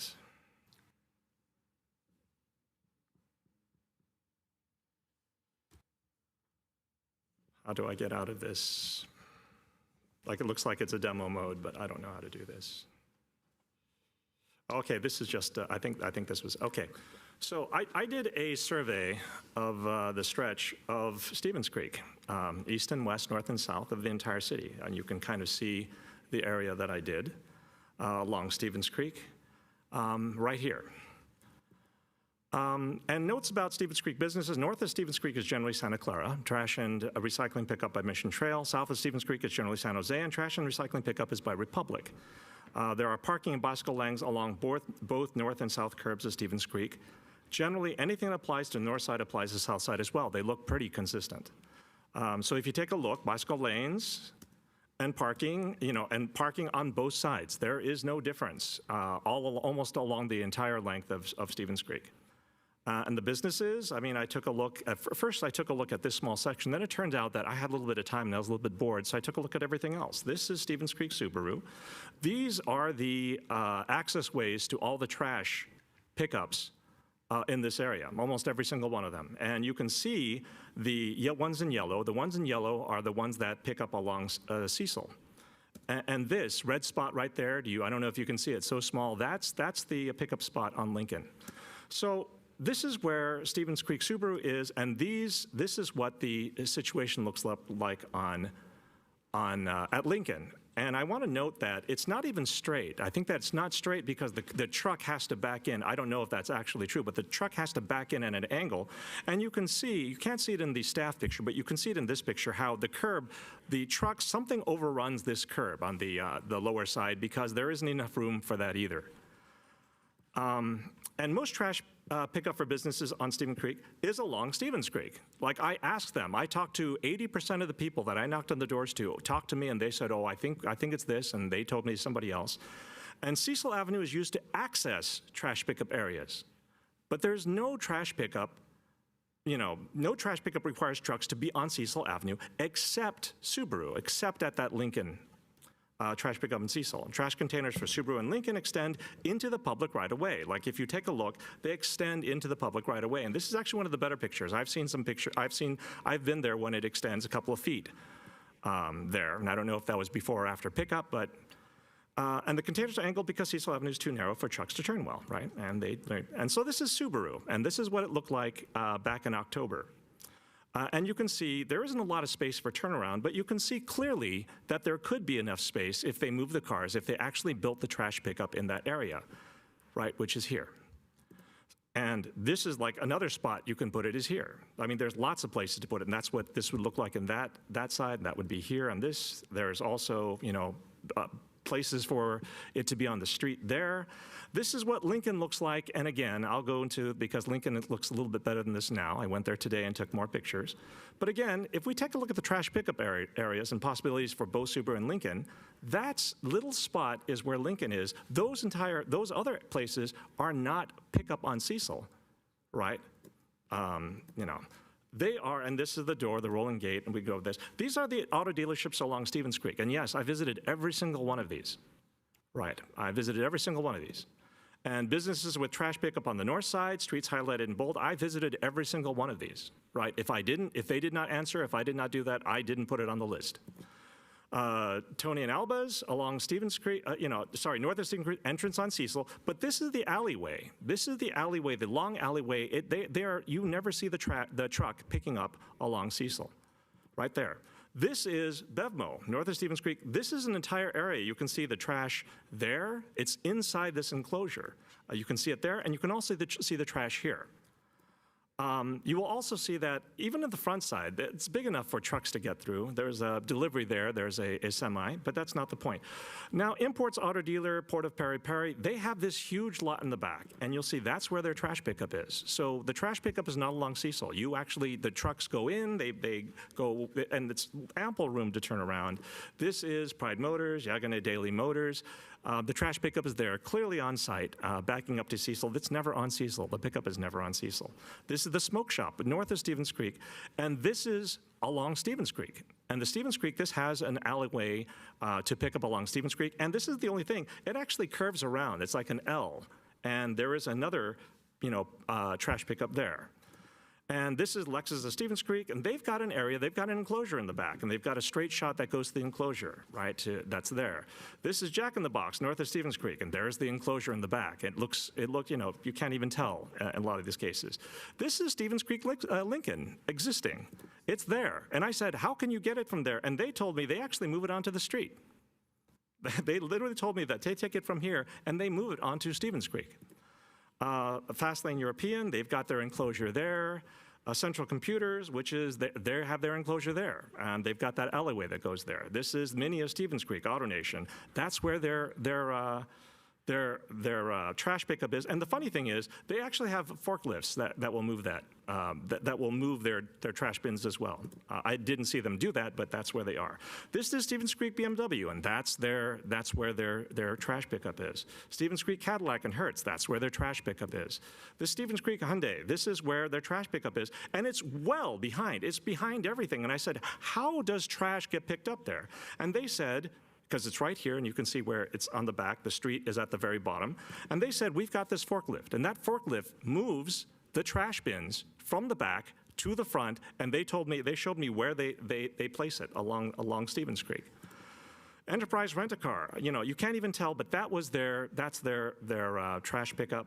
AutoNation Acura, way back, easy shot through this alleyway. Nissan Infiniti, north of Stevens Creek, entrance on Stevens Creek. I don't know why it's not showing up, I think that, but it's right there. It's pretty far back. This is Bright Horizons on Stevens Creek, and that's where their trash bin is. Businesses with trash pickup on the south, streets highlight, and I'm going to go through this even more quickly, right? I'm just going to say this is where they are. This is where they are. You can see they're behind fences. They've got lots of, and I called Republic, and I also called Mission Trail, and I said, well, if I'm a new business and I want to have trash pickup along Stevens Creek, is there a problem? And both Republic and Mission Trail told me there is no problem. I said, but you're crossing lanes, you're crossing this, and they said, well, generally, there's no problem. We do a lot of pickup. And this is maybe where I want to talk to you, because I know it's not as simple as that. But when I talked to them, they said, no, we do a lot of pickup there, right? Tell us your configuration. I said, well, I don't have your I don't actually have a business right now. But I asked, in general, is there a problem? And they said, no, we can do it, but we've got to see the site. Again, AutoNation, Lamps Plus. I mean, this is the current status of Stevens Creek Lincoln, and I was concerned at first that, and there's a hole in the fence where, small animals and children can fall through. But the point is, I don't think that there was any intent to provide garbage collection locations the way that other businesses do. Like, I think that the original configuration clearly is larger than some of the other businesses that I saw, clearly larger than that. And delaying this item, like I said, allowed Subaru to extend their noncompliance of their contract and further, impact residents. My biggest concern with that is, again, Subaru was a little bit problematic, but I was really upset with staff that I did not see a single response. And when I did not see a single response to the letters from the public, I reached out to the public and said, hey, did you get any response? I didn't see a response, but maybe you saw a response that didn't go to me. And the short answer was they didn't see responses either.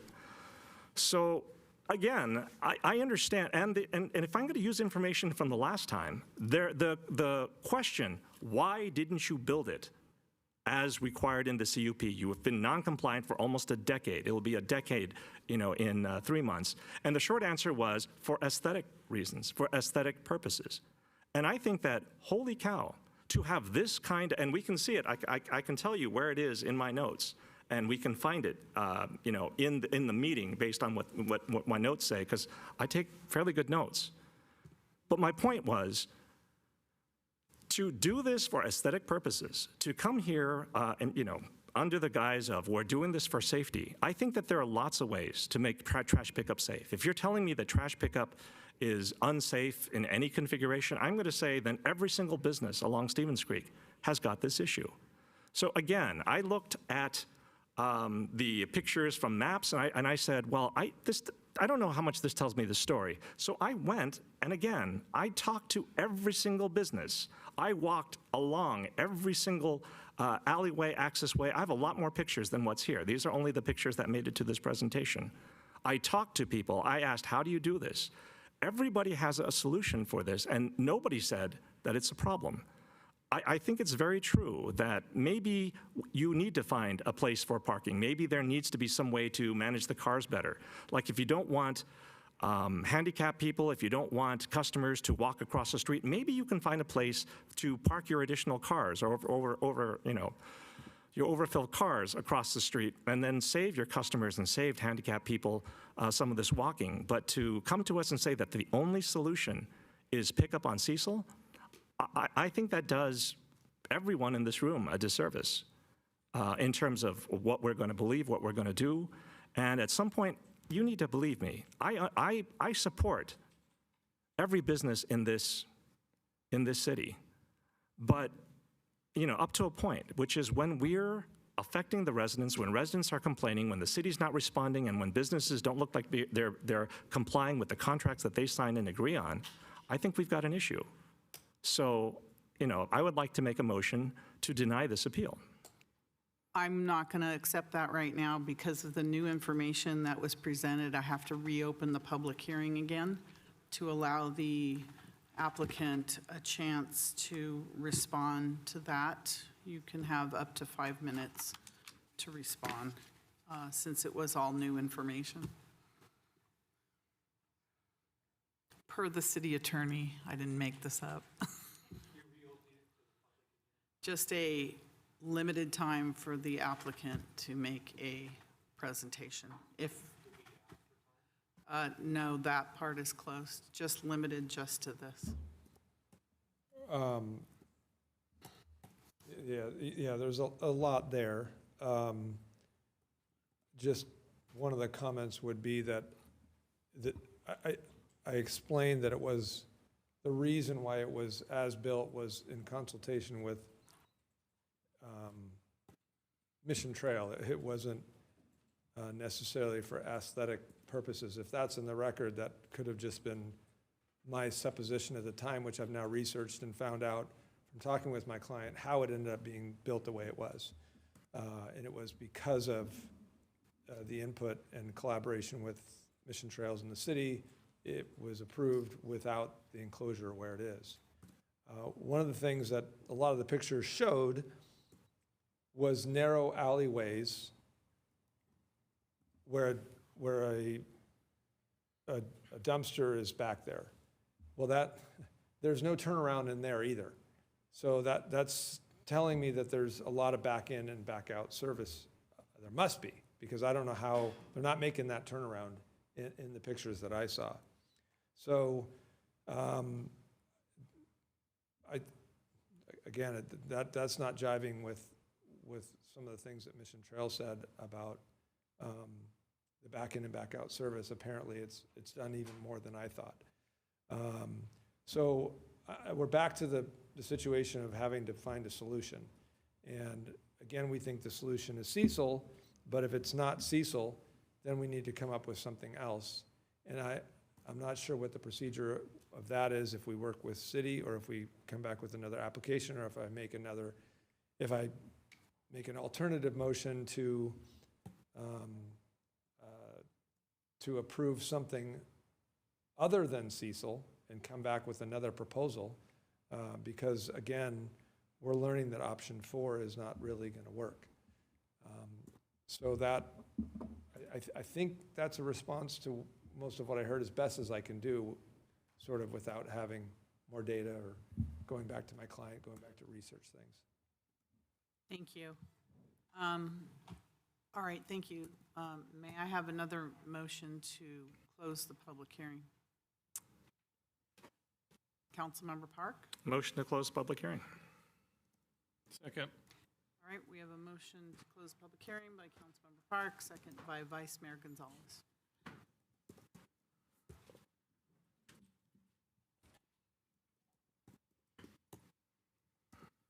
Vice Mayor Gonzalez. Yes. Councilmember Shahal. Yes. Councilmember Park.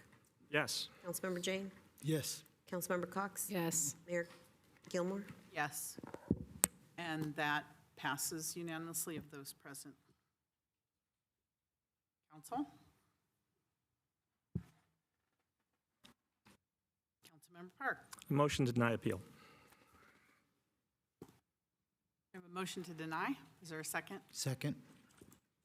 Motion to deny by Councilmember Park, second by Councilmember Jane. Councilmember Cox? I'm going to support the motion, and I just want to say, again, if in 2016 we had followed the procedure, we would have found solution for this at a much earlier point. So I do encourage you to come back if you have a subsequent solution. But implementing the plan as it should have been will determine if this works or not. I also want to say the Stevens Creek study is going on right now, and we are taking the dealerships as their own stakeholder in that to consult about how the development of Stevens Creek Boulevard will begin to transpire and what you guys will need. So it certainly is something we could consider in that, not moving it to Cecil, but talking about the real problems with trash pickup on there. Thank you, Vice Mayor Gonzalez. Thank you, Madam Mayor. I concur with Councilwoman Cox.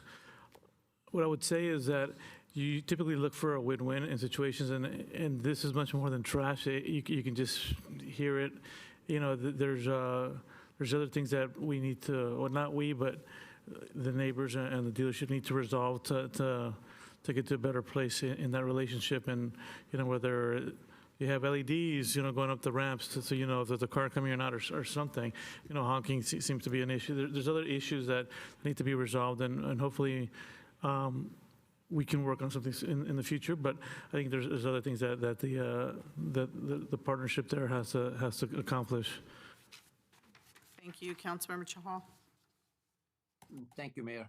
I do agree, like, I'm not sure why since 2016, the CUP conditions were not followed. And we have to listen to the residents. Residents have raised this issue time and again, and we got so many emails from them about this issue. I think the applicant has to follow what was approved, and they have to make it work. Thanks. Thank you. I'll support the motion. Thank you, Councilmember Park.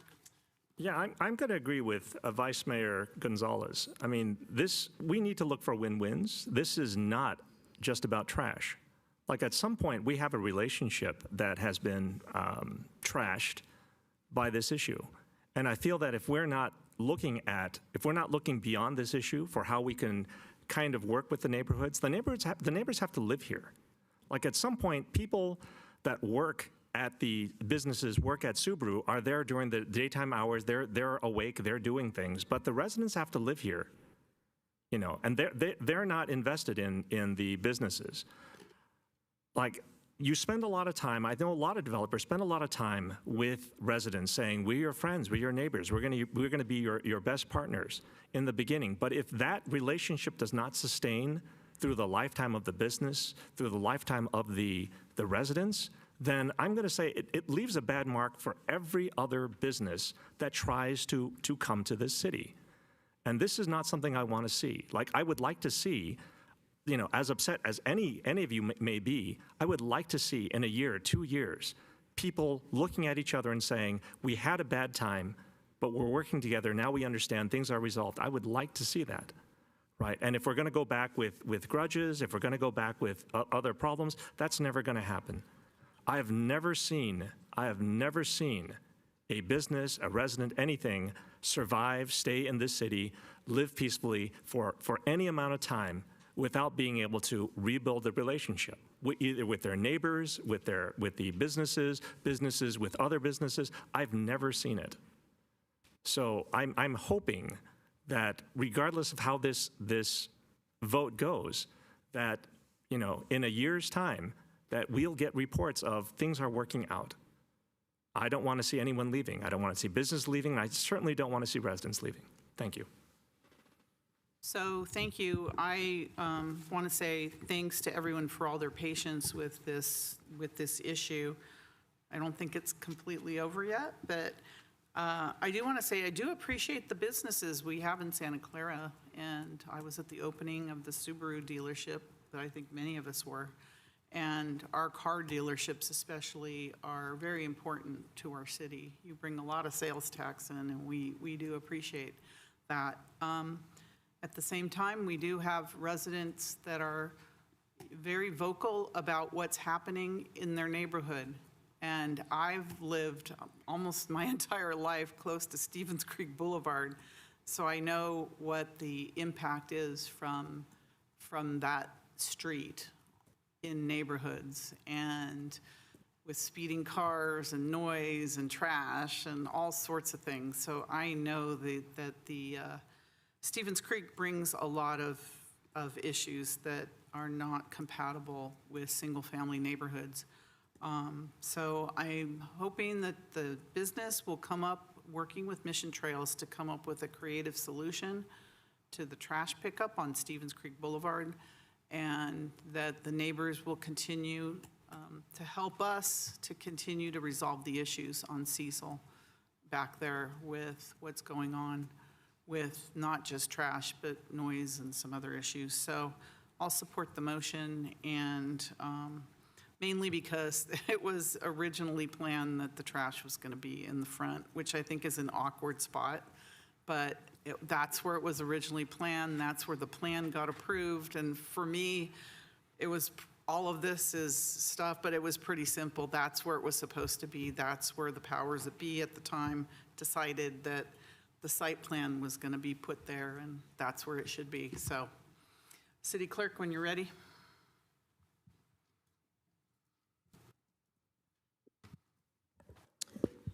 Vice Mayor Gonzalez? Yes. Councilmember Shahal? Yes.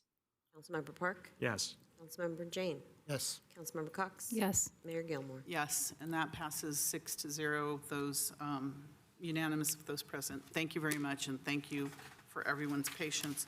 We have 2 more items on the agenda. I wanted to go through them quickly. You look like you want a break? I don't want a break. Just take your own break during the presentation. Madam Mayor, we just wanted to make a note on this. Appreciate the action and the thoughtfulness. It is possible we'll need, staff will need some time to work with the appellant on coming up with the alternative solution. Sure. And so we'll ask that the neighbors and others would be a little bit patient before an alternative solution is implemented and before aggressive code enforcement begins. All right. Heard that. Thank you. Okay, next item, we're going to go back to item number 4, which is also a public hearing, action on a general plan amendment to update the historic resource inventory in Appendix 8.9 of the general plan. City Manager. Thank you, Mayor. Thank you, members of council. The item before you is a request to update the general plan to add 27 properties that were previously approved as historic to Appendix 8.9 to allow for consistency.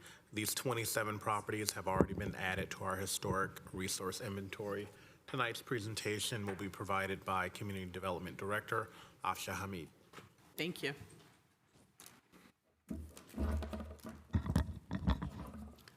Okay, thank you, Council. Thank you, Mayor, council members, and members of the public. This is a pretty straightforward item. So this is a request for consistency, and it is an action on a general plan amendment to update the historic resource inventory in Appendix 8.9 of the general plan. And this is basically a minor code update and consistency item. So the historic resource inventory is a list of architecturally historic significant resources, and it's currently Table 8.9-1 in Appendix 8.9 of the city's general plan. Since 2010, 27 properties have been approved by the City Council to be added to the HRI. So this is something that has already been completed, and there's already been a process that's taken place. And all we're doing now is taking what's been completed and basically closing the loop or closing the circle on this and putting it in the general plan. So it's a minor text update, and this was for previously approved 27 properties. It's a cleanup item. So the general plan amendment, it's an update to the HRI table, and it's considered an amendment, so this is why it's before you. Any general plan amendment item comes before the City Council. It did go to the Planning Commission as well, and they recommended that the council approve it. On September 16th, 2025, the city mailed referral letters to Native American tribes as required. No comments were received. December 24, 2025, consistent with the government code. It was published in the Weekly, a local newspaper. The CEQA is pursuant to Section 15168C2 of the California Environmental Quality Act. The general plan amendment falls within that scope, and it does not involve any new significant effects that have already not been analyzed in the 2010-2035 general plan EIR. The recommendation from staff tonight is to recommend that the City Council determine that the project falls within the CEQA guidelines and adopt a resolution to amend the general plan. And staff is here to take any questions or comments. Thank you. Do we have any questions for staff on this? Councilmember Jane?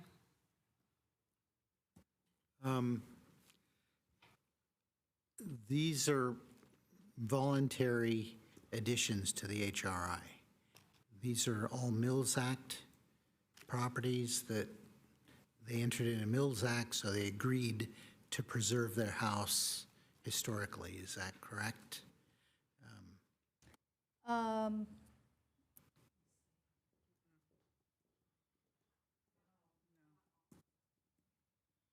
But everyone volunteered?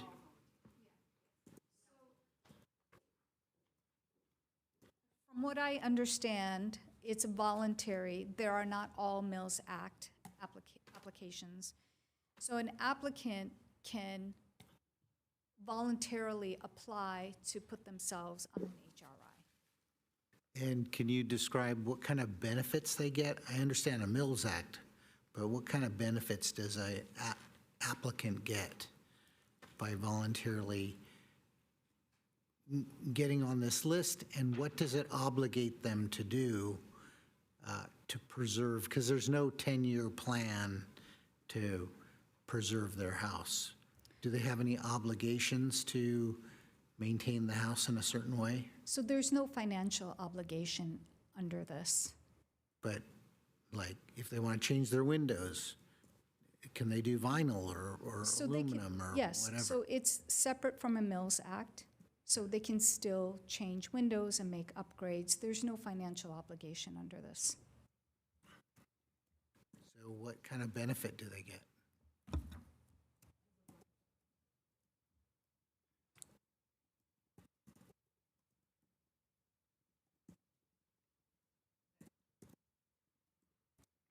So properties listed on the HRI are subject to additional permitting requirements, such as obtaining a significant property alteration, so significant alterations, but not minor ones. When they propose to renovate, remodel, or expand, projects not on the HRI but located within 200 feet of an HRI require recommendation from the Historic Landmark Commission if the project scope requires approval through a public hearing. And then if they sell the property, does the HRI go with it, or? Yes, it's disclosed on the real estate documents. Okay, great, thank you. Thank you. I don't see any other council questions, so we'll go to the public now. We have Linda. Oh, no Linda. Any other member of the public like to speak on this issue? Seeing none, it is a public hearing. City Attorney, may I have a motion to close the public hearing? Councilmember Jane? Motion to close public hearing. Motion by Councilmember Jane, second by Vice Mayor Gonzalez to close public hearing.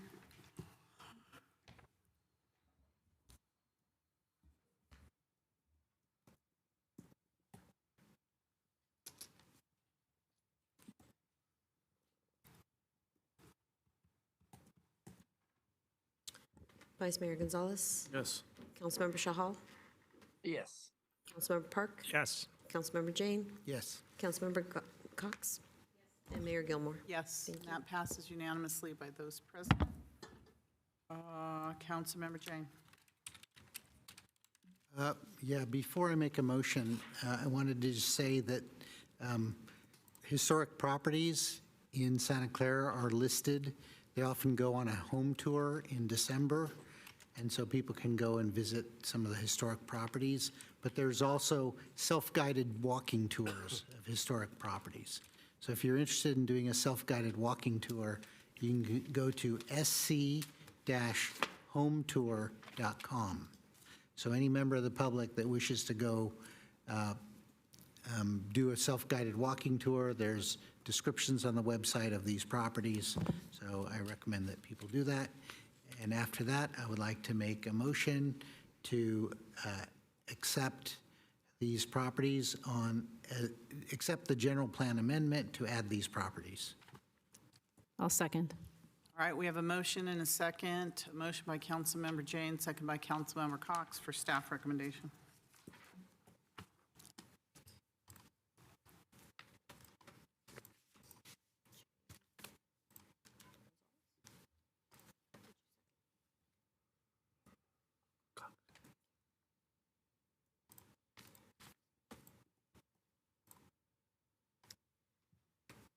Vice Mayor Gonzalez? Yes. Councilmember Shahal?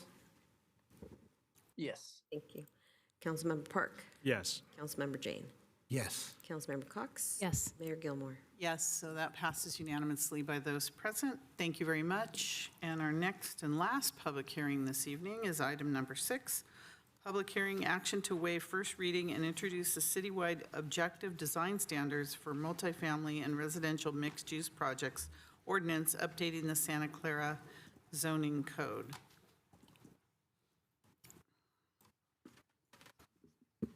Since I don't have a city manager here, I will go back to our Director of Community Development. She's the star of the show all night long. And look, I didn't even leave the podium tonight. Okay. So we'll go to the next one, which is objective design standards. If you could bring that up, please, that PowerPoint. Thank you.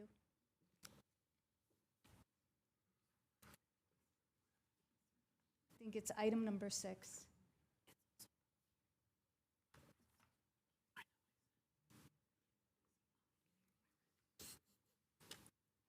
Thank you so much. Okay. Good evening, Mayor, council members, and members of the public. Tonight's item is adding to the zoning code an update for objective design standards. The agenda is, I will briefly discuss the request, give you some background, talk about what the objective is, the applicability, the implementation plan, and also go through what happened at the Planning Commission, the public outreach portion, the CEQA evaluation, and finally, the recommendation for tonight. So the request is to waive the first reading because we are putting this in the zoning code. So we're requesting to waive the first reading and introduce the citywide objective design standards. This is limited to multifamily, residential mixed-use projects only. And it would go into the ordinance and we would then update the zoning code. So an important question is, why are we doing this, and why are we doing this now? Why have these standards? So since the certification, and there's many elements to this on why we're pursuing this, since the certification of the housing element back in 2024, we had an action item that undertook the task of developing objective design standards for multifamily and residential mixed-use projects. What are objective design standards? They are a predictable, user-friendly, enforceable, and it's enabled by the state to preserve local control and to provide standards that can implement the city's urban design vision and retain community character. The most important part is bullet number 2, which is to retain local control and community character. I've already spoken about the third bullet point, which is the housing element policy, which is already in there, to utilize objective design standards to streamline the housing development process. And why is this important and why now? Well, we're seeing more and more state laws coming through. Some of those state laws are AB 2011, which allow residential to be built on industrial sites. SB 330 is allows for streamlining with only 5 public hearings total for a project. There's also the Housing Accountability Act. There's multiple state laws that are allowing projects to go forward without without local control. And then most importantly, I've spoken to you before about SB 79, which will go around our transit centers. Again, when SB 79 goes into place in July, it will basically allow residential onto commercial sites as well, within a quarter mile and a half mile of transit. So the reason we would like to do these standards now is that we are seeing development come in outside of where we previously anticipated growth. Previously, we had anticipated growth in our specific plan areas, and we have objective design standards for each of those specific plan areas. I'll mention a few: Lawrence Station, Tasman East, Patrick Henry. We've already adopted objective design standards. So this is basically carrying forward a practice that we've already been doing. And what we are doing here is taking the objective design standards from each of those specific plans, and I'm calling this objective design standard light, and we're carrying it forward into a citywide implementation because we're seeing new state laws come forward, and this will allow us to have that local control and maintain community character. So what is an objective design standard? There's no personal or subjective judgment by any public official, and they are referenced to external, and it provides a benchmark available by both developers, the community, as well as by staff. So what will they do? They will provide clear, objective, measurable standards for multifamily and residential mixed-use projects citywide. So we're not talking about single-family homes here. It will allow us to streamline project review of housing in accordance with state law, ensure that buildings are appropriate to their surrounding environment, promote thoughtful, context-sensitive design, maintain and enhance Santa Clara's environment through architectural design, and promote a pedestrian-scale urban environment that enriches the quality of life for its citizens.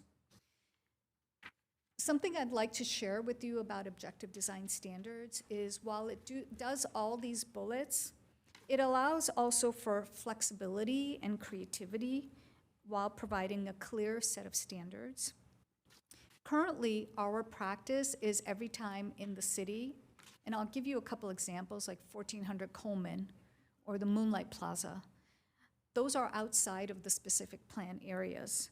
So what happens is the project would, after it's entitled, it would come for an architectural review through the design review hearing process. But at that point, we don't have any objective standards to apply. So it's important that we get these in place. And the other thing that I will share with you is what we're doing right now is a phase 1. And I will get into that a little bit more. So where are these applicable? Where would these be applicable? These would be applicable to townhomes, and you have seen some of these townhomes already. Over the summer, I brought a couple townhome projects to you. These would be applicable to multifamily residential mixed-use projects, such as what you're seeing in the middle. And it would also apply to podium-style multifamily residential mixed-use projects. So what is the implementation plan? The current is a phase 1, and that's what we're doing. Phase one, like I said, we take standards that have already been vetted by the community and decision makers. And what do I mean by that? These standards have been vetted through Planning Commission, through robust community outreach, and they're already applied in our specific plan. So we're taking those and now bringing them forward to outside of the specific plans. And so they've gone through a whole process through community outreach, developer engagement, as well as city council. So these were already adopted where we anticipated development. However, we are seeing more development outside of those specific plan areas.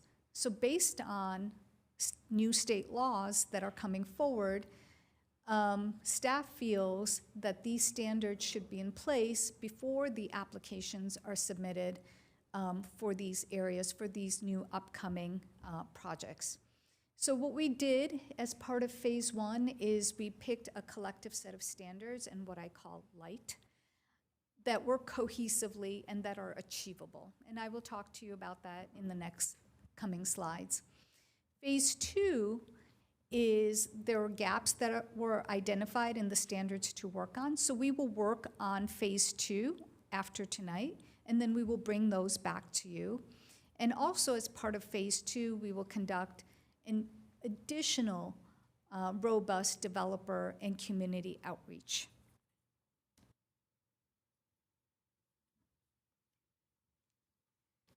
So the standards, they will be, if approved by council, they will go into chapter 18.27 into our zoning code.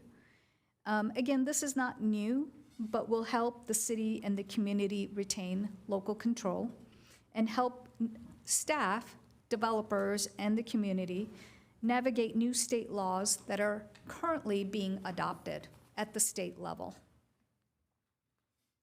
So some of the examples, and again, these examples are already in our specific plans, such as for podium-style building, where upper floors should be, the relationship of the building to the street, privately open space, building orientation for townhomes, transition standards, including daylight playing, fences between uses, general landscape standards, buffering between uses, sound walls, masonry walls. So these are like what we call baseline. They're a good practice to have, and they've been included.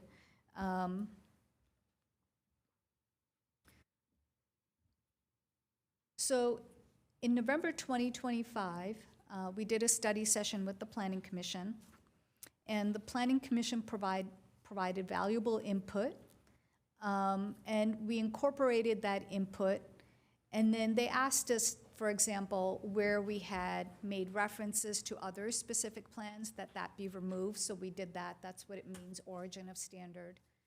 And then the format was updated as well to follow the Santa Clara City Code style. So again, these are pretty standard proposals. So the Planning Commission feedback, we held 2 meetings with the Planning Commission on November 11th as a study session, and then January 14th. The Planning Commission did provide feedback, and the gaps that were identified that they wanted us staff to work on was more prescriptive architectural standards by building type. So for example, if we had a courtyard-style building or a multiplex or mid-rise, they also wanted us to take a look at open space standards and enhance them further. And they wanted us to look at more transitional zone standards between building types. So this feedback that was provided will be incorporated into phase 2 of the work plan. A newspaper notice was published in February 11th in the Santa Clara Weekly regarding the proposed adoption of the citywide objective standards, and one comment was received. And also, public contact was made by posting the city council agenda and at the council chambers. So the comment that came was from the Irvine Company, and they had concerns with the wording of the standards, as there was an impression that this request would alter the existing entitlement process. The entitlement process won't change at this time, and developers can also invoke density bonus law to ask for concessions when they want more flexibility. The density bonus law is very flexible and allows developers to have as many concessions and waivers currently. So staff did work with the Irvine Company and acknowledge their concerns and explain their concerns. So that has been resolved. CEQA, the adoption of the city objective design standards is an implementation of the housing element for which the city prepared an addendum. The addendum indicated that the adoption of the housing element and its implementation actions would not result in environmental impacts beyond those already described in the general plan update of the EIR. And the recommended actions for adoption of the objective design standards do fall within the adopted addendum. So staff recommends that council determine the project to be consistent with the January 31st, 2023 addendum for the housing element pursuant to CEQA, and staff is also recommending to waive the first reading and introduce the citywide objective design standards ordinance. And I'm here to take any questions. Thank you very much for that presentation. We'll start with city council questions. Councilmember Jane.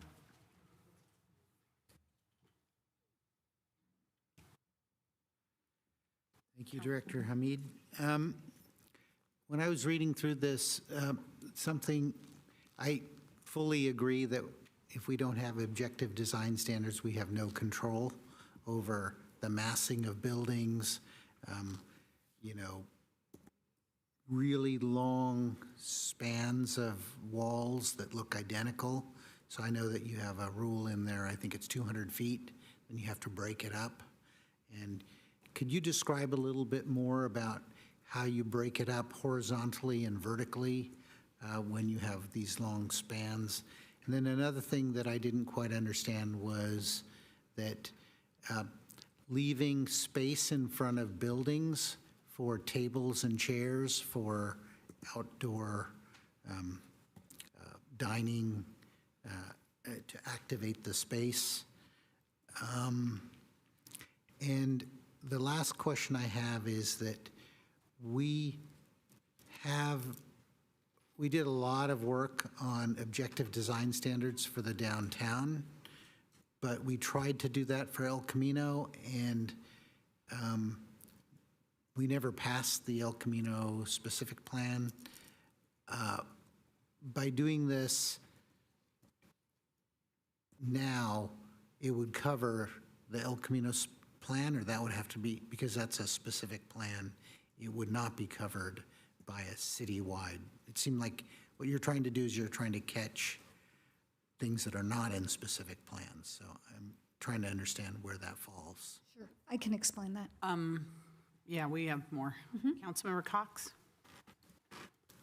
I think this sounds great, and I really I really love the initiative to do this because I think it's going to solve problems, but I'm actually just trying to figure out what problem we're trying to solve right now. And that's my limited information on this, but I understand that we have really limited meetings when it comes to projects that are falling under these state laws, like potentially 5. I'm wondering if this is an attempt to make sure that we're utilizing potentially those 5 meetings to the best of our ability. It sounds like we already had some kind of standards that we were putting in place for properties that were being utilized and utilized well. So I'm trying to figure out what this changes right now. I think I'll start with that. Yeah, thanks. Vice Mayor Gonzalez. Thank you, Madam Mayor.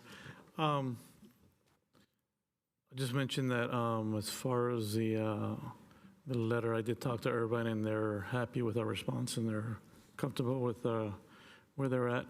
Would this affect, that's separate, would this affect 3240 Scott, as far as, I know that they were looking at developing something on that property. As we look at trying to catch, and I think I've mentioned this in the past, where, you know, we're seeing Sacramento legislate to localities how and what they do and how they build it and densities and stuff. Would this help us with some of those things? It sounds like this is kind of maybe a little bit of a catch-all for the areas that are not part of our specific plans. And just, I think you mentioned that that's kind of what it does, but just want to mention to see if that's the case. Councilmember Chahal. Thank you, Mayor. Thank you, Director. My question, I have two questions. Like, one is you talked about the density bonus. They can get a waiver on some of these objective design standards. Is that waiver by right, or the city can still stick to the objective design standards? That's my question for density bonus. And second thing, we brought forward during the El Camino Real specific area plans study session that 30-degree and 45-degree elevation standards. So are we not trying to bring that into soon for citywide for some of these objective design standard to protect the privacy or protection of the single family houses? Thank you. That's it for the questions. Okay, I will go through the questions, starting with Councilmember Jane. You wanted me to describe how long spans of buildings would be addressed. There's multiple ways, both from an architectural point of view, through massing, through long walls, through facades, through corner breakups.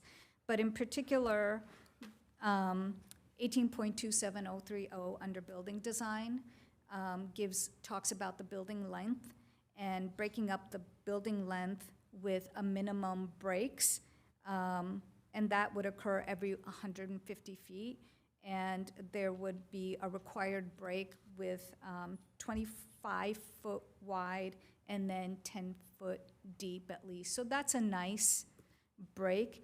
And then also there's just other ways that you break up building facades, which is by adding articulation through cornice lines, by doing what we call a base, a middle, and a sky on the elevation. You would add a number of windows. And so what these objective design standards do, they create like a measurable way in which staff can apply that. Tables and chairs for outdoor dining, I will come back to that.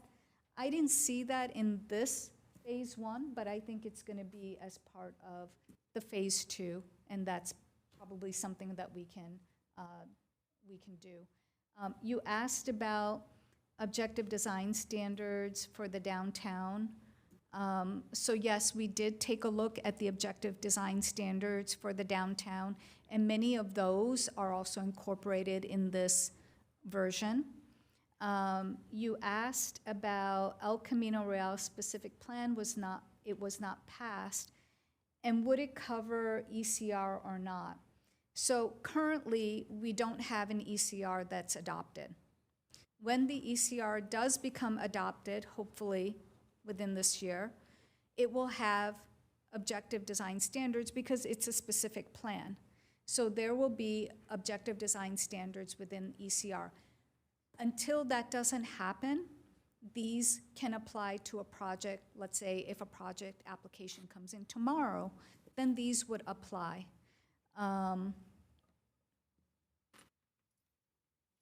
Councilmember Cox. Well, I wanted to go back to you, Councilmember Jane. Did I respond to all of your questions? There was some mention of a channel that's like one really shallow channels that go vertically to break up space. I'll have to look for it. Yeah. Okay, staff, would you please look that up for me while I'm responding to the other questions? Channels, you mean gutter lines?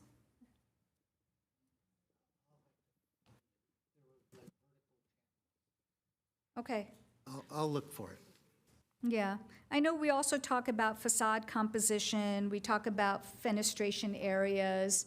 So those are other ways that we also break up masses and bulk.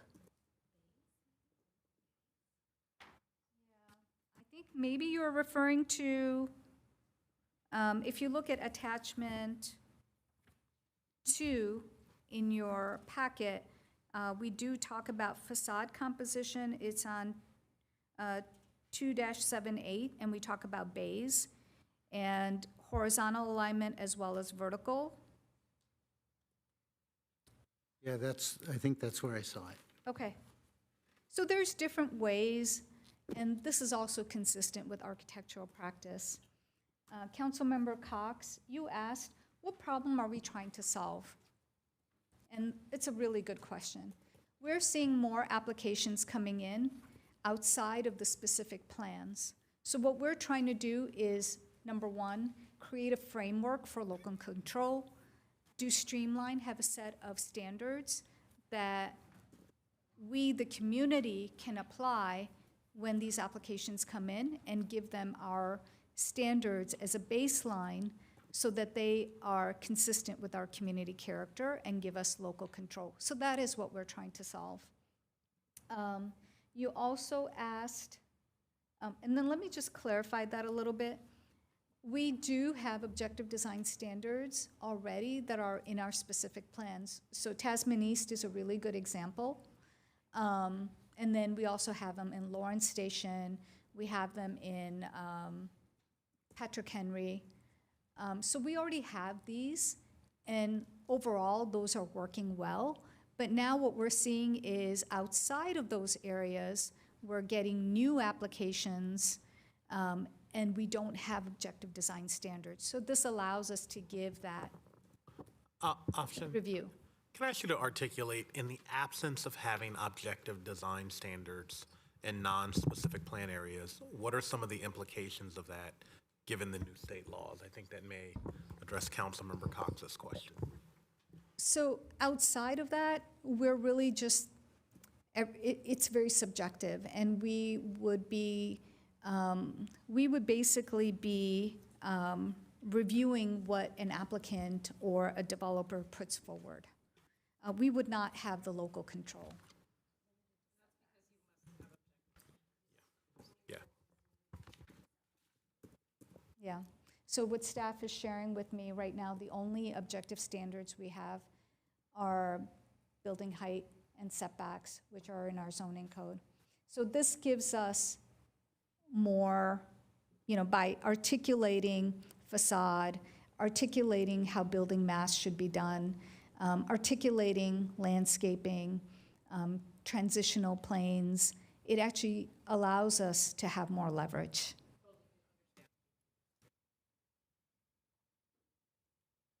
And then I think this was kind of answered, but you asked about the 5 meetings and the standards for the properties, but I think I've kind of resolved that for you, if that's okay. Okay. Councilmember Gonzalez, you asked about 32.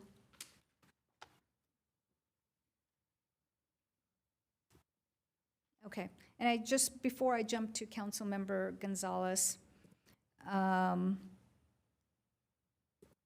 I just want to also say that under state law, we can no longer enforce subjective design standards. And this is from our Assistant City Attorney who's online and watching, Xander. So I just want to thank him for listening and responding to that. Councilmember Gonzalez, regarding 3240 Scott Boulevard, it is on file. It's in the pipeline already. So this is an example where it would not apply because they have already made an application. And then Councilmember Shahal, Just look this up. Councilmember Shahal, you asked about when we can do a waiver by right or still stick to a standard, and I'm going to request that the city attorney respond to that. Yeah, very good. Thank you, Madam Mayor, Councilmember Chahal. I also got input from Xander online. Thank you on this. The essential question is, what's the interplay between objective design standards and density bonus requests, for waivers? And in theory now, under applicable law, developers can ask almost for an unlimited number of waivers. But staff is usually very deliberate and purposeful in going through, those and making the developer kind of justify the rationale, for them to see if alternatives can be developed. And so frequently the objective design standards can hold up under those requests. Ultimately, though, some number of the objective design standards might be subject to the waiver rights of a developer if they're necessary to make the project feasible. And so there's usually a pretty robust engagement with developers in all circumstances, and the objective design standards help, but they're not perfectly immune from all kind of waiver requests in density bonus environments. Thank you. And then Councilmember Shahal, you asked in particular about El Camino Real specific plan, and that there is a setback and a plane in there. So that will be adopted as part of the El Camino Real specific plan, but I also want to let you know that that's in our zoning code as well. So it applies regardless. That's already been adopted. And then I think your last question was, these would be citywide, and yes, I'm confirming that these would be citywide to protect those applications that are coming in outside of the specific plan areas. And those are all the questions that I have listed. Councilmember Jane, your light's on still? Yeah, I just wanted to clarify. I think you explained what I was looking for. It was facade composition, which is sort of the vertical and horizontal orientation of windows and such. And then there's another thing you could, maybe you could explain to me, is the fenestration areas, how you have different percentages for different floors. Okay, so there is a table 2-21 for fenestration areas. And so we have the base of the building, and typically the base of the building, you want the base of the building to be the tallest portion because it's also street facing. And just in terms of proportions, that's what works better. And it's more distinguished because sometimes the base of the building will have commercial or retail in it. So you want the base of the building to be taller and more significant. And also because it interacts really well at a pedestrian level. And so typically you want that to be 40 to 95% of the dimensions. And then when you go to the middle and the top of the building, the middle is kind of like your standard, sometimes it could be an office, sometimes it could be a residential. And the top is kind of like, the hat of a building, right? And that's where you often see architects play with the cornice or play with the windows because the top actually connects to the sky, right? So you want it to be lighter, right? So this is where the dimensions can vary between 25% to 70% in terms of the fenestration. So it depends on the style that you're handling. And so I think that this allows for that flexibility depending on the architectural style, whether it's contemporary or modern or more traditional approach. So as I said earlier in my presentation, this does allow for that flexibility, but it also respects dimensions and scale. Fair. I just want to add, I think it's important for the public to define fenestration areas. It's really the total surface area of glazed surfaces, so windows and doors, skylights, things of that nature. So for the lower floors, you have more windows. Yeah. Correct. You want more because, again, it's retail-facing space, or it's more public space where you might have a gym or a bike shop or, you know, an entry to a building. You want it to have more fenestration. Fenestration could be openings which consist of windows or doors or a combination. Okay, and then in here, I saw there's something about the permeability of the surfaces, and, you know, it said impermeable, and I'm always eager to have more permeable surfaces. We talked about pavers. Which page are you referencing, Councilmember Jane?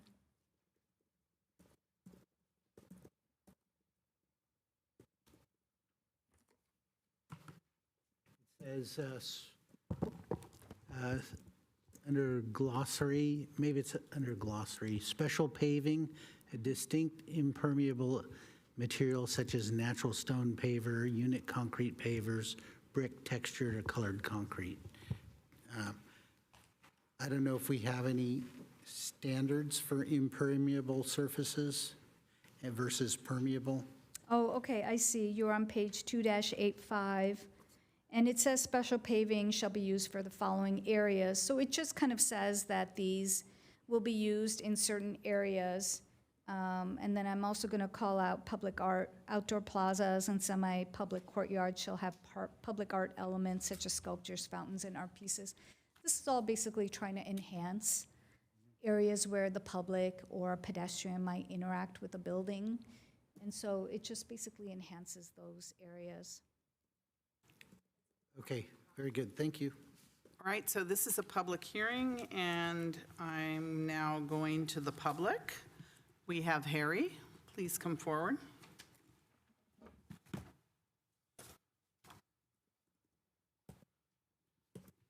Oh, I'm sorry. You're gonna have to leave your spot there for just a minute. But don't worry, you'll come back. Welcome. Thank you. Good evening. My name is Harry Neal. Well, you all know who I am. But I want to really zero in on the massing portion of this, where it's on, sorry if I'm flipping your pages here, but on, I think it's 18.27.30, where it talks about massing. This is something that has annoyed me quite a bit since learning about it, is that a lot of buildings that we think of as defining the character of the Bay Area, whether that is in our largest cities, San Francisco, Oakland, San Jose, or down to the neighborhood level, we cannot build them today under objective design standards such as these because of the massing requirements. With those requirements to break up the massing, a lot of buildings, even nationally historic designated buildings that are just flat walls, we can't build them again. Even if they're up to seismic and fire code, we can't build them again. I think, frankly, that's kind of ridiculous. And being at San Jose State, I'm around a lot of beautiful buildings in downtown San Jose. One of my favorites, the Hotel St. Clair. It is about 280 feet of just a big flat wall, and it's beautiful. I love it. One of my favorite buildings in San Francisco is the Southern Pacific building, both because it's, you know, his Southern Pacific Rail Company, but also because it's a big cube. It's totally non-articulated, and it's beautiful, and it works for what it is. Beyond just me being a bit of a nerd, there is also a wonderful report from Clean Energy Canada called Building Toward Low Cost and Low Carbon that identifies that simplifying building massings and making use of simple flat walls actually contributes to significant reductions in cost and operating cost long-term, as there are less surfaces to lose heat, thus lower carbon. Thank you. Thank you, Harry. Do we have anybody else that would like to speak? I don't see anyone here. Do we have anyone online? All right, may I have a motion to close the public hearing? Councilmember Jane. Motion to close public hearing. Okay, motion by Councilmember Jane, second by Vice Mayor Gonzalez. Close the public hearing.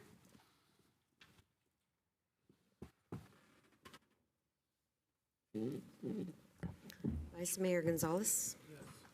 Councilmember Shahal. Yes. Councilmember Park. Yes. Councilmember Jane. Yes. Councilmember Cox. Mayor Gilmore. Yes, that passes unanimously. Council? Councilmember Jane? Yes, I'd like to make a motion to approve staff's recommendation, waive first reading, and introduce citywide objective design standards for multifamily and residential mixed use.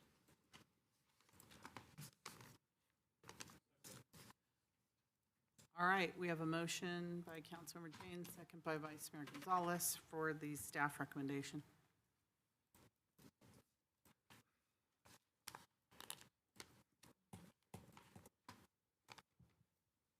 Vice Mayor Gonzalez. Yes. Councilmember Shahal. Yes. Councilmember Park. Yes. Councilmember Jane. Yes. Councilmember Cox. Mayor Gilmore. Yes, and that passes 6-0, unanimous of those present. Thank you very much for all your reports this evening. Thank you, and may I just take a moment? I would be remiss if I didn't introduce and thank staff. We have Leslie Xavier, who is our planning manager, and I would also like to thank Xander Abbey, who is online. I would also like to take a brief minute and introduce Lakshmi Rajagopalan. She is our new Assistant Community Development Director, and she joined us in January. She comes with over 20 years of practice in planning. She brings a wealth of knowledge, and previously she was with the City of Oakland. I have already seen that she's fitting in with the staff and the work, and she's taken on workload, and she's very personable too. So really happy to have her join and be here at our meeting tonight. Welcome to Santa Clara, and I'm glad you're a night owl and you like these late night hours. So, and you're still smiling, so welcome, and thank you, Leslie, as well. Thank you. All right, Annette, all right, let me keep going now. Reports of members, special committees, and council member 030 requests. Councilmember Jane. Yes, thank you, Mayor. I have a number of things to report. The first is that when I arrived at the council today, this book had been mailed to me from Barnes & Noble. It's called The Great Train Heist, the California Smart Taxpayer Ripoff. It was just delivered to my council office, so it's a gift that I have to report. So I'm reporting it. On the inside cover, I think it says it's $32.99. So that I'm reporting that. The second thing is that Showtime is happening. So Showtime, which is a home-brewed theatrical melodrama. It's a fundraiser for Santa Clara Senior Center programs. Tickets are only $10. That's March 6th, March 7th, and March 8th. So I encourage you all to attend. Finally, some of you may have seen in the newspaper that this article about selling Loyalton, and the article states, tribe buys 10,000 acres north of Lake Tahoe from City of Santa Clara on historic land. Sale of Loyalton comes 175 years after the Washoe people were forced from lands during the gold rush. And the article states that Loyalton Ranch, a scenic 10,274 acre property located about 35 miles north of Lake Tahoe in Sierra and Lassen counties, was purchased on Tuesday, February 10th, 2026 by the Washoe tribe from the city of Santa Clara, which had owned it since 1977. So I'm really pleased that this sale of Loyalton is now complete.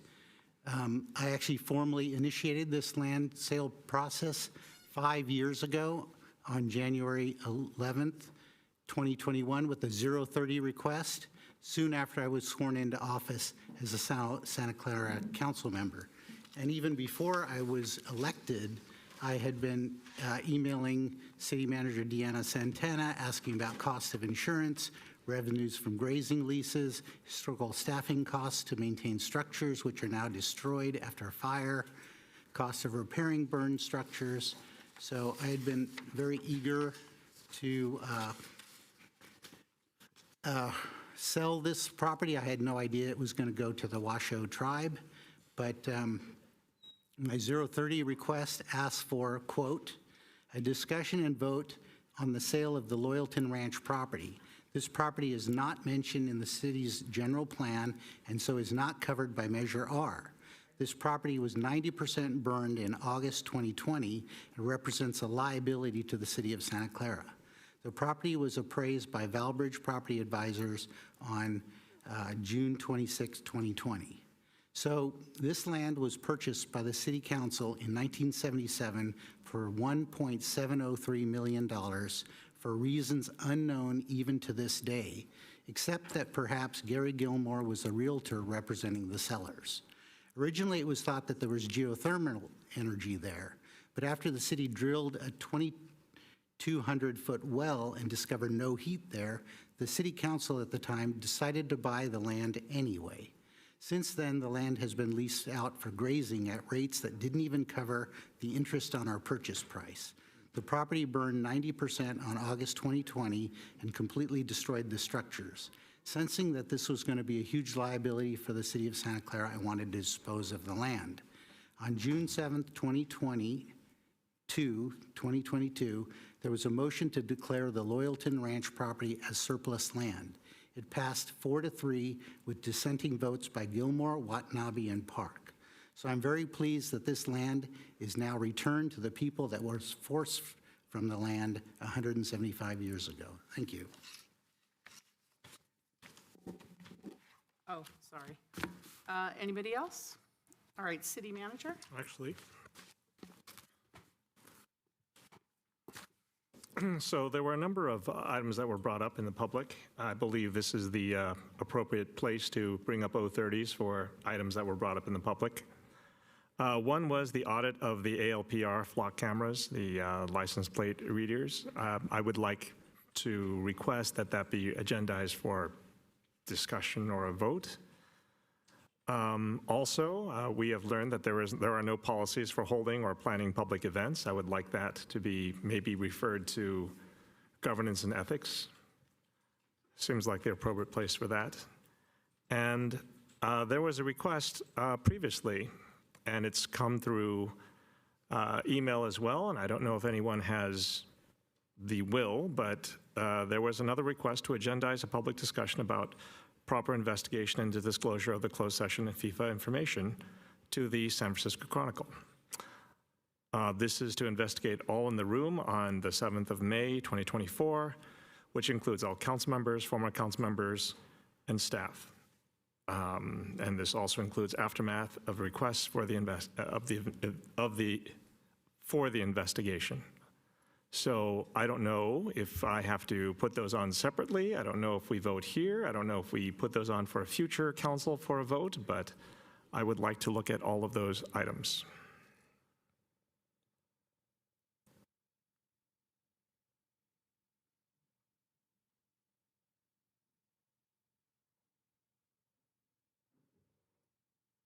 I don't know what you'd want to do about that.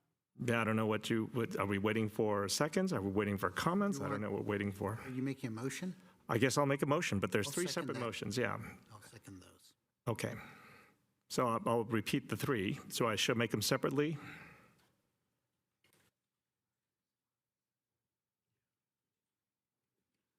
Madam Mayor, I would recommend separate motions. There may be different staff input on those. Depending upon the motion, it would hard to be able to take that up collectively.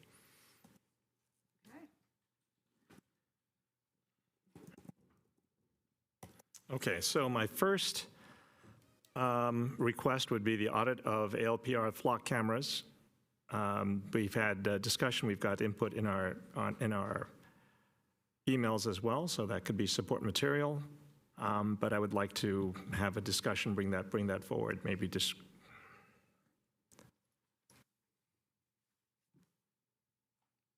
That's my first. Sure. I'll be brief. I do know that the police chief is working with staff in the police department to look into our flock cameras and access of data from others. There is an item coming to the city council. At this point, I do not know if it is the first or second meeting in March, but I do know that connected to that item, the police chief is planning to bring information on our flock system and data access of LPR data. So the city council with that can wait until that meeting happens to determine if you want to take any next steps. Didn't we already give that direction at the meeting where we talked about ICE? I thought that was in our. It was brought up, and there was I can't recall at this moment, at this hour, this exact wording of that, and I do not think it was a formal 030. I think it was a comment from Council Member Jane of a desire to look into our LPR data. We did take that back, and given the information that has been circulating around revolving other cities that utilize the flock system, I did have a conversation with the police chief. The police chief is aware. He talked to neighboring police chiefs. I also talked to neighboring city managers about what they have experienced, and I do know the police department is preparing information to provide to council. Again, at this moment, I don't know if that's on your first or second meeting in March, but I do know that it's upcoming. And so one option is for you to wait until you receive that information. We should wait until that's coming, if it's coming in the next couple meetings. So this is no reason to do it now. Next, Councilmember Park. So I guess my question is, when did you say you had mentioned a couple of dates? I believe it's coming in March. I do not know if it is the first or second meeting in March. I believe your first meeting is March 10th, and your second meeting is March 24th. Okay, so with that, I am willing to wait until the end of March for that. The other is a referral. Actually, now I've got two referrals.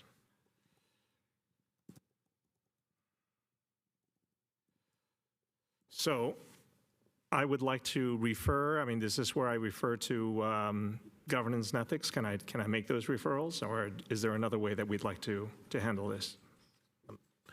I'll turn it over to the city attorney, but certainly you can make a 030, but because you are also a member on the Governance and Ethics Committee, you can bring it up during the Governance and Ethics Committee and get support from committee members to have it added to the work plan.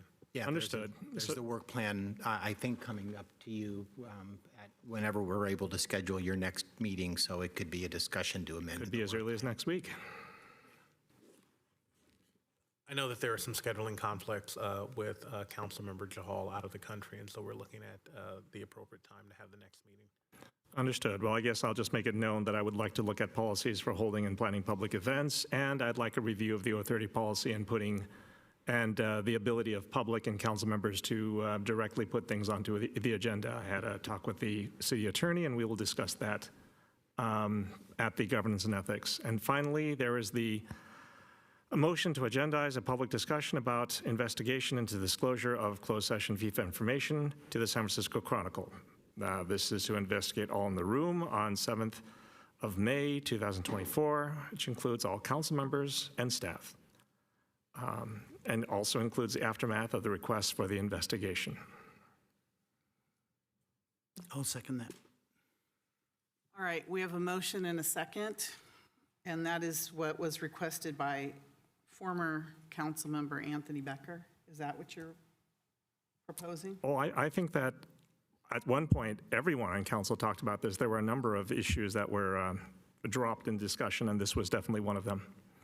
This issue came up long before former Councilmember Becker requested it, and I think it was a good reminder. City manager. Sure.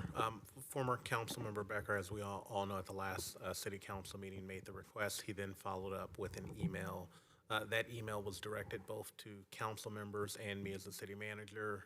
Earlier today, I did reply to Councilmember Becker, letting him know that we were going to have an internal meeting of staff to talk about whether that item would be agendized under the city manager authority. We also will talk about what, if any, data or information on city systems that we might still have dating back from, I think, March or May 2024. But certainly the city council can take another action under your purview. I mean, if if we do a vote and that vote fails, I think that city staff should continue with their consideration of the item. And also, I think this is one of the reasons why timely bringing up these issues in a timely manner would be important, because as you said, we'll have to see what kind of data still exists, and we'll have to see how many people that were even working at that time are still with the city. I think that this is one of the reasons why, when this comes up, it's important that all of council takes it seriously and all of council pushes it forward. This is not an indictment. This is a discussion. And if we can't have a discussion, if we can't start the investigation, if we can't get timely responses to investigations, then that's kind of on staff and on council for not requiring this. So since it's already in progress. Oh, I'd still like to have a vote. A duplicate of what former Councilmember Becker has already asked for? Well, I'm going to say stating in public and having a council request will ensure that it makes it onto a discussion, right? And again, if this fails, then we'll leave it to what city staff will do. But I see no reason why we shouldn't formally put this as a discussion topic. Madam Mayor and council member, given the nature of this request and some of the issues implicated, I think staff would prefer to gather the information necessary and provide a confidential communication to the city council prior to automatically agendizing it for public consideration. And I'm willing to consider that, but when would this report, when would this communication, when would this information be provided to council? I think we would at least need 30 days to come back to you. Okay, so I would like the record to show that we'll give you 30, I'll be happy to give you 30 days and I'll revisit this at that time. Thank you. Councilmember Jane? Yeah, I have a concern for that. And given that we have a 2-year retention policy on documents and records, that we might end up having an issue where documents disappear.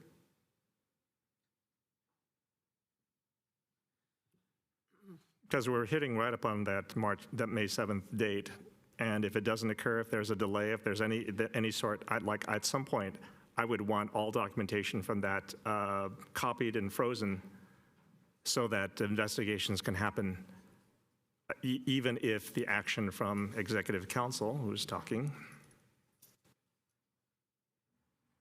So, right. What you're referring to, I believe, there is a 2-year document retention for hard copy documents. During that time, the email retention period was shorter. I believe it was 90 days for council members. And so I am not sure that that the 30 days will matter with regard to electronic email records. We will, again, we need time to look into the matter, and so, hesitant to provide any more information without having time to look into it. And I'll turn it over to the, right. Yeah, so we will go back and have an internal meeting with staff and look at any and all options that we can take to preserve any records that may exist. Yeah. So that's a commitment? Sounded like one. All right. Lots of things sound like commitments. Yeah, in effect, what we're saying is we'll look into preserve, so that there's no potential. We will take action to preserve records so that the 30-day delay doesn't result in any disposal of records during that pending time period. I mean, it's kind of late to talk about that, but sure, I will accept that as well. City Manager, Executive Director report.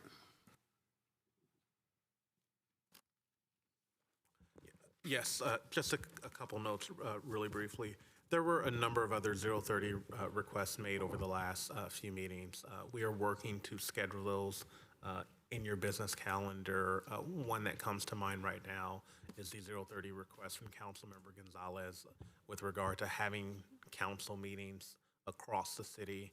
So staff is doing a look into our ability to hold meetings at certain locations, and then we will schedule that as soon as possible. The other thing we're working with on your council business calendar is reserving a meeting for the Benton and Lawrence project, which we know will be a highly attended meeting that will require significant notice to the community. And so know that your business calendar is a little bit in flux because we need to complete those negotiations with the county and really pick a date that frankly, we're not going to be able to have any other substantive matters on that agenda.